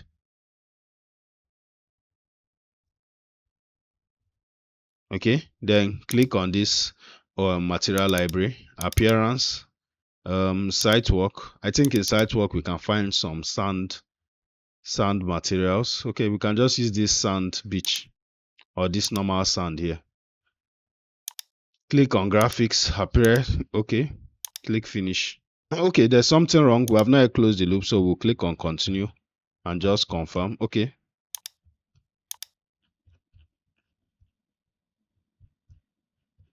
let me click on finish again. Then let me see if, okay, something is wrong. So I'm going to click on tab here and select this. Okay, so what I'm going to do first is I'm just going to select this line here and delete it, then delete all these lines here,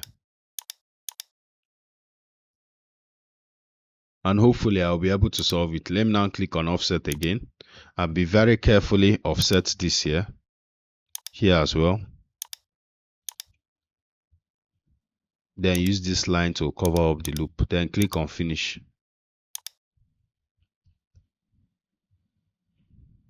Okay, sometimes in Revit this kind of issues happen and you'll not be able to find exactly what is causing it. So I'm just going to select everything and delete it. Then I'm going to start drafting again. So I'm going to draw a line from here, 15 meters. Then I'm just going to slant this by, let me now use a bigger slant, maybe 6.1, and draw a line here. So after doing this line, what I'm now going to do is just to click on this fillet arc, fillet here, and fillet here too. Okay, so I'm now going to click on offset 150, offset here. Then I'm just going to click on this to fill up, to close this loop. Okay, now this is done. I'm going to click finish and it should create. So now I've done this, now you can see something like this has come out, which I think is looking good. So what I'm now going to do is to create the water body. So for that, I'm just going to click on create. I'm going to click on sweep. I'm now going to click on pick path and just pick here. Then I'm going to rotate this here. So I'm just going to click on finish, edit profile. Then I'm going to draw a line up to this point. I'm basically going to follow here, but the only thing is I'm going to make the, let me hit Ctrl Z. I'm going to click on this and make the pool a bit shallower, the water body a bit shallower than where this edge is. So it may start from here, then trim it. Then I can even pull it down if I want, somewhere here. Then I can just click on this, select this pool water, right click, duplicate, and call this ocean water. Okay, then I'm just going to click on this icon here. I'm going to click on appearance and I'm going to look for liquid. Then I can just put this tropical blue. Click on graphics, use render appearance.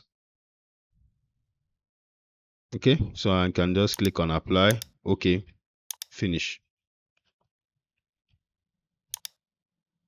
Okay, so we are facing the same issue. I just need to go through this again and just make sure I'm not missing anything. Okay, see where I'm missing. I'm just going to use pick line tools and pick here. So basically, this is what I envisioned.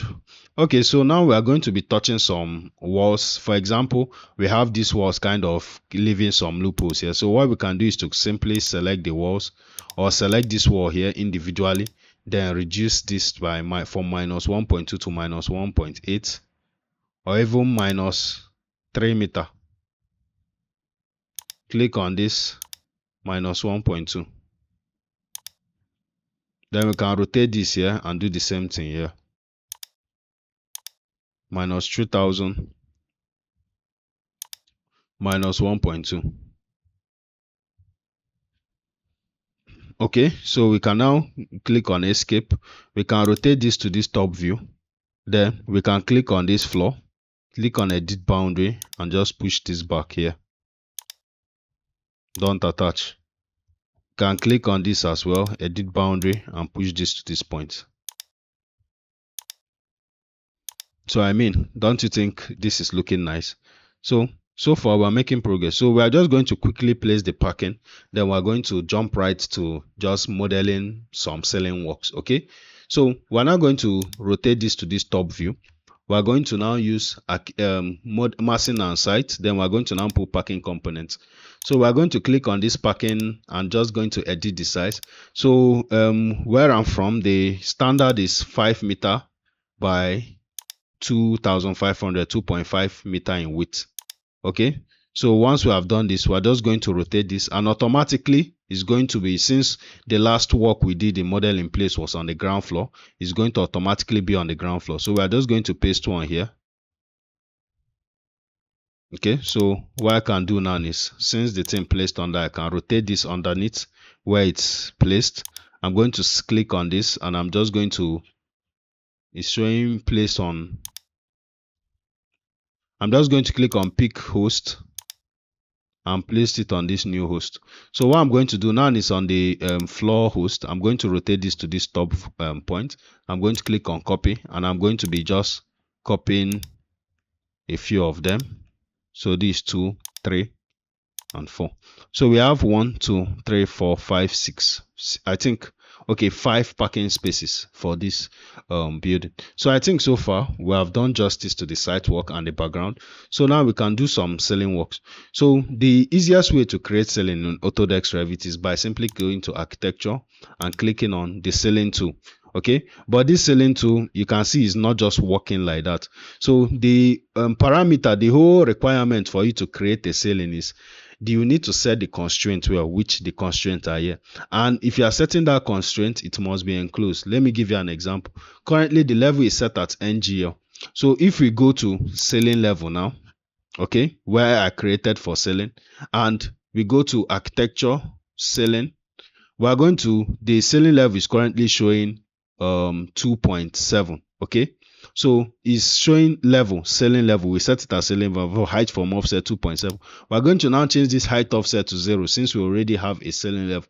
Normally this height offset is usually meant for, if you are working on DPC, the level will be on DPC, then you now set a height offset to raise the ceiling up. But since we're already on the ceiling level, we don't need that. So I'm just going to place one ceiling here, for instance. So now I've placed it here. I guess you're not seeing anything, but if you select it, it's clickable. If you go to 3D view now, and we rotate this project here, so I think I placed it somewhere around this. If I click on this element I've created and click on HH, you can see the ceiling in ceiling level. Okay, and you can see how it's looking. Okay, so that is basically how to create ceilings in Revit. But for me, if you don't know already, by this video you should know already, I'm a model in place enthusiast. You get, so I usually use model in place with the right category to achieve most of the things I want to model. So we are going to be using model in place to model some more especially exterior related ceilings that will be useful during the facade work, okay, or useful during the exterior rendering. So I'm going to rotate this building to the approach first, and already you can see it's looking nice, but even though we'll still have some few more facade touches. So the first thing I'm going to do is, I'm now going to use a tool called section box. So section box give you the ability to create 3D sections. So let's just start using it. So I'm just going to click on this section bar in my properties panel. You search for it, you see it. Then I'm going to click on this. The section box is this thing here. If you rotate it in 3D, it's like a box, literally. So you can rotate it this way, then just drag the bottom to this point here. Okay, so what we can undo now is I'm going to rotate this, or I'm just going to undo this section box thing and drag the section box back. So one thing I usually advise to do that will make working easier is to group your site. Okay, especially when there are other things to do. So like the way we have these site models, we have this beachside thing we did, we have the floors here. We can just gradually hold control and select everything. So after selecting these ones, we can even select the fence, this parking, this floor here. Just patiently we select everything.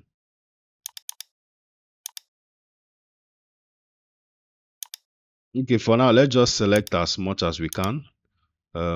We can still take our times to just basically select most of this site components here.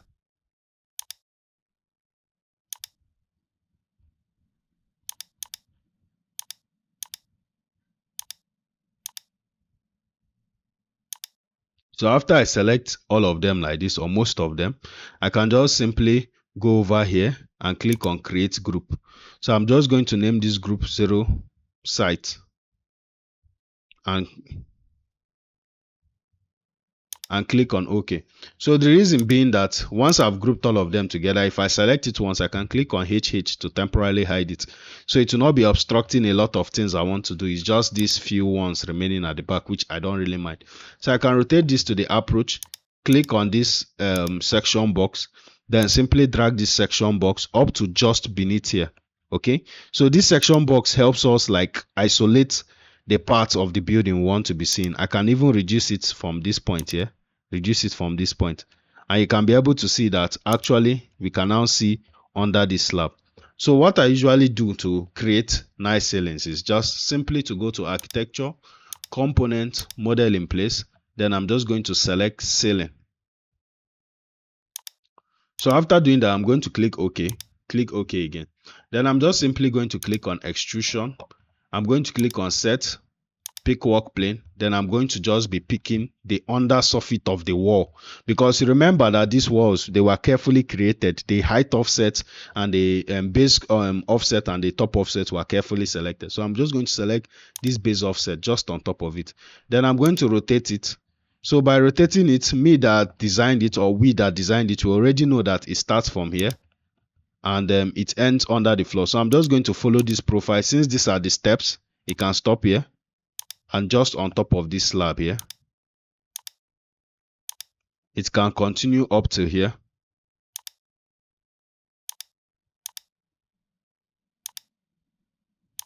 And here. So now we're just going to set the parameters, right? The extrusion end will be 15, 0 to 15. Then we're going to change this material from facial board. We're going to right click duplicate, and we're going to call this 00 ceiling white. The reason why I usually add numbers to my nomenclature is that it will be easy to locate later. Once you just click on 0, you see all the materials. Then I'm going to click on OK. So another thing we can create is we can create cavities for LED light. Even though that technically most of this ceiling is going to be facing the ground, some portion of it is facing a fire pit. If you remember, there is a fire pit just underneath here. If not for this section box we used to cut it out. So we can still place some LED light under here. So I'm going to click on offset and I'm going to be offsetting 225 millimeter. So it's just going to be at the edge here. Offset 225, offset 225. I think just these two is enough. Then I'm just going to click on another value on the offset and change it to 75. Then I'm just going to offset 75 here, offset 75 here.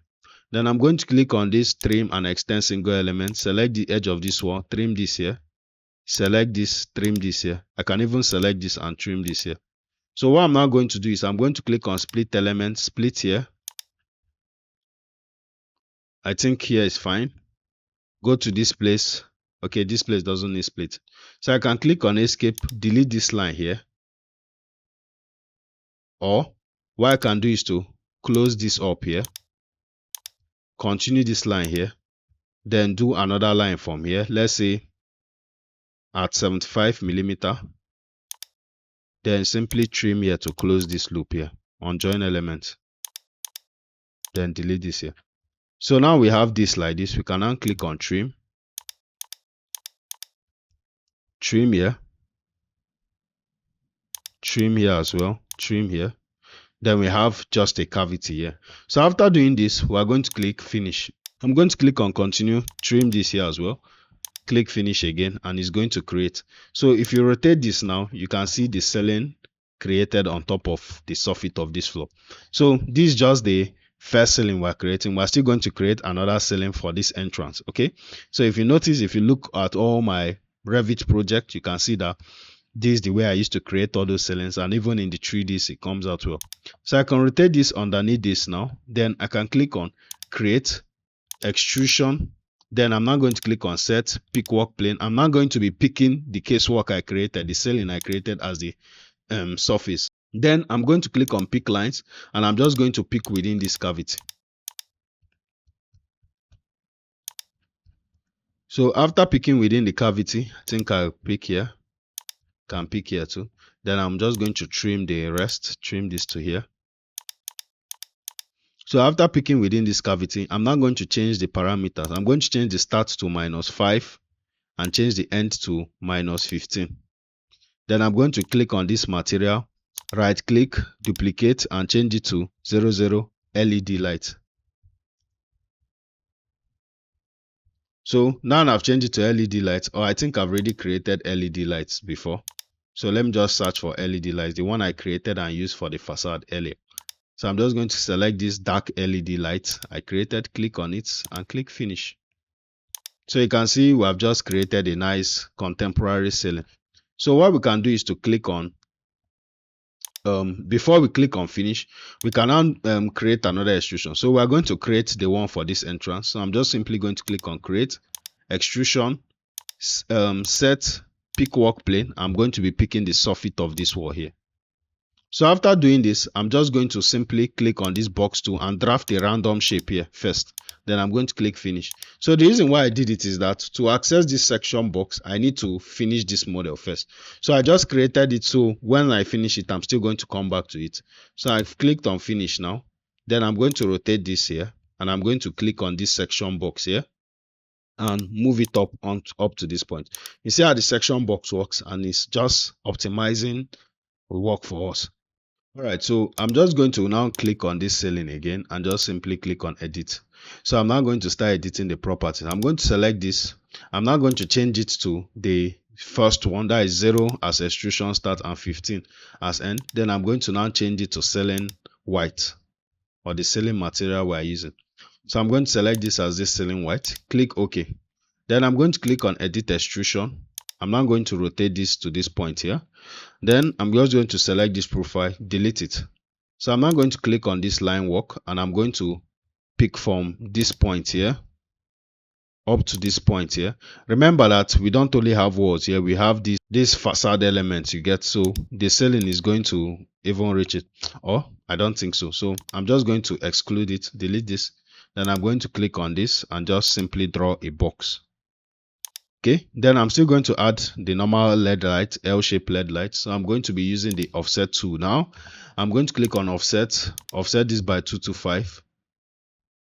Offset 225 here, offset 225 here. Then I'm now going to offset also 75 millimeter here and here. Then I'm now going to trim it. Click on trim and trim this too. Then I'm going to just click on this split element, split here.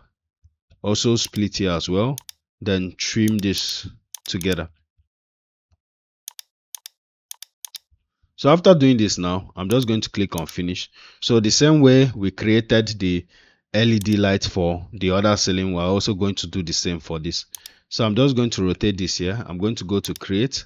I'm now going to go to extrusion, set, pick plane, and pick here. Then it's now going to be back to this. It's now going to be back to this -5, -15 LED light. So I'm just going to click on pick line tool and just pick within the cavity we left and fill it up or close the loop. So I'm going to click on finish, and we have our nice ceiling. So after clicking on finish now, I'm going to save this project. So what I can do now is I'm just going to, okay, let me just chill a bit. Okay, now it have saved. I'm going to rotate this to the bottom. Then I'm going to select this ceiling, this default ceiling, Revit ceiling we use. I'm going to select this. I'm going to click on edit type, going to click on edit, and I'm going to change this finish to from this acoustic ceiling to this our ceiling white we created. So after doing this, we can now click on this ceiling, click on copy, and copy it to another part of this building. So since this is higher than this part of this building, which is where this bedroom is, we can click on this and we can select the level to PENT floor level and set the height offset as minus 300. So you see automatically we have created ceiling here. So we can click on this, rotate this under, edit the profile, then simply just adjust the shape of the ceiling to fit the space. Okay, so this is just a basic modeling, but I'm not going to go into details about interior design and interior modeling. So we're just going to be doing the basic stuff for a full project presentation. So after doing this now, I'm just going to go over here and I'm going to untick this section box. Okay, so now we have unticked it. I'm also going to click on HR, that is to undo the height. That is like to Control Z for the height, and we're going to have our project here. So I was thinking of creating some trellis panels that will be readily used in this project for some parts of the facade. I think here and here should be fully trellis panels. So how am I going to do that? Firstly, I need to go to the DPC. After going to the DPC, I'm now going to go to File. I'm now going to click on, once I click on File, I'm going to hover around New. I'm going to click on Family. Then I'm going to click on this icon and I'm going to be using the English metric. So now I'm going to scroll down in this metric curtain wall panel. Okay, so I'm now going to click on this curtain wall panel and I'm just going to click OK. So this curtain wall panel, we're going to create a single unit of the curtain wall that we are going to now use to create a curtain wall system. So trust me, if you master this, you can do a lot in Revit. So just pay attention. So firstly, this is the plan view. So what we want to do is we want to create a shape that we're going to use as an element in the curtain wall. So the first thing to do is to know the size of the shape. So the size of this shape, the width I'm planning on using is 75 millimeter. So you can see that this reference planes or this reference lines here are set at equal distance. This EQ means equal. So if I click on this and I change anything on this side, it's going to reflect on the other side. So since I want the total width of my element to be 75 millimeter, I'm going to set this as half of 75 millimeter, which is 37.5 milliliter. Okay, so now this is done. We have this our plan set. So what we're going to do is we're going to create the element. So I'm now going to click on create. I'm now going to click on, or rather instead of 75, I'm going to click on this and change this to 100 and change this to 50, sorry, because I think it's better. The total width is 100. So after doing this, I'm now going to click on create. I'm going to click on extrusion.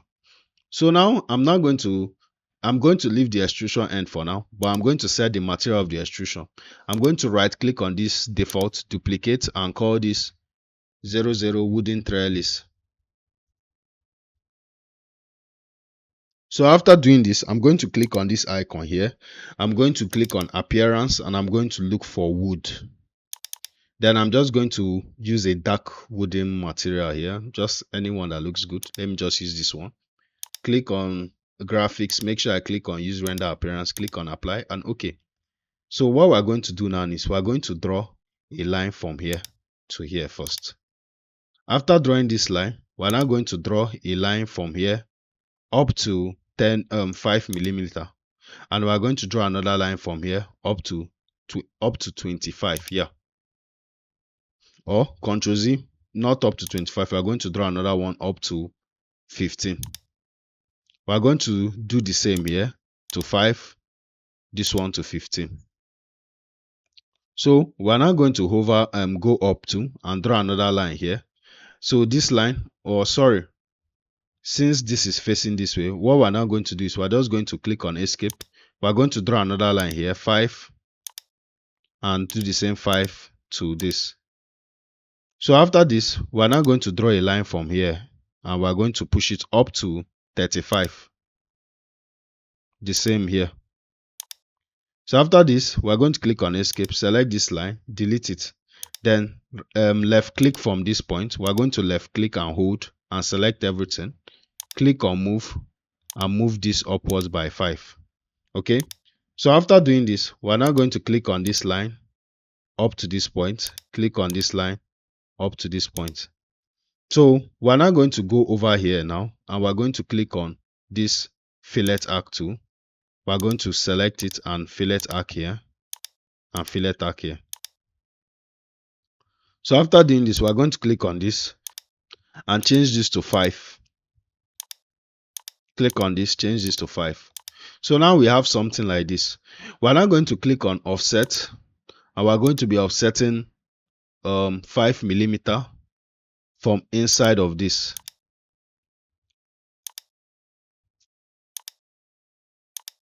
Then I'm just going to use a line to close this loop. So after doing this, I'm going to click on AL, that is align, select this reference line and select this line we created and lock it in place. Click on escape, select this, use the AL again, select the reference line, select this and also lock it in place.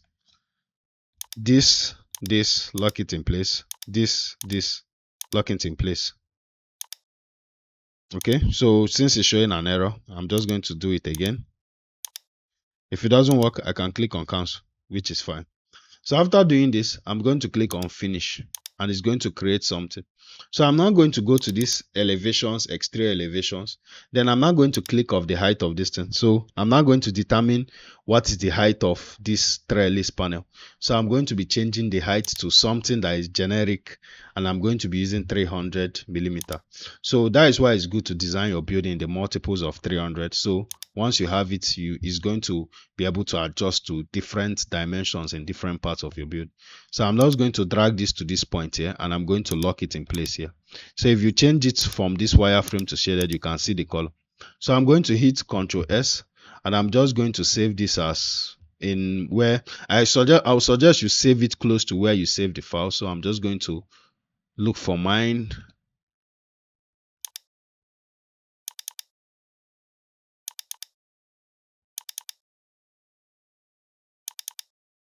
So I'm just going to save it as trellis unit. So in actuality, the material they can use to achieve what we want to create is actually WPC panel, which is wood plastic composite panels. Okay, that is just by the way, you can browse on it. So now we have loaded it into the project. I just loaded it into the project. Okay, we're now going to create the cutting wall system for it. So I'm just going to go to file, I'm just going to architecture. I'm going to click on wall, click on this drop down, then select this non-defined. Then I'm going to click on edit, duplicate, and I'm going to call this 00 facade trellis. Okay, so you can give it the correct name if you browse on it. Then click on OK. So what we're now going to do is we're going to add a vertical layout. So remember that the width is 100 millimeters. So this vertical layout will be a fixed distance at 100 mm. We have a horizontal layout. The horizontal layout will be fixed distance and the fixed distance of the horizontal layout will be 300. Okay, so after doing this, we can now go down. We are not going to put any mullion. We don't need any mullion. Then we're now going to click on this cutting wall system panel, change it from glaze to wooden panels, and boom, we have the cutting wall system. So we are going to set the levels, right? We are going to go to DPC. Okay, click on wall with this our new cutting wall facade trellis. Change this base offset to 0 up to PENT floor. Change the top offset to -450. And you can watch once we click on this point here up to this point, it's going to create something. So if you click on this, we can just simply click on this zigzag that to push it out. But after we have done this, if you click on escape and we just simply click on this and click on we simply click on this. Okay, so I'm now going to go to 3D view now and I'm going to be seeing how it's looking. So I'm going to click on tab, select this. Okay, I think we made a mistake. Okay, so if you click on this, if you click on edit type, I selected this wooden panel. So what I meant to select is the trellis unit. So I'm going to click on this and click on apply, and it's going to change it. So if you're gonna go back to this DPC, we're just going to click on this two-way icon here, and it's going to switch it back. So you can see all those units we modeled, and if you go to 3D view, it's going to be looking perfectly set. So you can see how it's looking. So we're now going to go to this DPC again, and we're going to click on this wall since we have set it right, and draw another one from here to this point here. We can click on delete type and replace panels for some few parts. It's fine. We can do the same here. So you can see once you have created this thing, you can use it in different projects. Just copy the cutting wall system. It will be saved in the inventory. So if you select this panel now, we can now change this from DPC to NGL.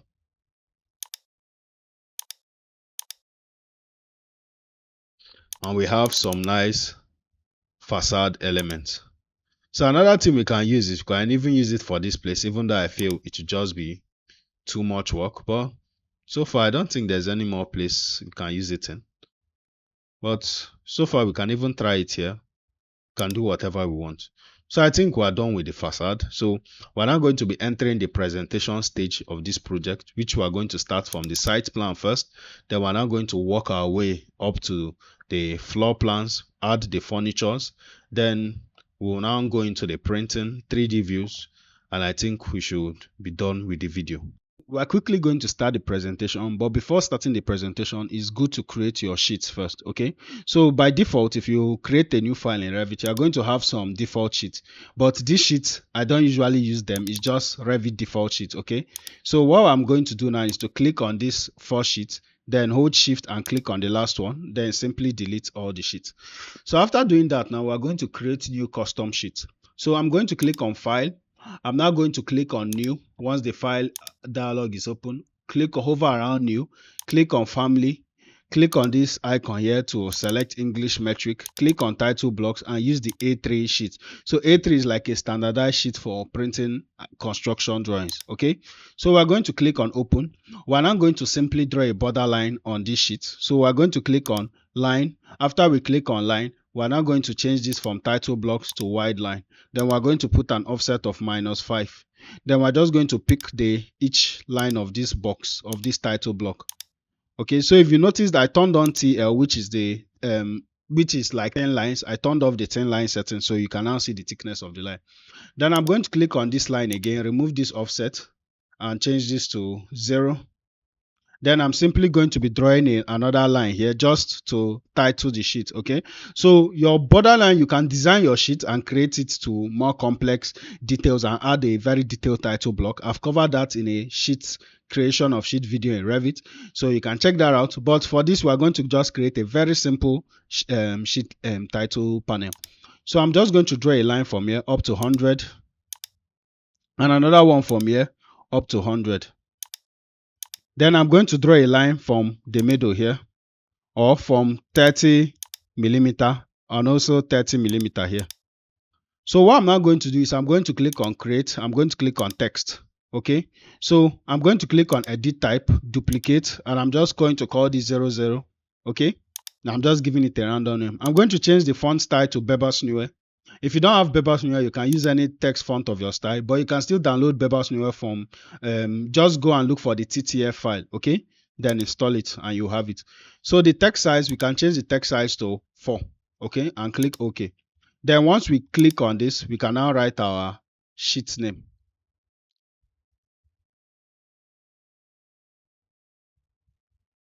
Then put column. Okay, so after doing this, we can click on this and move this up. Then we can click on edit type. We can also change this text background from opaque to transparent and click on OK. So after doing this now, we're now going to go over here, click on this text, click on copy, click on this point and copy it here. Then we're now going to call this sheet number.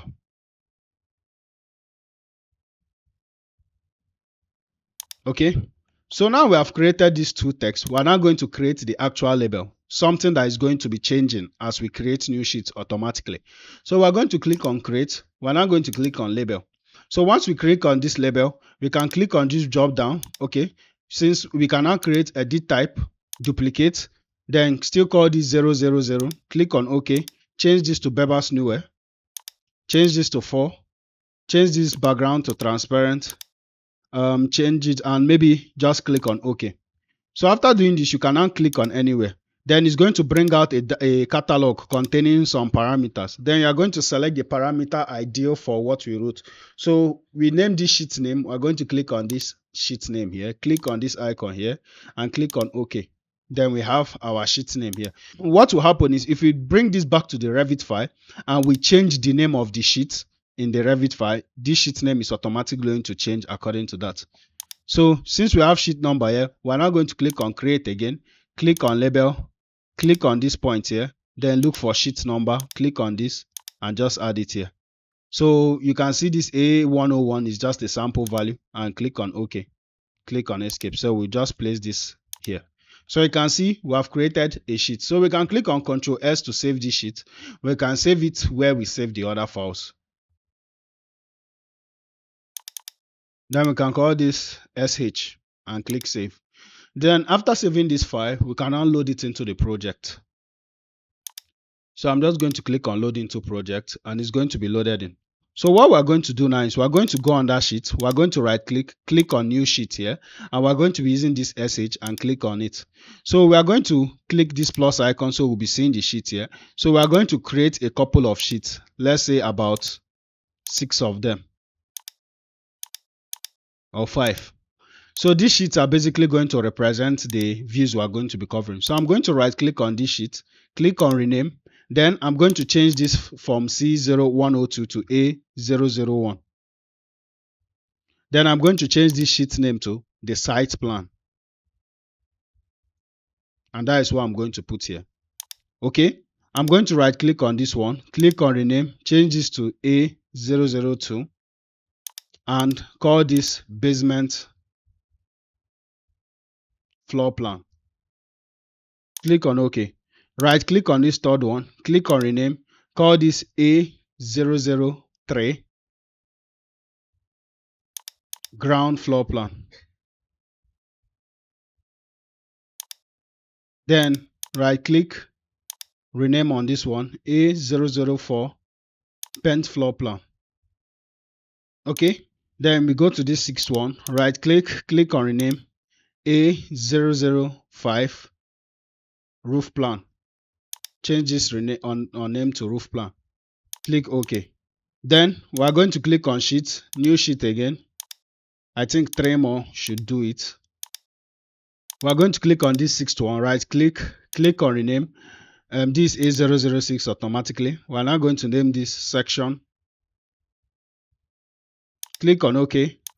The seventh one, click on rename. We are going to name this 3D view 1. And the final one, we're going to click on rename 3D view 2. Okay, so we have all our sheets created.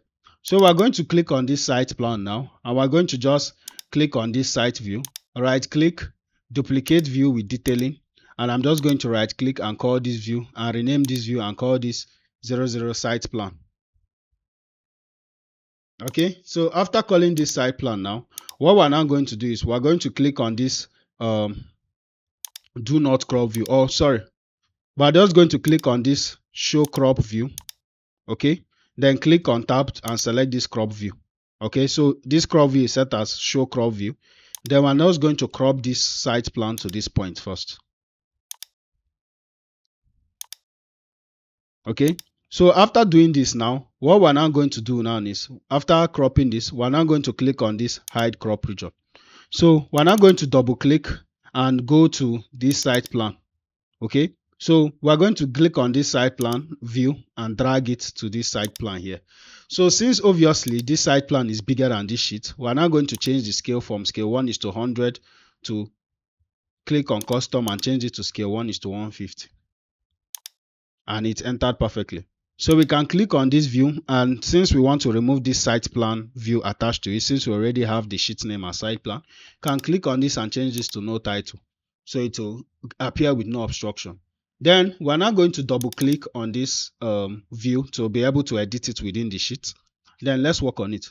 So remember that we grouped everything. We grouped this site with this fence. So what we're going to do is we're going to select the group, click on edit group, click on remove, then select each of these fence walls to exclude them from the group so we can hide them separately.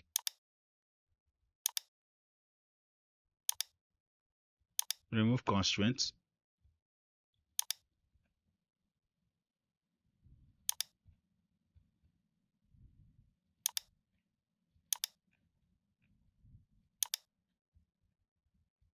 So I'm just carefully selecting them and removing the constraints. Okay, I think I've removed all the fences. Then I'm going to click on finish. So what I'm going to do is I'm going to click on tab. I'm first going to click on this group here. Click on escape, select this group, click on HH to hide it. Then I'm going to select each of these fence here and I'm going to group them again, then hide them. So I'm going to group the fence as its own file. So I'm just going to group the fence separately. So it will give me more flexibility with this project. So after this, I can click on group and I can call this fence. Then click on OK. Then I can simply right click, hide in view by element.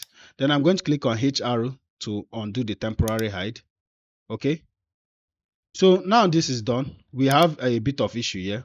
I'm going to click on edit group. I'm going to click on this. I think the only way we can solve this is fixing the model basically. So we're going to have to go back to 3D view. So what I'm going to do, I'm going to click on this fence in the 3D. Click on HH. Then click on this site. Click on edit group. Then I'm now going to edit this. I'm going to click on this. Click on edit in place. Select this and click on edit sweep. Then simply click on edit sweep profile, edit. Then simply click on this and offset this by 300. Uncheck this. Then offset this by 300. Click finish. So now I'm going to click on this and do the same for this, but for this side here, so it will not intersect. Edit profile, edit, offset 300, offset from here.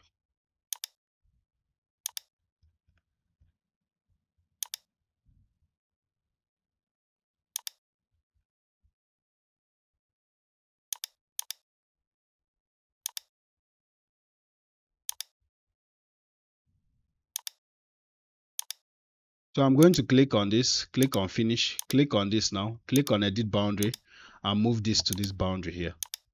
Okay, don't attach. So I'm going to click on finish and we're going to go back to this site plan. So I think with this we have solved the issue. So what we're going to be doing now is we're going to first hide some things, especially these grid lines. So in site plan, the grid lines don't need to show. So I'm going to click on tab, select these grid lines, right click, hide in view by category. Alright, so once we are done hiding the grid lines, we are going to add the boundary lines. So we can go to annotate, detail line. So normally I used to use something called the sight line. So if you have transferred the template, you should see it. So we're going to click on it and we're going to draw a boundary. Okay. So what we're going to do is excluding the places where the access is, we're going to make sure boundary line encompass it. So if you want to see the real thickness of the boundary line, we can turn off the thin line settings by clicking on TL. So we can just simply draft.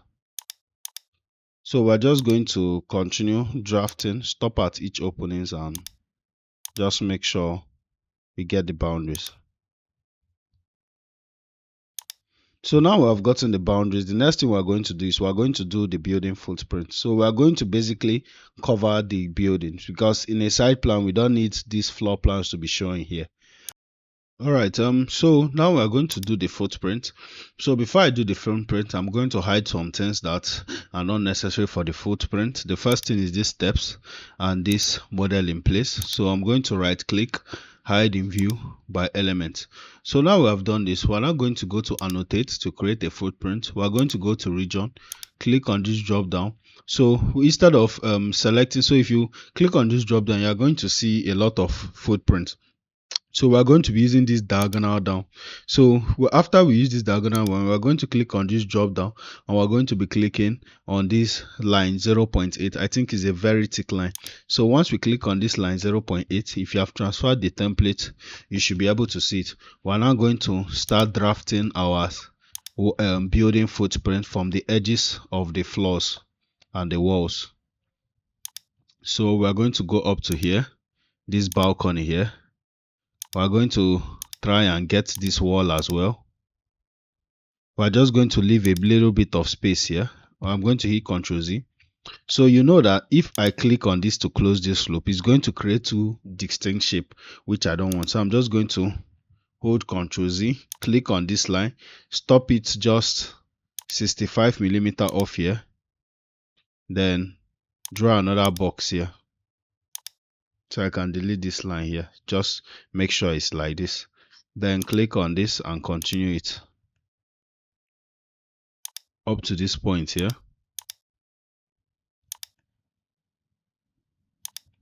Up to this entrance. Up to here. Up to this balcony here. Here as well.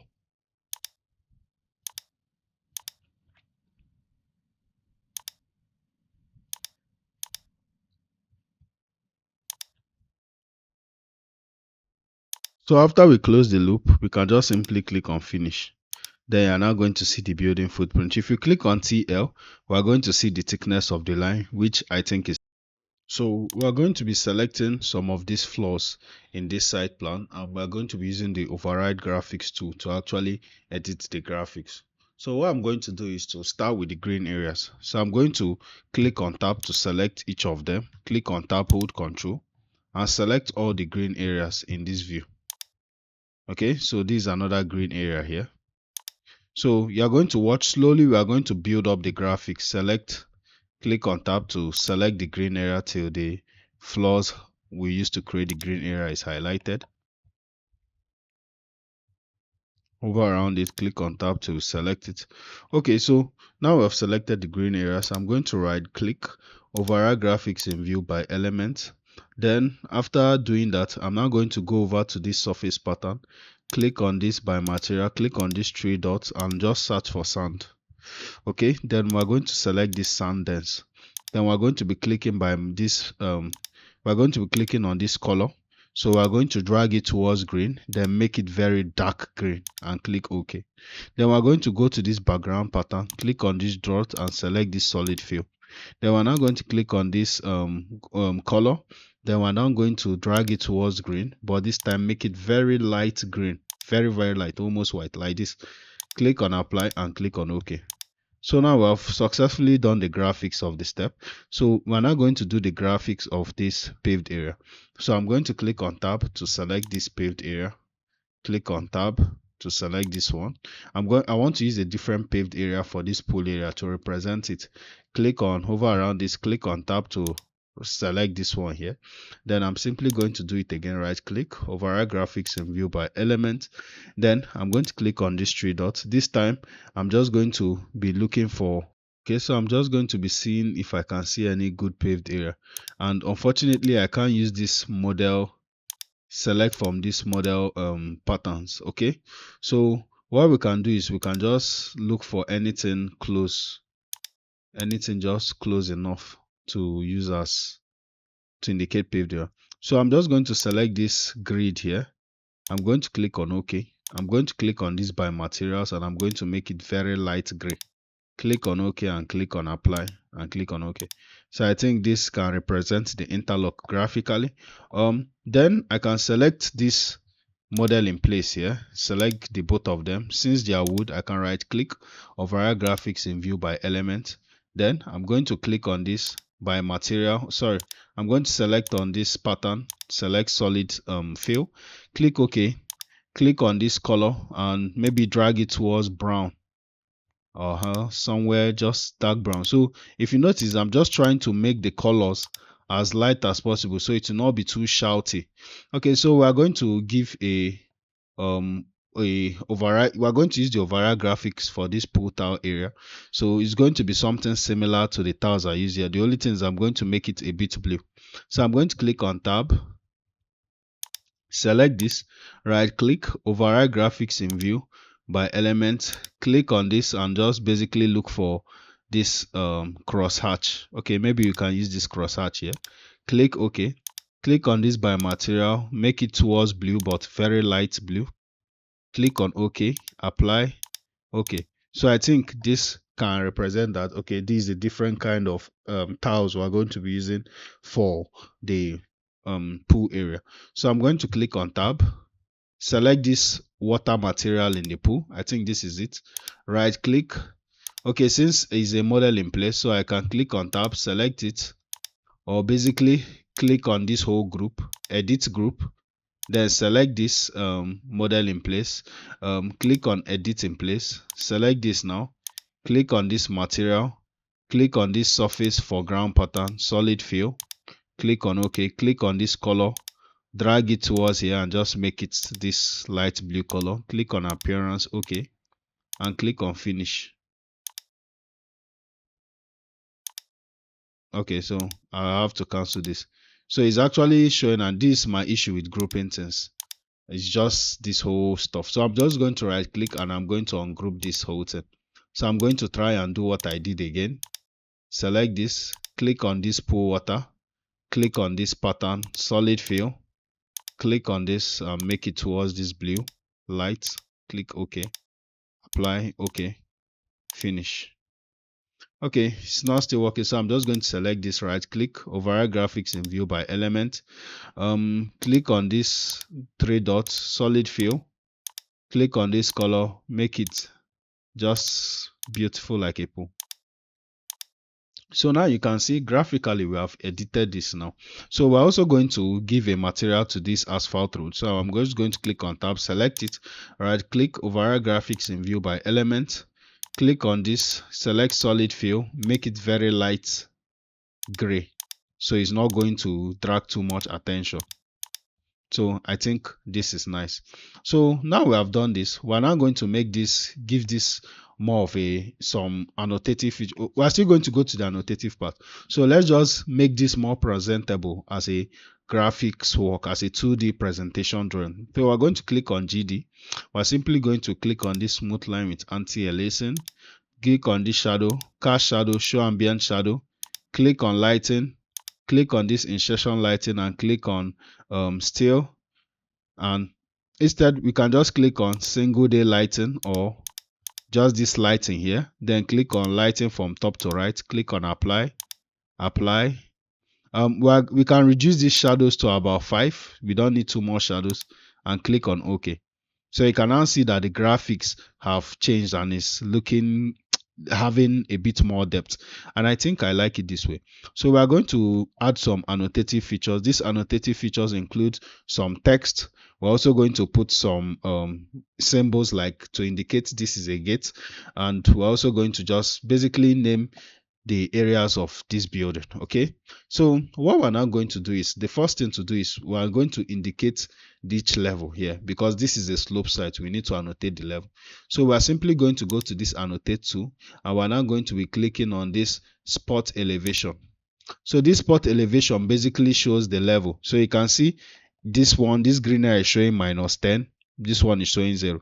So what we can do now is just to place this here, indicating the heights of each of these places. So you can see this one is -1.2 as we did, this one -375 here.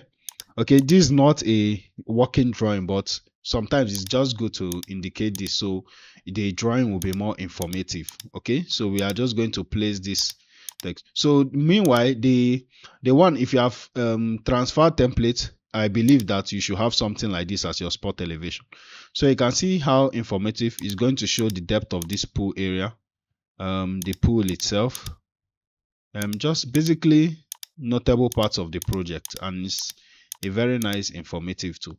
So now we have done this, now we are now going to add some text. So I'm just going to click on text, and we're going to be creating 2 major text for this. I'm going to edit type, duplicate, and call this 00 site plan big. Okay, then I'm going to click on OK. So I'm going to change this text font to Bebas Newer. You can use any text font of your liking, but I like Bebas Newer. I'm going to change the text size to let me use 8.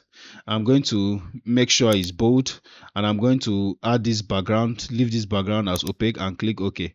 So I'm going to click here, and I'm just going to call this main building. Okay, then I'm just going to centralize it. So I'm going to click on text again, but this time I'm going to click on edit type, duplicate, and I'm going to call this, rename this as site plan small. Then I'm just going to click OK, and I'm going to change this text size from 8 to, let's use 4.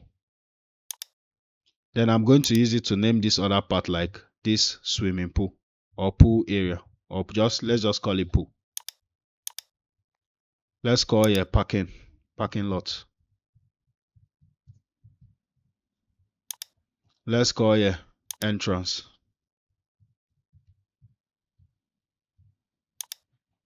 Then we can call here sitting, outdoor sitting, or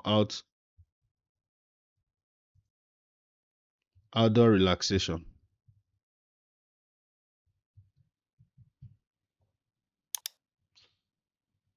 and click yes.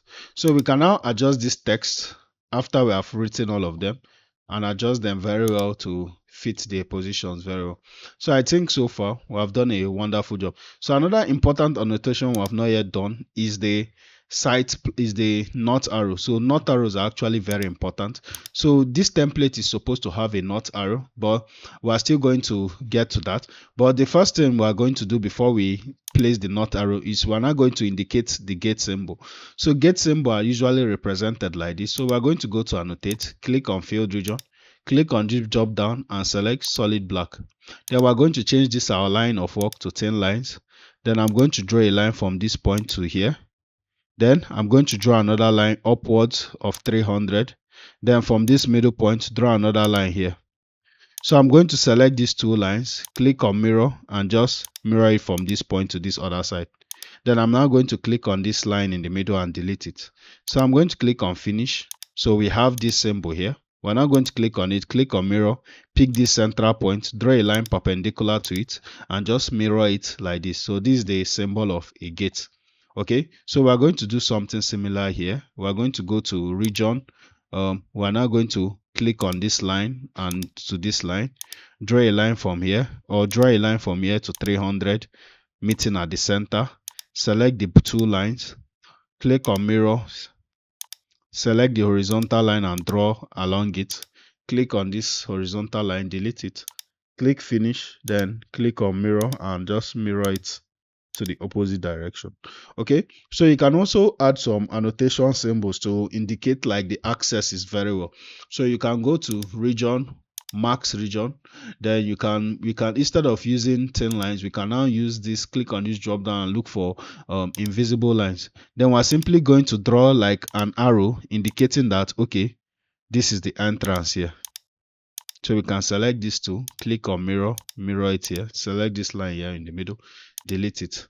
So you can see this arrow basically points towards the entrance. We can click on this, click on copy it to this point here, and this is an exit. Okay, we can drag this inside this building here. Since this is this one is white and it's not coming out well here, we can go to region, click on this drop down, field region, click on this line here, click on tab, hover around it and just create a black field region indicating the arrow here. So it still means the same thing. So I think this is good. So we're also going to indicate that this place is a ramp. So I'm going to go to detail line and I'm going to click on this drop down and change it to 10 lines. So I'm going to draw a line from here to here representing this a ramp. So to be honest, I've actually forgotten the symbol how it's meant to go, but I think if it's going downwards, it means the ramp is going. If the arrow is pointing this way, it means the ramp is going down towards this place. Okay, if I'm wrong, you can correct me in the comments below, in the comment section. So now we have done with all these things, we are supposed to add a north arrow. So usually since we transfer template from the template file, I'm guessing that under symbols we are supposed to have a north arrow here, but since we don't have, we are going to open the template file. So I'm just going to click on file, and I'm just going to try and open the template file again so we can just get the north arrow. So now I've opened the template file. We're going to go to the site plan of the template file and we're going to copy the north arrow from there. So I'm just going to open the sheet of this template file, click on site plan, select this north arrow, click on copy, Go to this our site plan sheet here, hit Ctrl V, click on OK and paste it here. So the north arrow is now in this our sheet, side plan sheet. So you can see how we place this here. The north arrow is there. We can even add some dimensions to the site if you want. So let's just do that. So I'm going to go to annotate, just basically showing you how to dimension. Click on align.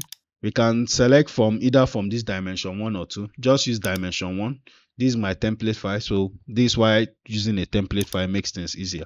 So we're just going to dimension these edges here and just show the overall dimensions of the site. So it's basically a 30 by 30 meter site.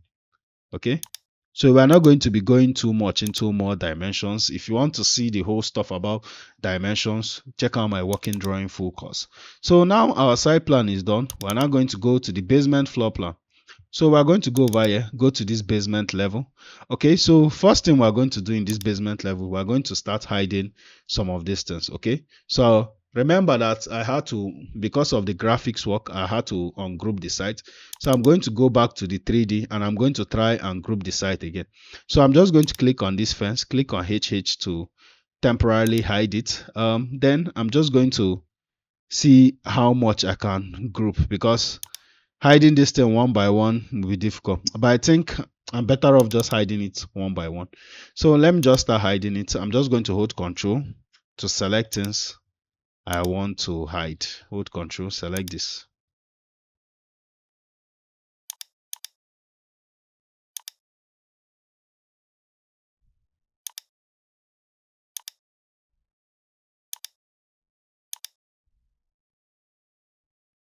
Then I'm going to right click, hide in view element.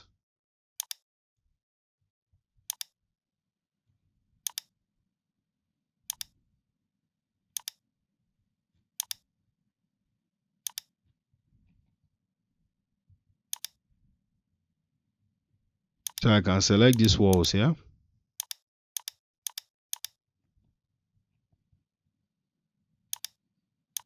Select these retaining walls.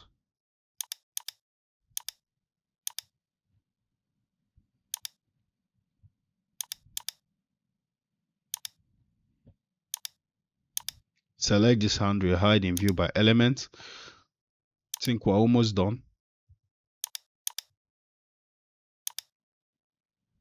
If you notice, I'm not hiding anything in view by category. Okay, I'm just hiding all of them by element. So this is basically the basement. I think the staircase can stay. Okay, so what we're now going to do is we're going to create some rooms. Okay, in Revit.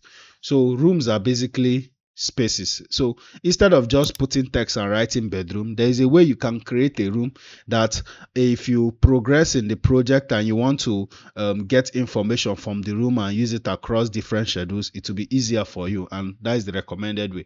So you simply go to architecture and we're now going to click on rooms. So once we click on rooms, we are going to set the levels right. So we are going to click on this room tag and change it to room tag with area. Then we're now going to click on this upper limit. You can see the level is currently at the basement level which we're in.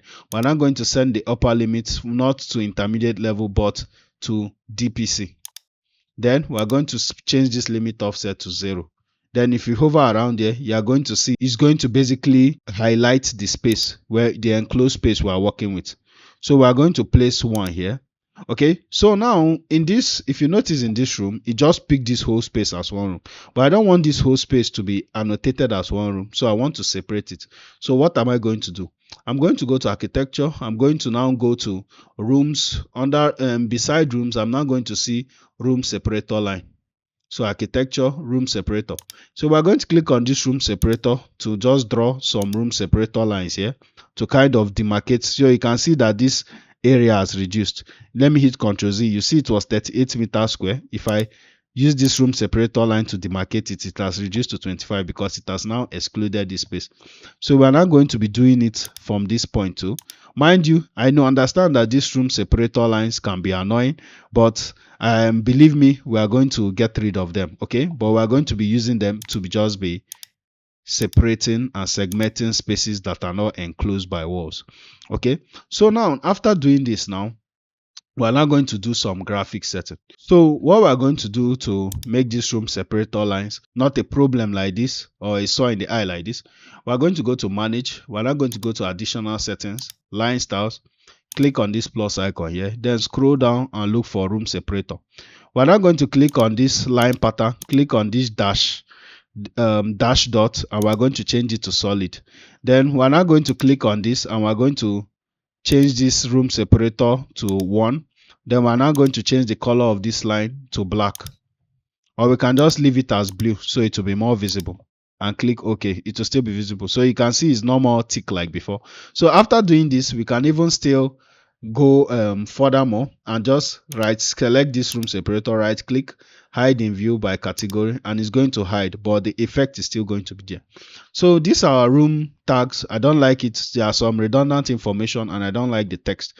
So instead of clicking on it, if we click on the room tag, we can't really edit it here. You can see. So we are just going to click on this and click on edit family. So what I'm going to do first is I'm going to go over views. I'm going to go to view visibility graphics. I'm going to go to annotation categories and click on show annotation categories in this view. Then I'm going to click on apply and OK. So now we can see this annoying box that is to come. I'm going to click on tab, select it, delete it. Delete this room number. I don't need the room number. Okay. So I'm going to drag this room down. I can delete this volume as well. I don't even need it. Drag this area down. So I'm going to click on this and click on edit type, duplicate.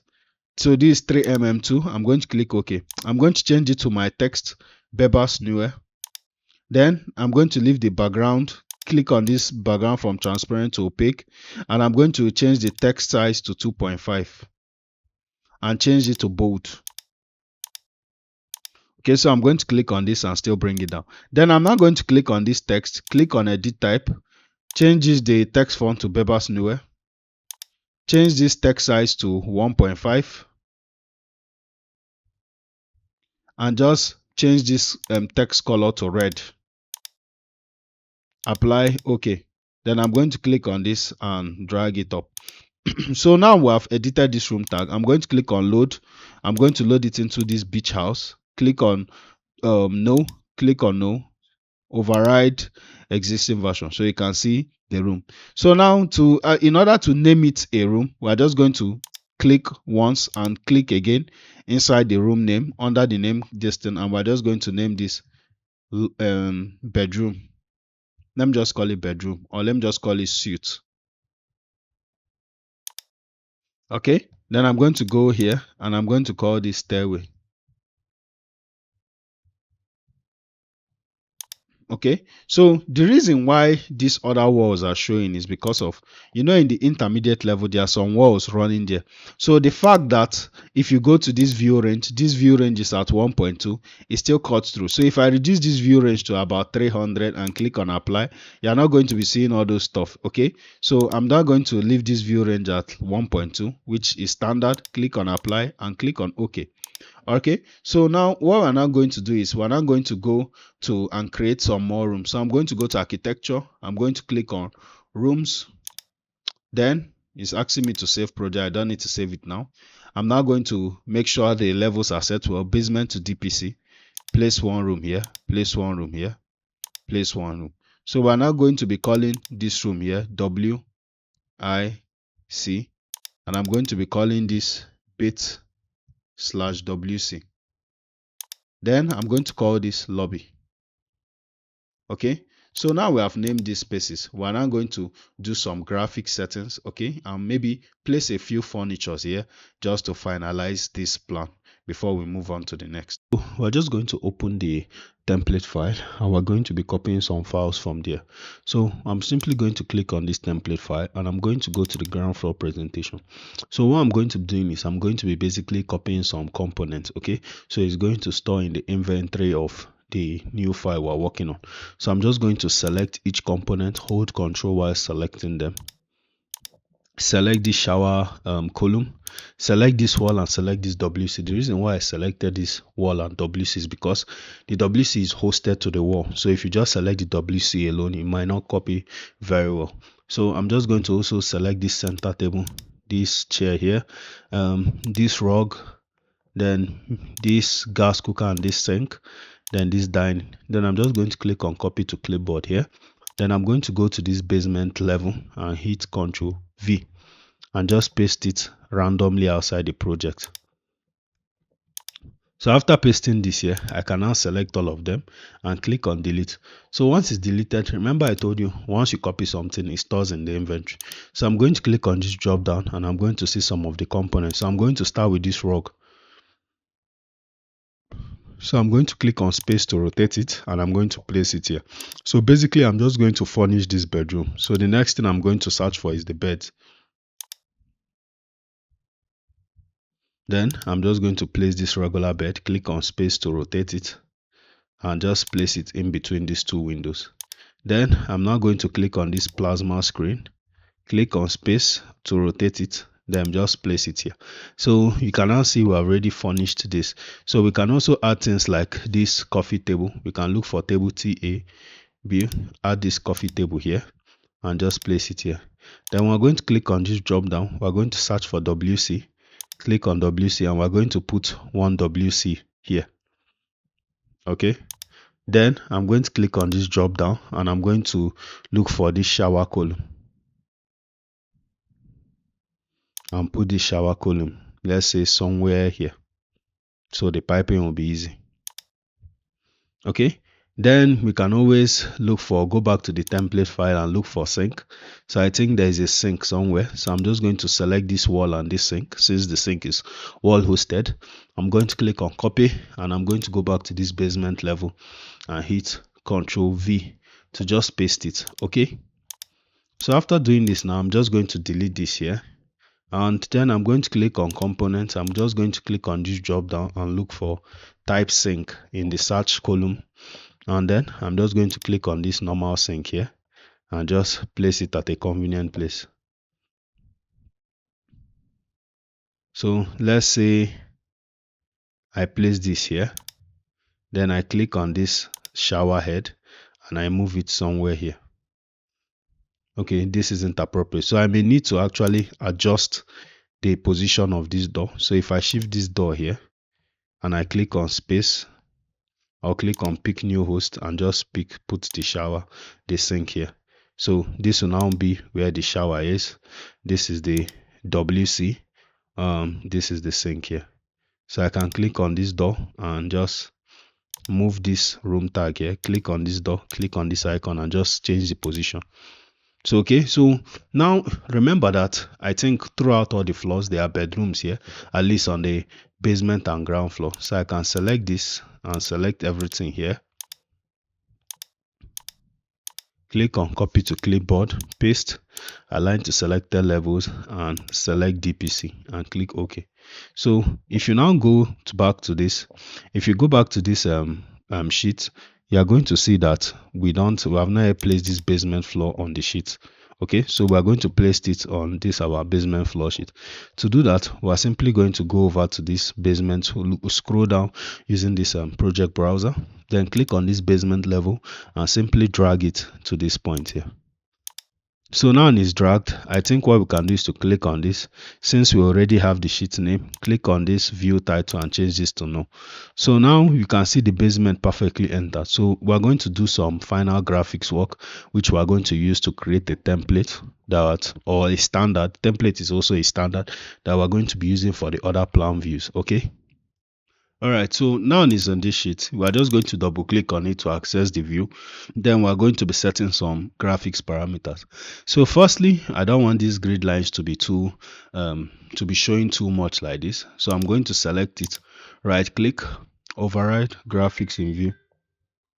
Alright, so I'm just going to select one of these grid lines. I'm going to right click, override graphics in view by category. Then I'm going to halftone it. So what this halftone does is going to de-highlight it, so it's not going to be too prominent like that. So after halftoning it, what I'm now going to do is to click on GD, which is like graphic display options. Okay, the shortcut is just GD.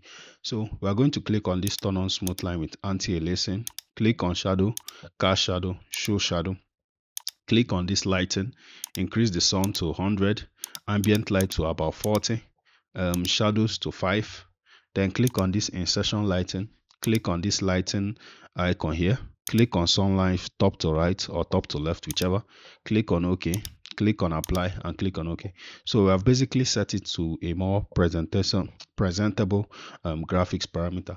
So what we're going to do is we're now going to save this template. Sorry, I'm going to click on view. I'm going to click on view template, create view template, and I'm now going to call this 00 plan presentation. Okay, so anytime we want to load in a template, we are just going to see this. So I'm just going to click on OK and click OK again. So after doing this, we're now going to go to this ground floor plan. This is our normal DPC, which is the ground floor plan. So what we're going to be doing, we're going to be doing something similar to what we did on the basement floor. So the first thing we did was to select all these floors, try to highlight only the floor model components, hide in view by element, select these two lines here. They are redundant, we will need to delete them, these lines as well. So we are going to just basically highlight everything. We are going to click on filter, click on check none. Okay, I'm going to click on cancel first. Remember that there are still some key lines that I still want to remain here, so I'm just going to try and just manually select all the things I don't want to be visible in this view. Okay, on the contrary, I'm just going to hit Ctrl Z and unhide all the floor components of this work. Okay, so what I'm going to do now is I'm going to click on this show crop region, then I'm going to click on this crop and crop this view up to here. So in ground floor plans, it's not a bad idea if the site components are showing, but it shouldn't be showing too much. It should be half toned and just be showing just a bit. So after cropping this, I'm going to click on this to hide the crop region. Then I'm just going to click on things like this first, hide in view by element. This line, I can click on tab, select the line, delete this line here. So what I'm now going to do is to just try and make sure I isolate everything here just to. So what I'm now going to do is I'm now going to highlight all the site components, including this staircase, these steps, this floor here. After I highlight all the things that are basically on the site, even these lines here, this floor here, and this line, I'm going to right click, override graphics in view by element, click on half tone and just half tone it. Okay, so this is going to be like more of a background thing. Okay, so what we can now do now is you can click on this and click on delete all this text here. So after deleting all this text, we're now going to go to annotate, and we're going to be using this our spot elevation to basically just annotate the parts. Okay, let's just get some annotations right. Some of them here. Okay, I think this is fine. So this is a ramp, so the height, elevation height is variable. So after doing this now, we are now going to create some rooms and demarcate some rooms. So remember how to do that. We simply go to architecture, we go under rooms, architectural rooms, then click on this room separator first, and we're going to separate rooms like this one here.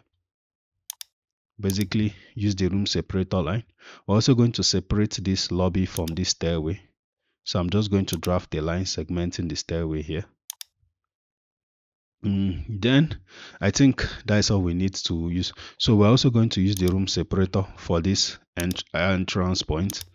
So since there is no wall demarcating it, we're also going to do the same here.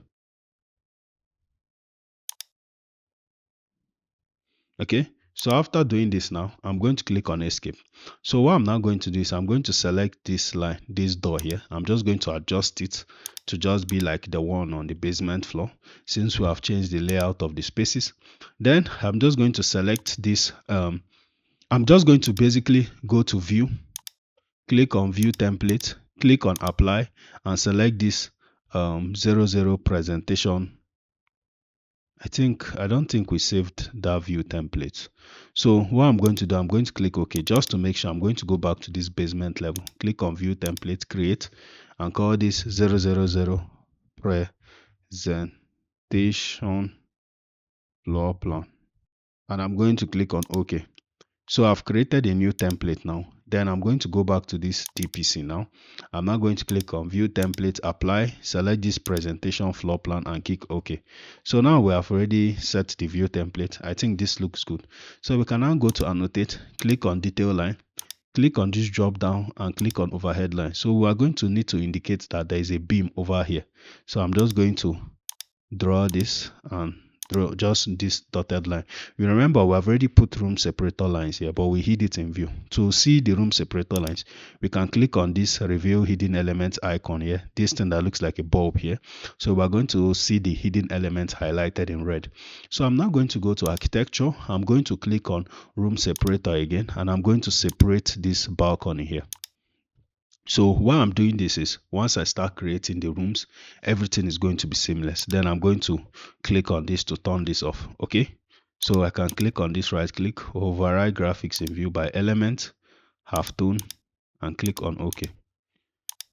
So that means there is a line here I'm supposed to delete, and I've deleted the line. Okay. So I'm going to select this paved area, override graphics in view by element, halftone it. So if you wondered how I selected it, I just clicked on tab. Okay, so now we have already set the graphics. We're now going to put the spaces, create some room spaces, okay, in this space here. So some things that are off for me is that I'm not seeing any windows here. So I'm just going to go over to this view range, click on edit, and just change this view range back to 1.8. Okay, so the reason is that in this view, 1.8 actually captures their high level windows here. So that 1.2 it was set in before didn't really capture all these spaces. So I can click on this line and delete it since we have already created our component. Then I can now use this annotation tools, detail line, and just basically annotate that this element here is actually a void. Ctrl Z. I need to change the line type to 10 lines.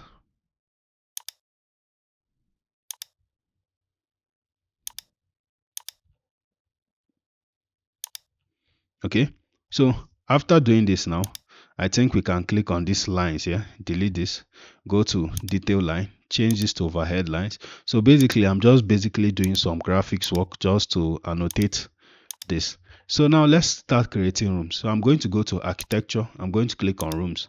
Then I'm going to set the parameter from DPC upper limit to PENT floor. Change this limit offset to 0. Okay, I think this method is much better. So I'm just going to place this first room, place the second one. You see the room separator have separated the rooms for us. So I'm going to place this third one, place this one here, place this lobby one, this pantry, servery, kitchen, stairway, reception, and WC, and outdoor dining area. Okay, so now we have done this now. I think we can delete these 10 lines here. Okay, we are now going to start changing the names of this space. So I'm going to call this dining, outdoor dining, or I'm going to call this an alfresco. Then I'm going to call this a reception.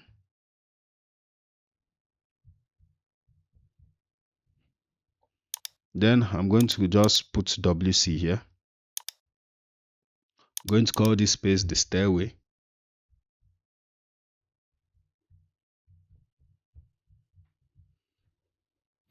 I'm going to name this space the pantry.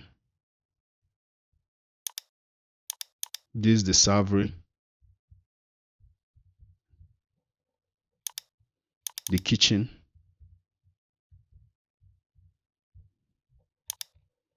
lobby, balcony,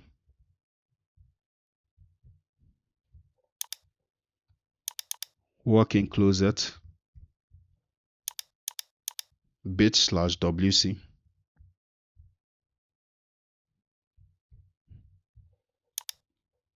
and bedroom. Another thing you can do in Revit is you can copy rooms across floors. Okay, so if not that I didn't set this already, I will have just copied this room across each floor. So we're going to just do a bit of furnishing for these spaces. Okay, so what we're going to do is I'm going to go back to the template file because I want to copy some dining and also a kitchen cabinet. So we're going to go to this ground floor presentation, and then I'm just going to zoom out, and I'm just going to try and select this dining, although this dining is too big. So what I can do now is I'm going to use a plugin called Blocks plugin. So Blocks plugin is basically a component library. If you just install the plugin on your Revit, you are going to get some free components, but if you go pay for the premium version, which I don't think is too expensive, you are going to get like an assorted library of top-notch components. So you can check out Blocks plugin. Check the link in the description below. Trust me, you're not going to regret it. It's a very really helpful plugin. Okay, so we are going to go back to this basement floor, and we are going to now go, we're going to go to the DPC. So I'm simply going to go to add-ins, then I'm going to right click on these blocks or double click on it. So I'm just going to fill in my details. So now I've logged in, I've opened my page. So I'm just going to extend this project browser panel. So I'm going to extend the blocks plugin. So we'll be able to see the panel well. Okay, so now I'm just going to simply search for dining. Okay, so once I click on dining, it's going to bring out some options. So what I'm now going to do is just to pick maybe this round table here. So it's going to load in. I'm just going to click and place it, then click on escape. Then I'm going to now look for this chair here, just any of this chair. I think this one looks nice. So once I load in this chair, I'm just going to zoom in. I'm going to click on space to place it here.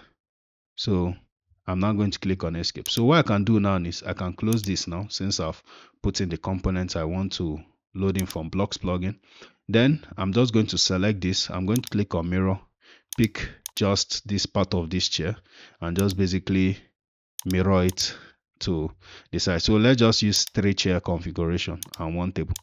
So I'm just going to select this, right click and click on select all of them with control, and after selecting all of them, I'm just going to click on group, and I'm just going to call them table.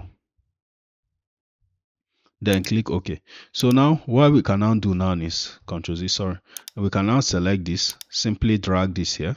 So we are just going to arrange this dining here. So now we have placed one. We can click on copy one by a distance of, let's use 1.8.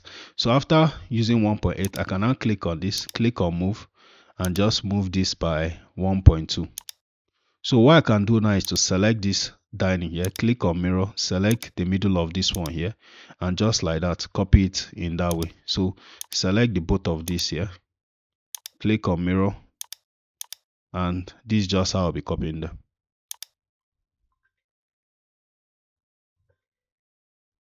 Okay, so I'm just going to continue, select both of these, click on this, and just mirror it to this part. So I can delete this last one.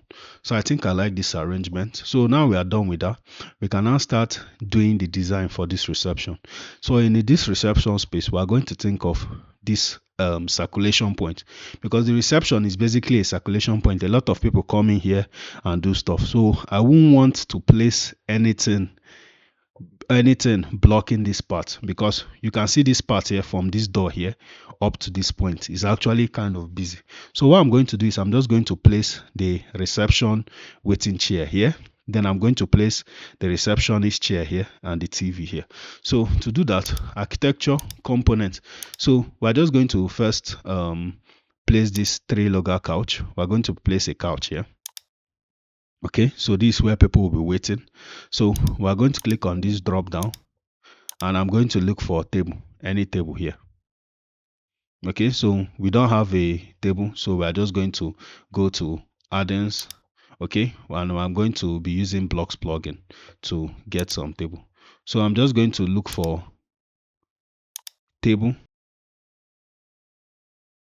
Okay, or let me just look for office table or receptionist.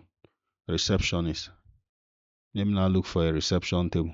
Okay, I think this is a good reception table. So you can see I'm getting nice components for absolutely free. So if you want to enjoy this kind of privilege, go and use blocks plugin. So now I've placed this here. I can now go to architecture component, and I can also place, let's say, this chair here. Okay. So after placing this chair now, I'm going to click on this drop down, and I'm going to be looking for that plasma TV. So I can just search for plasma. So remember, in the template file, you have most of this, except the ones I just loaded in from blocks plugin, which you can still get blocks plugin from the link. So basically, this is the proposed layout for this um, reception space. So you can have the chairs here. You have the receptionist table here. I can just try and shift this back a bit, even though here is looking tight, but I think we can manage a receptionist table here and the chair, then the TV for the people waiting. Okay, so now that is done, let's just go straight to the kitchen cabinet. For that, we'll go back to this template file, click on this, basically click on copy, go back to the normal file, go to the DPC. I think you can close this, hit Ctrl V, click on OK, and just paste it here. So after pasting this, I'm going to click on this, and I'm now going to click on edit extrusion. Okay, so I'm now going to select this, click on edit extrusion, select this profile, delete it. Then I'm now going to draw a new profile. So I'm going to draw a line from here. So remember, these windows are high level, so it's not going to obstruct the kitchen cabinet space. Okay, so we're just going to draw one up to 2.7, 600 here. Draw another line here up to 4.5, 600 as well. Join it here and click on finish. So after doing this, we're now going to put some basic components. I'm going to go to architecture components. I'm going to look for the gas cooker.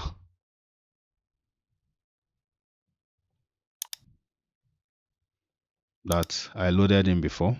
So I'm just going to place it here. Then I'm going to click on this drop down and look for sink. So I'm just going to increase this sink offset to 700. Then click space and place this here.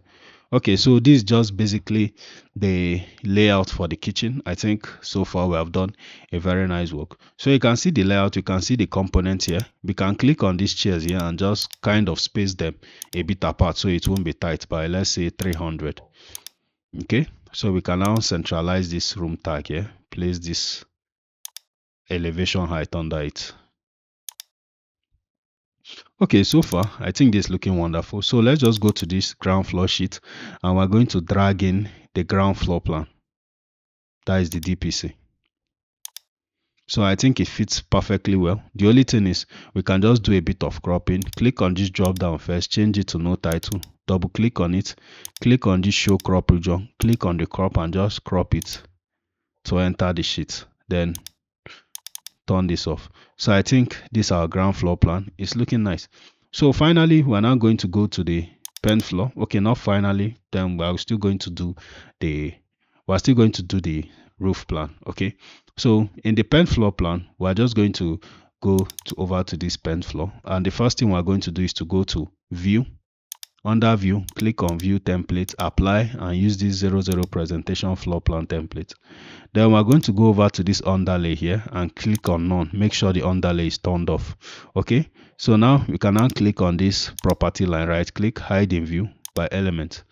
So now what we are going to do now is we're just basically going to click on this edit view range and change this view range to 1.8. Click on OK.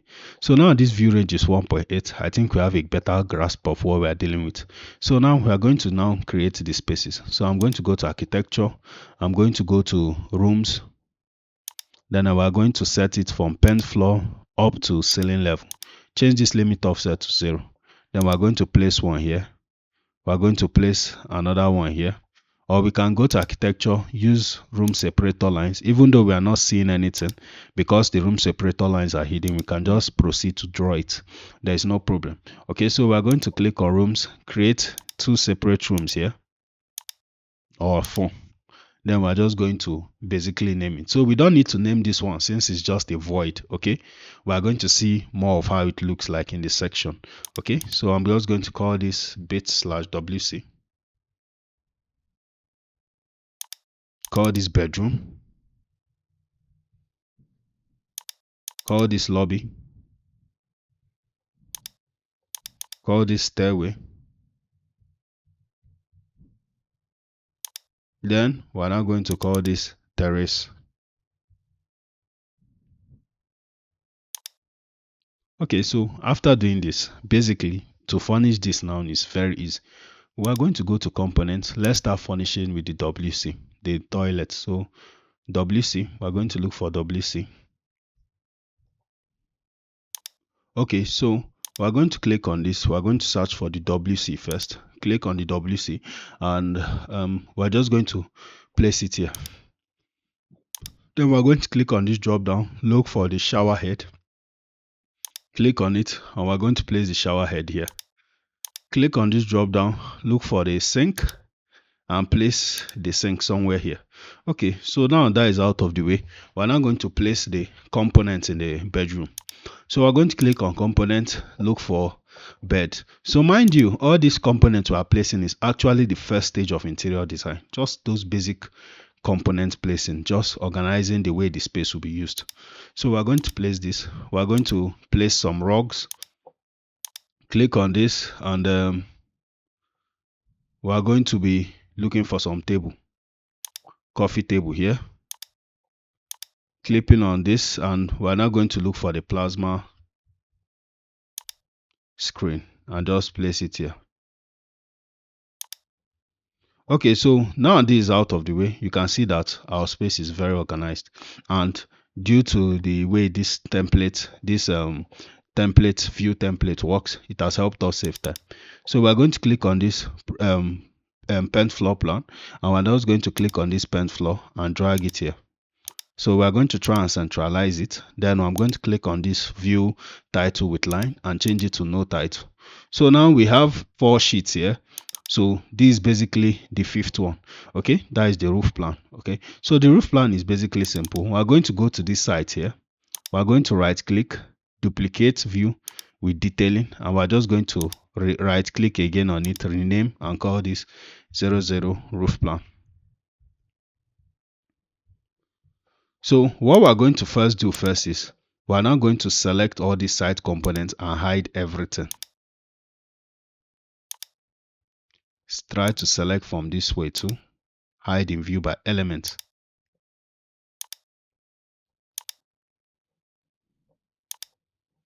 So we need to be careful about this. So we're not going to select any of the grid lines because the grid lines are very well should be visible in the roof plan.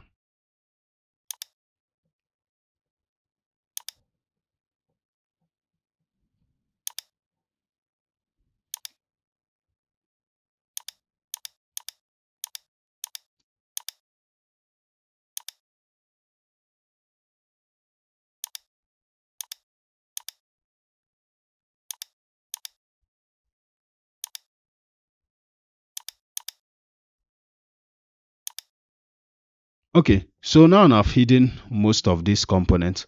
What I'm now going to do is the first thing is to go to this view template, views, click on view, click on apply, and we're first going to use this presentation floor. Okay, then this is the first stage. We're not yet done yet. Okay, so now what we're now going to do is we're going to go to this edit view range. Then we're now going to change the view range. So the first thing we're going to do is this offset, we're going to change it to 60,000. Then this other offset to 60,000. Click on apply and click on OK. So after doing this now, we are now going to see it from the highest view. Okay, so what we're going to do is we're going to click on this, click on edit type. Then we're going to select this material and click on this roofing sheet material. So we're going to do something to this roofing sheet material that is going to help us in the graphics. So we're going to click on this surface pattern, click on model, and we're now going to look for this shake 150. Click on OK. We are now going to change the color to a bit brown but dark brown. Okay, so we're going to click on apply, click on OK. So we're going to click on finish. So you can now see, if we click on save project, you can now see the graphics is showing very well and is looking very nice. So what we're now going to do is these cantilevers here, we're going to indicate that is concrete. So I'm just going to hide this component here. Then I'm now going to click on tab, select this floor here, hover here, click on tab here too, select this floor here. So after doing this now, what I'm now going to do is I'm now going to click on right click, override graphics in view by element.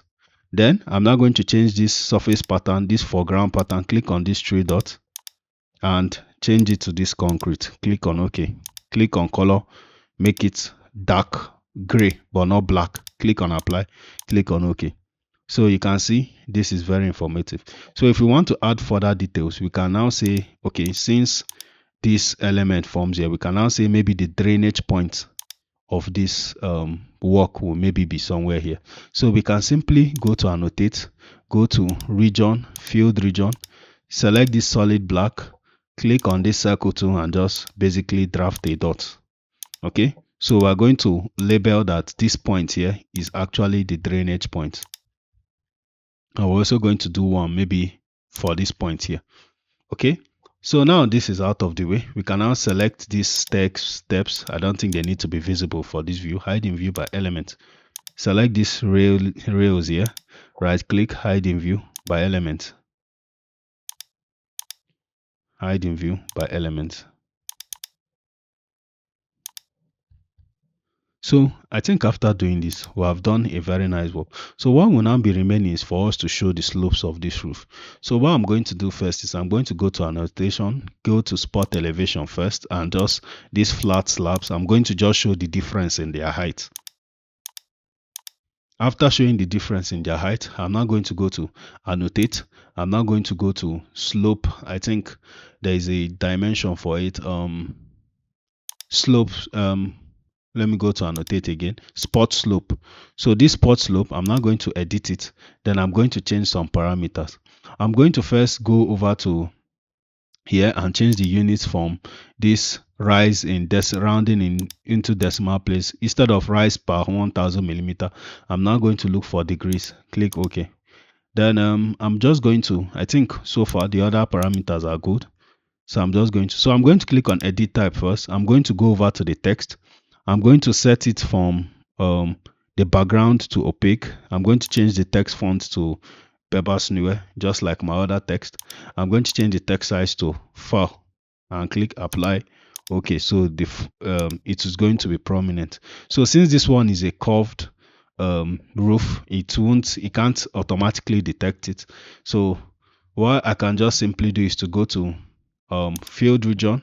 I'm now going to simply draw a triangle here.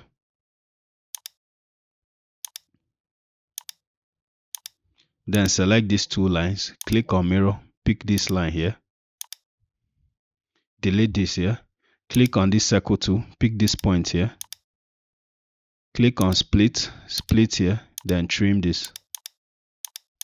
Okay, then now, so once this is created, this is showing that the roof is sloping this way, but since it's also kind of sloping this way, I'm going to click on mirror and just mirror it to this other side, then click on it and just adjust the position. So this basically shows that there is basically sloping from this side to this side. So what we can now do is to go to annotate, click on text, then we can site plan small text, we can use that one, and we can just call this drainage point.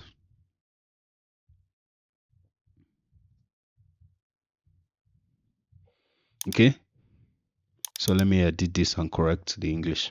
Okay, so basically you can annotate more. You can annotate that, okay, these are walls, these are parapet walls, all those stuff you get. But this is not working drawing. These are just presentation. But if you want to see how all those details, how I do all those details, you can make sure you check out my working drawing course. I think it's going to help as much. Even though you work in different region, it's going to still kind of give you an idea of, okay, this is how to go about this. Then you can now do your own further research on standards based on your region. So we're now going to go over to this roof plan, and we're going to simply drag this our roof plan view into this place here.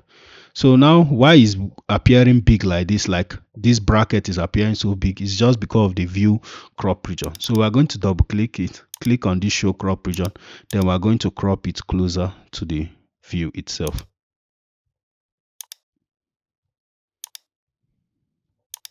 Okay, so this is my favorite part of tutorials, to be honest, this presentation part, because it's like when you're enjoying the results of all your work. So I'm going to turn off this high crop region. Then we have this our view like this. Let's just centralize it, click on this and change this to no title.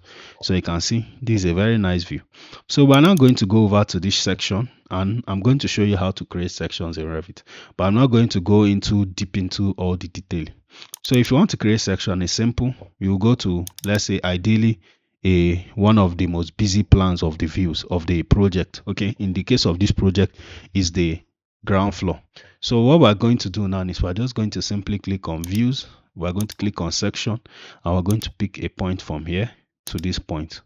We're going to click on this zigzag here to kind of break the section line. It's not like it's breaking it literally, but it's just graphically allowing us to arrange it in a way that it's not going to obstruct the graphics of the floor plan. So I've dragged these 2 points out of the way of the floor plan, so you can just see the section view like this. So if you double click on this section, we're now going to see the section view. So it's basically showing us the cross section of what we have done. You can see the ceiling, you can see all these spaces. So if we want to have a better idea of what these spaces are, we can go to architecture. Instead of clicking on create rooms, we are going to click on tag rooms. Then you are going to see all the rooms we created. See these on the PENT floor, the pantry, the lobby, the stairway 2, the kitchen, and the alfresco.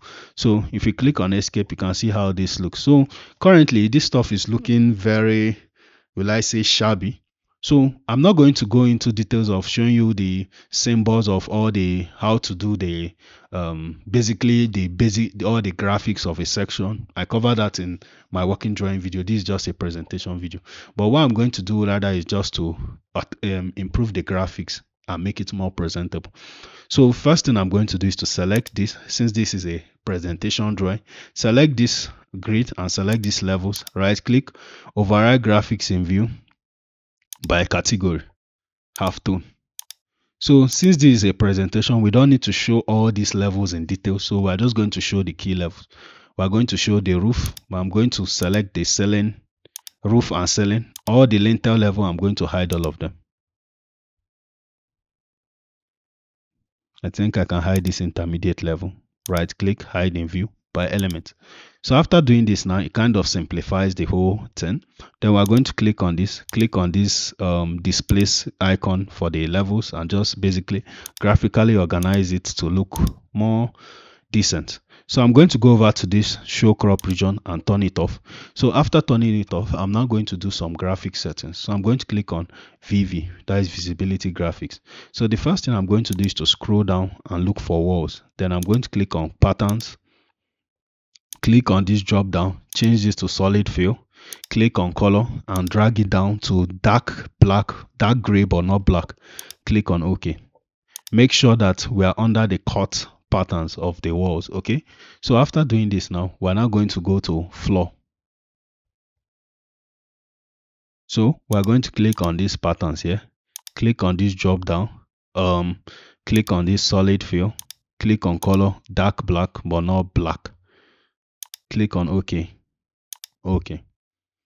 Click on apply, click on OK. So you can see basically what this does is that you can see what it does. So what we're going to do is we're going to click on walls like this, click on attach top base, attach it here, so it's going to just fit in well. So you can see how all this makes sense. So we can click on walls like this since we are seeing a bit of on end here. So we can now put this base offset as -450 to kind of indicate that okay, there is a beam supporting this cantilever inside this space. So we can even see the windows here, these alfresco windows. You can see the pantry, you can see this other space. So this is basically a section view. So we can now go over further, click on this line, hide in view by category. Okay, so after hiding that reference plane, we can now go over to GD. Okay, but before we do that, let's just put at least a few foundation footing. So to do that, instead of doing any detail modeling, we're just going to go to annotate, click on region, select this black we're going to click on TL first to see the thickness of the wall lines. So we're going to change this from thin lines to wide lines. Then we're just going to draw a line from here up to 1.5 and click on escape, draw another one here, 225 here, 225 here, or 150, sorry, I'll still correct it, 675.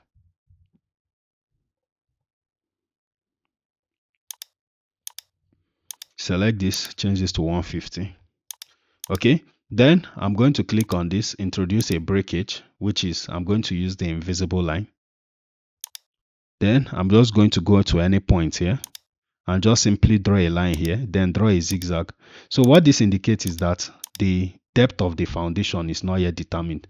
Okay, so depending on, it just provides this safety of, okay, depending on the factors of the site, is there a structural engineer is now going to determine what kind of foundation they will use or the depth. So for now, till you have made your research or you're sure, we can just leave it like this, open-ended like this, meaning this depth is not yet defined. So we can click on this wide line, change it to invisible line here, then click finish. So you can see how this looks. We're just going to click on this, click on copy, select this point here and just copy it to all the foundation footing here.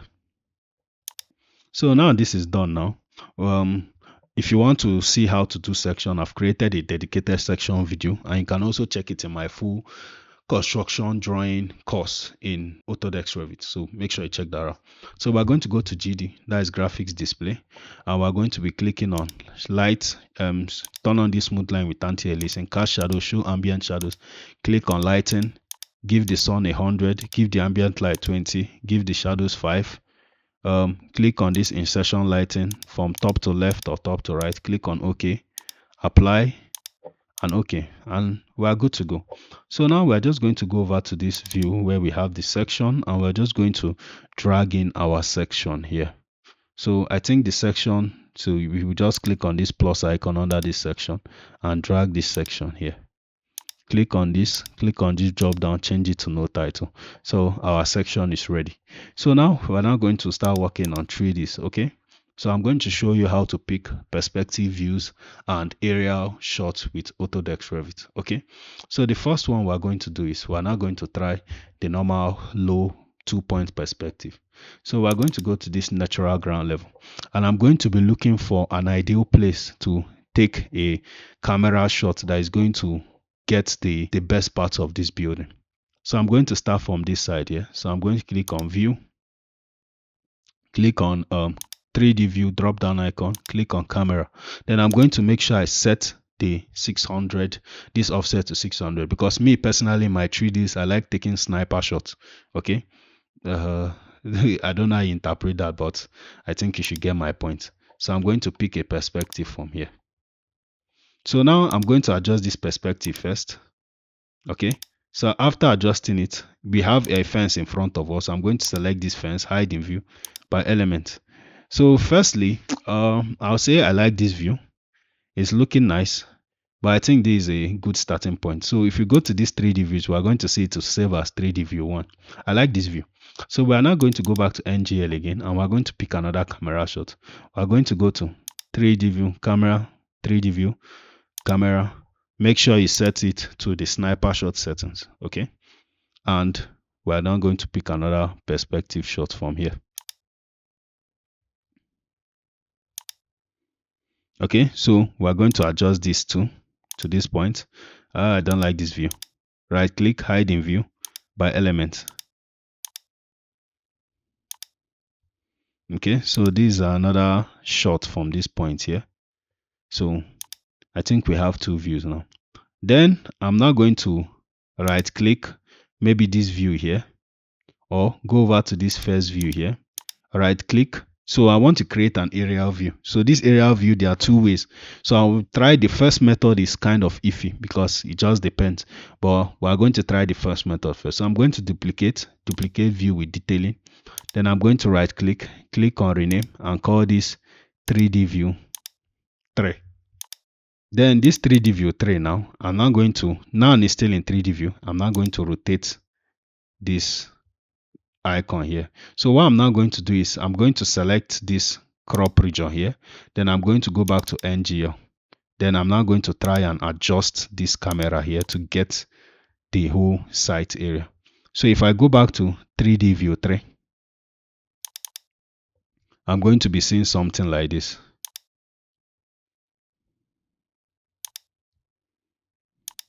So I can still rotate this here to kind of get some more nice parts of this building. Okay, so this is our area view. So what I can do now is to click on this review hidden element, select this fence here, right click and on hide the fence in view, and basically turn off this review hidden element. So now we are now going to work on one of the perspective, then basically copy the template across each other perspective. So we are going to get into that now. So let's go back to 3D view 1 and let's start working on it. So the first thing I'm going to do is I'm going to click on this hide crop region. Then I'm going to select this scope boxes, right click, hide in view by category. Okay, so after selecting this scope box, I'm not going to do another thing. I'm going to click on this. I'm going to change this from coarse to fine, or medium to fine. Then after doing this, I'm going to click on this show review, or sorry, show crop region here. That is this one. Click on this, then click on size crop region. Then I'm going to make sure I check this scale bracket locked proportions, and I'm going to change this width to 350 or 370 and click on apply. Then I'm going to click OK. So it's going to like zoom out a bit. So after doing this, I'm now going to go over here and hide this crop region. So now this is out of the way. We're now going to click on GD. So we're now going to pay attention to these settings and follow me along. So we're going to change this from hidden line to shaded. Then we're going to, after we do shaded, we're now going to uncheck this show edges and check this smooth line with anti-aliasing.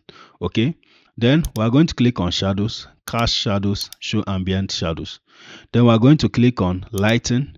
I'm going to increase this sunlight to 100, increase the ambient light to about 10, 20, and then make the shadows about 15. Then we're going to go to this in lighting session. So instead of lighting, we're now going to be using still. So depending on the location, we can set the location up. We can, let's say I'm going to, okay, let's say any location, you can just set it up. Then I'm not going to be using false. Okay, we can select whatever season you want. So let's just try false first, and I'm going to click on OK. Okay, so I'm going to click on this false and I'm going to set the time. So it's currently set at 12 p.m. So I'm going to start from early morning time, like 8:30 a.m. and see how the light affects the building. Then I'm going to click on apply. Okay, so I'm going to click on apply first. So we're going to see how the light is affecting the building. So basically I feel the sunlight is just too much, so I'm going to reduce this sunlight amount to 60. Click on apply again. Then I'm now going to go to this background. I'm going to click on this background and change it from none to gradient. Then I'm going to click on this sky color, make it light blue, very light blue. Click on OK and click on apply. So I think this is much better, and I think this looks nice.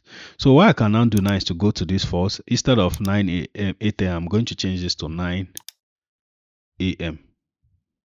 Click on apply and click OK. So you can notice there is much more sun on the building, but I think so far this looks good. So I'm just going to click on OK. So now after doing this, my only problem is I feel this is a bit too bright, so I can always go to GD and I can just keep tweaking with the settings till I feel I have the best desired shadow effect. So since morning is looking somehow, let's try evening. Let's go to 4 p.m. Okay, let's reduce it to 3.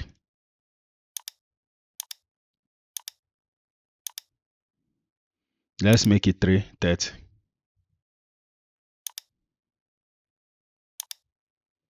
Okay, so far I think this 3:30 is actually looking nice. So I think I like this 3:30 better. So I can go with this.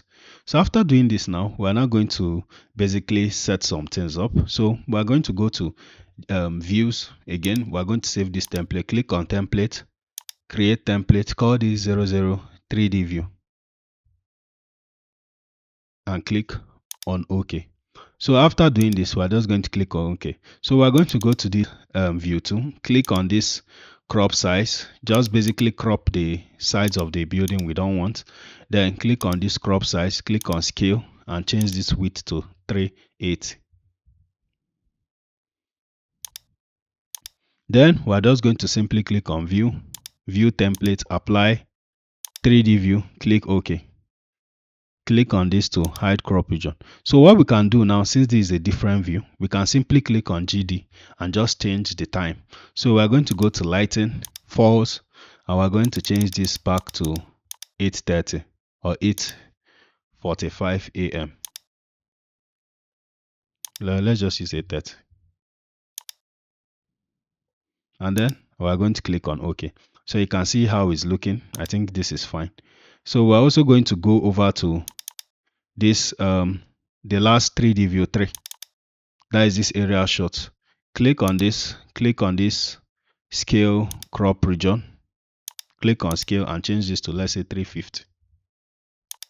Okay, then maybe crop out some unnecessary parts of this so we will not have any wasted. Then we can go to view template, apply, 3D view, click OK.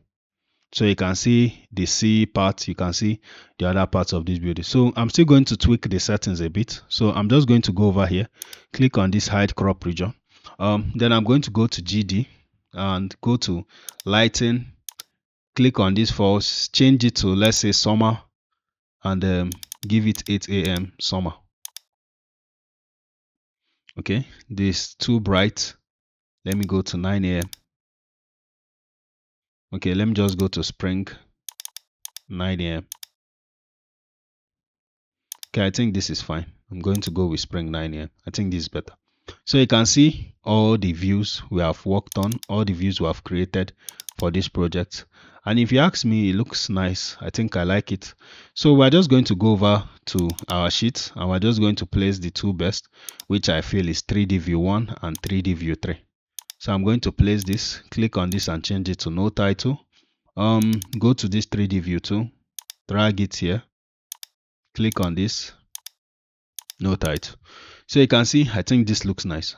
So finally, we're going to print all this our sheet to create a presentation portfolio. Okay, so a presentation package, however you call it. So I'm going to hit Ctrl P, simple stuff. I'm not going to go over, make sure this is Microsoft to PDF. Then I'm going to make sure this is combined. I'm going to click on select sheet, click on this combine again. You see the thing changed. Click on select, click on this multiple, uncheck these 2D 3D views, leave only the sheet, then check all the sheets. So we are going to click on this edit print order and we are going to now put it on sheet number ascending. Okay, so it's going to follow the sheet number regardless of which order we selected them. So I'm going to click OK, click on select, no, then I'm now going to click on setup. So the first thing is the name is currently default, which is fine. The orientation is landscape. The size is not letter. We'll change it to A3, which is the size of the sheet. We are going to click on this and change it to zoom 100%. Click OK. Then we're going to click OK. So it's going to show Revit to use raster printing. We say close. OK. So we're now going to open where we kept the other files and we're going to just save it in the location we want to save it in.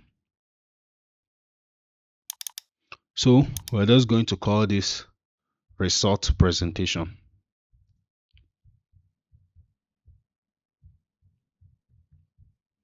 And we're going to click on save. So while the project is printing, I would like to congratulate those of you that have stayed up to the end of this video. I know most of you won't stay up to the end of this video realistically, but to those who stayed up to the end of this video, I want to congratulate you. And even though okay, I actually noticed an issue. Okay, I think this is very important before we conclude. So we're just going to click on this 3D view, select this room separator lines, hide in view by category. Okay, go to each of these 3D view, double click, select room separator line, hide in view by category. Okay, then hit Ctrl P again. So since we have already selected the sheets before, we won't need to do much. It's already selected, combine, set up, click OK. Then we're just going to select this. Okay, so back to what I was saying before I noticed that error. Um, if you have made it to the end of this video, I would really like to congratulate you. It's not an easy feat to follow a very long, let's be honest, boring tutorial video like this. But I believe that if you have followed to the end, you have actually gained value from this video. And I also appreciate your support of the channel, because you watching the videos are supporting me and also supporting yourself. So it's a win-win on both sides. So congratulations once again. We'll be releasing more videos like this. I'm sorry this video came very late after a long time, but I had a lot going on in my life, so I had to take a break off before coming back to this. But I've actually started this project for a long time. So with that said and done, I want to wish you good luck till we see you again in the next video. Make sure you hit the like button, subscribe to this channel for more content like this, hit the notification bell so if we drop videos anytime you get notified. And with that out of the way, this is Acted Piper, and I'm going to wish you good luck till we see you again in the next video. Thank you very much. Okay, another thing, sorry. Oh, I'm supposed to show you the result. So that is very important. Sorry about that. So we're going to just go over to home, the recent files, right click, open file location. So let's just look at the work. So of course we have our site plan, nice stuff. The north arrow is there, all the parts of the building, the entrance, the pool, looking nice. We now have the basement floor plan, just basically where the basement is, the stairway, the lobby, the suites on the basement. We now have the ground floor where all the business is. Even though this line I'm supposed to have hid it, but I'll still go back to Revit. You know always how to print, delete these lines here. Fine and good. We now have the PENT floor, nice stuff. I'm still supposed to furnish this PENT floor a bit, but it's still fine. Then we now have the roof plan, very annotative and looking nice. The section, the 3D view, and the aerial view. So I think this looks nice. So basically, like I said before, if you have made it to the end of this video, by now you should be very good in Revit, and you should have a very technical understanding of using levels to create different parts of a slope landscape. Okay, once again, thanks again. See you later in the next video.